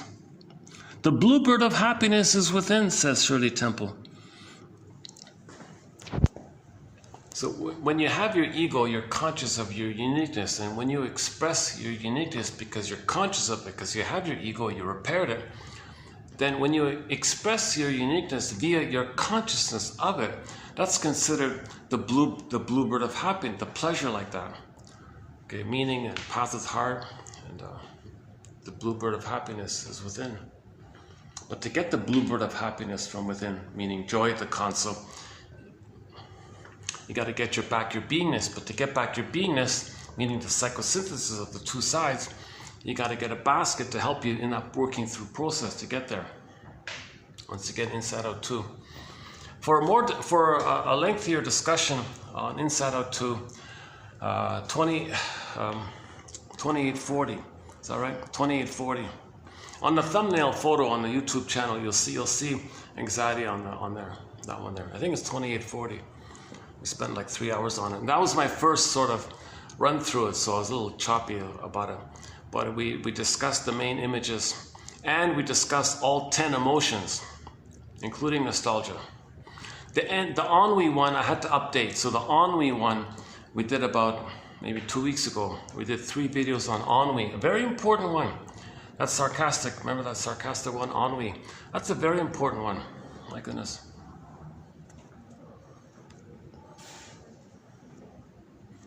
So when joy was suppressed, ennui was the surface manifestation, right? And when sadness was, and you got nostalgia, and then fear, you got anxiety, anger, you got envy, and then shame, you got embarrassment. Those 5 pairs like that, 10 emotions. So we talked about each one of them. But in 2840, I didn't know much about ennui at that time, but we updated it recently. That's a very good one, yeah. So again, splitting, okay, free association, abreaction, psychosynthesis. That's basically the main images in Inside Out 2. The film of the year. Film of the year. Just came out in deep, and then now they're talking about Inside Out 3. So they're brainstorming about Inside Out 3. I did one video where I did an imaginary discussion between the unconscious and the conscious, trying to help the person. This little thing going on. That's one idea.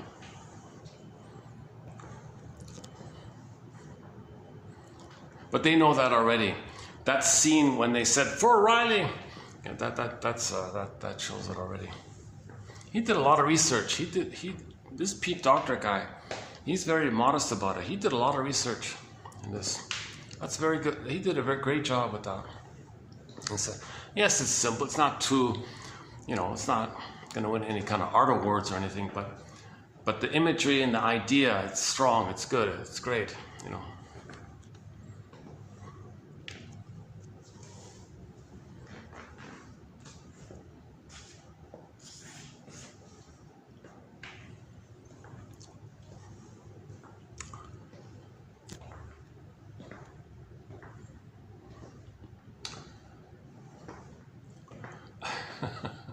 Any final? I guess I should wind it down here. What time is it?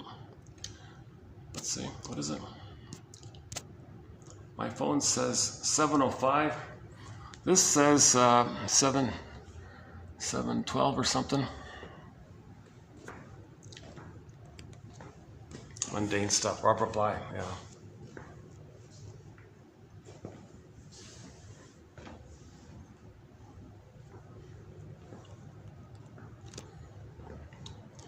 Yeah, it's fair to say that many expatriate types, there are many that operate out of the puer syndrome, Peter Pan syndrome, escape, right? But who wants to do research about that, right? A lot of work, right?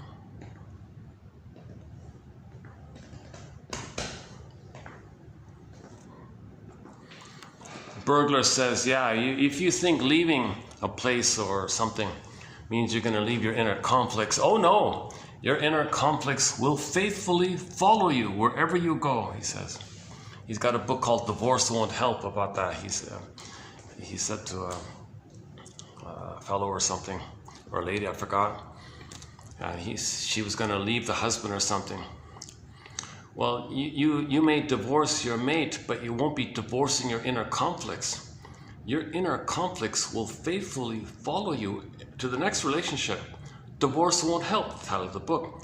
Face your inner conflicts here, save your marriage, divorce won't help. But the Peter Pan syndrome, they don't realize that.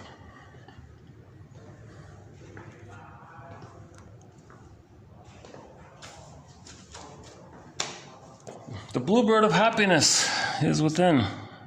The blue jay. Oh, nice little bag, eh? This is probably the nicest bag I've ever had, eh? Yeah, nice little bag, eh?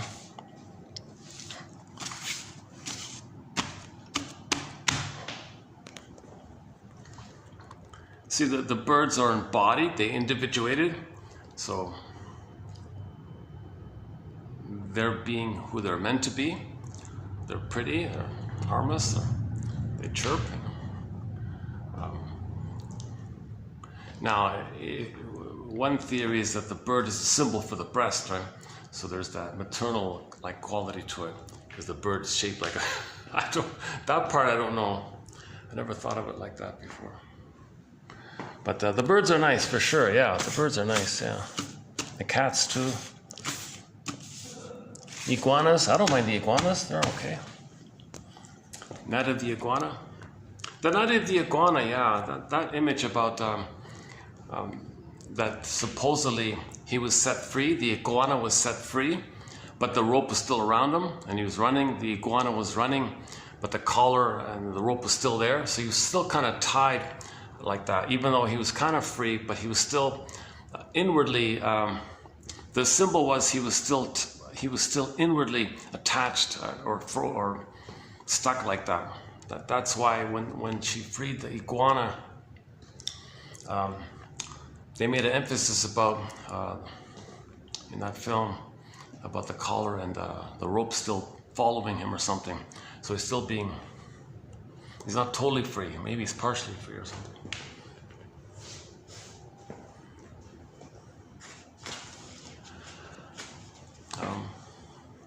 I'm looking for some kind of fun, happy ending. I always have this hope that I could end on a funny note or a positive note or inspiring note or something unique or different or some kind of a make it all worthwhile kind of thing, some kind of happy conclusion or something.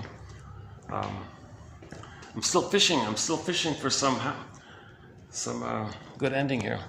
So we did 84, 85's coming up. Good quotes there coming up. Okay, 86. Oh, here's a key one from Sandler. Yeah, this is a good one from Sandler here. He also talks about forgiveness. So yeah, we'll talk about forgiveness also when we get to 86. The one from Sandler here.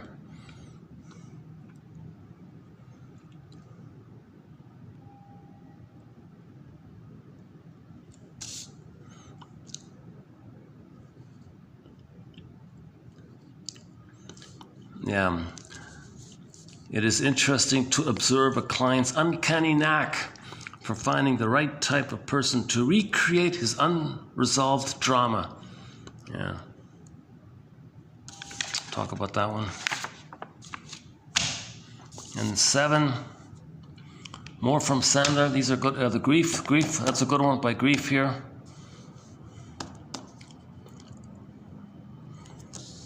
The mother's failure does not mean the daughter's worthless.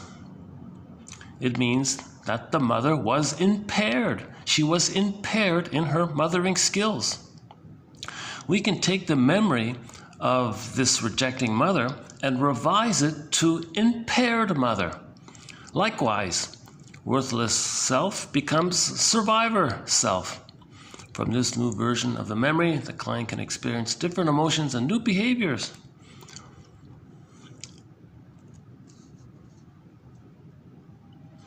Oh yeah. So here's the fear. Here's the fear to heal, right? The client still feels conflicted about being happy. If I limit my accomplishments, I will have my mother, but I'll never achieve my potential. If I succeed, if I'm happy, my mother will be crushed. She will hate me and turn away from me. That's the mother's brainwashing. Some mothers say to the baby, with me or against me. The child's afraid to be happy because he thinks he's betraying his mother and not have a mother. This one. Triggers are unresolved feelings. Triggers are unresolved feelings. Okay, and when we get to 88, we'll do Roger Gould again. I did a review of this one yesterday.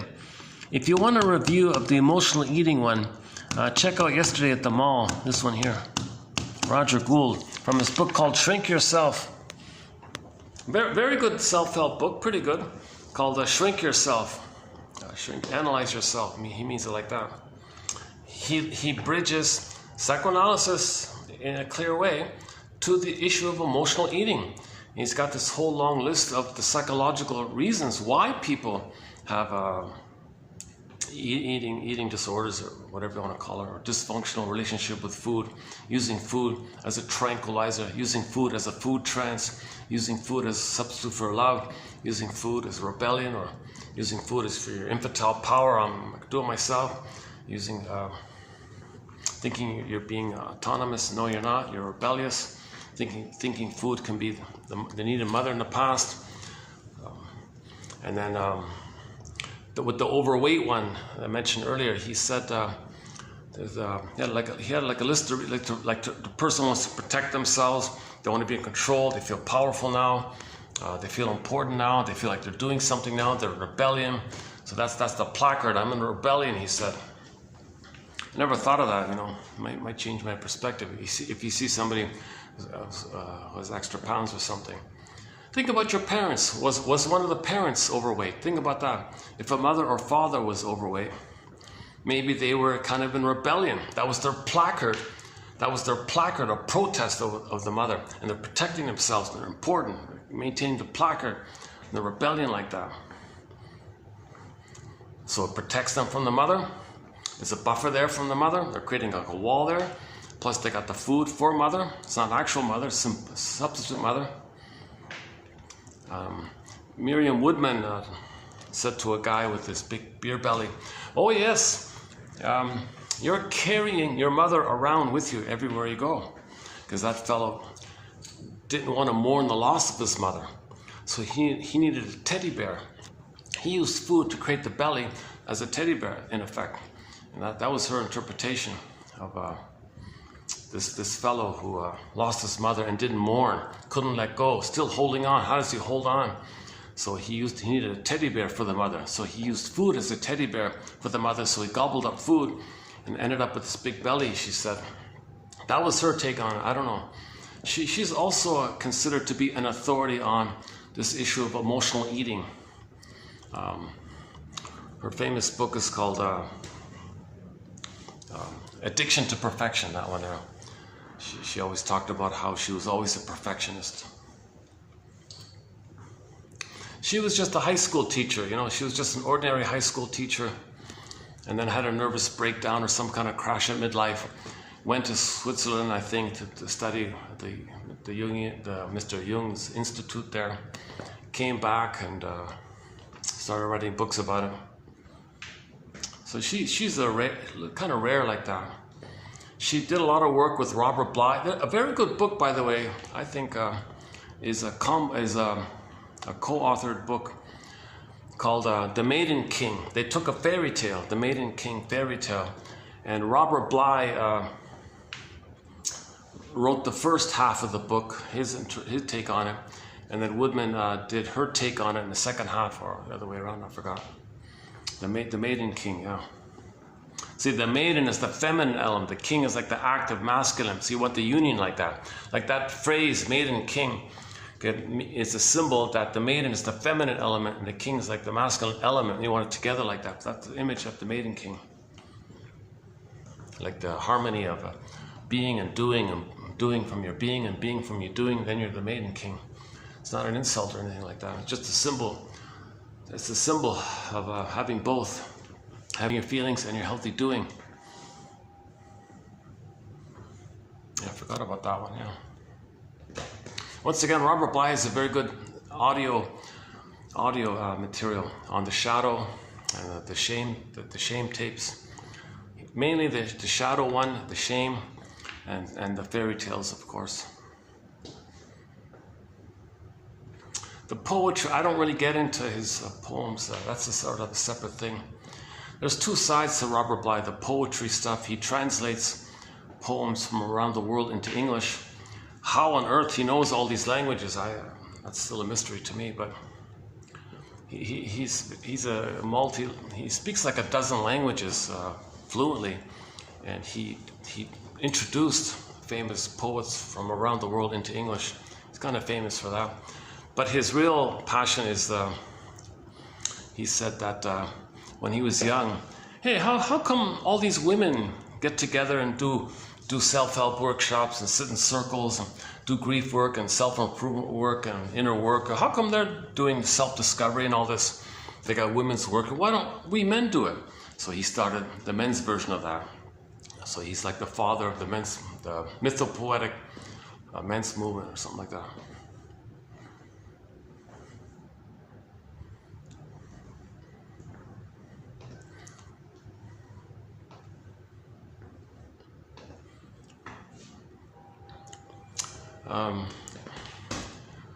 Okay, why am I just, I feel like I'm just, I'm trying to get to a place where I can feel present, or I can feel happier in the moment, so I can close the video. I feel like something's a little bit maybe distracting me. Maybe it's the venue, maybe some little things around me, I'm not sure. I've always had slightly odd feelings. Beautiful place. I don't come here often, but when I do come, I always have a little slightly, I never fully relax when I come here. That's the place. Huh?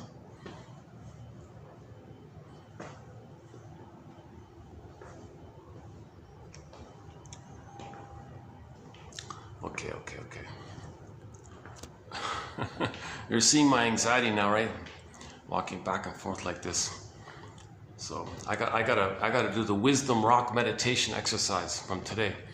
So I gotta imagine a rock. Let's imagine that this table is one big rock. What word would be on it? Let's see.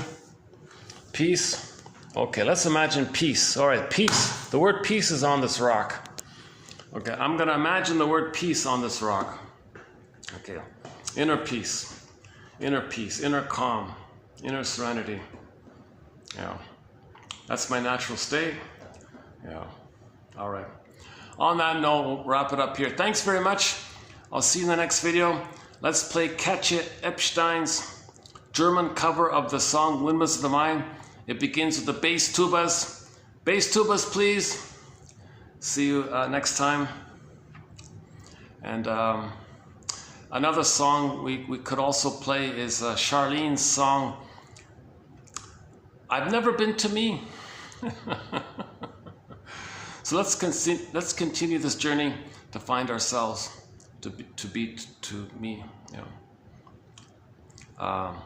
Back to Katja Epstein's bass tubas, please. Thanks very much. I'll see you in the next video. However I came across in this delivery, I still hope there's some value here. I still hope something was of interest. If you do get one little aha or something helpful, I feel really delighted by this. I feel a little bluebird of pleasure like that, if that's the case. Of course, I want to help and connect like that.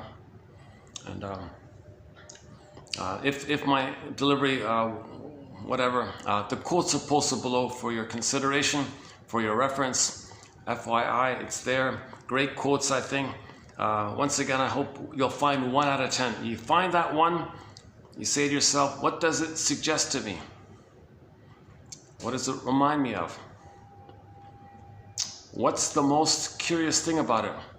What's the most like why did I choose it? What's the most puzzling about it? What's the most provocative or potential? What's the most potential for me about this quote? Just see if you can do what's called free association a little bit. And maybe, possibly, sometimes it might lead to a dream. If that's the case, you wake up in the morning, regard that as a message from your unconscious saying, hey, conscious, it's like this in your soul today. Thank you, unconscious. You say to yourself, it's like this in my soul today. And you take a dream sequence and likewise, free associate. What does this dream sequence remind me of? TTAQ, give the dream a title. TTAQ, title, theme, affect, question. Regard it as a message from you to you. It's like a letter. Somebody says, unanalyzed dreams are like unopened letters. You got a letter from your soul. Don't you want to read it? I'll see you in the next video. Bass tubas, please.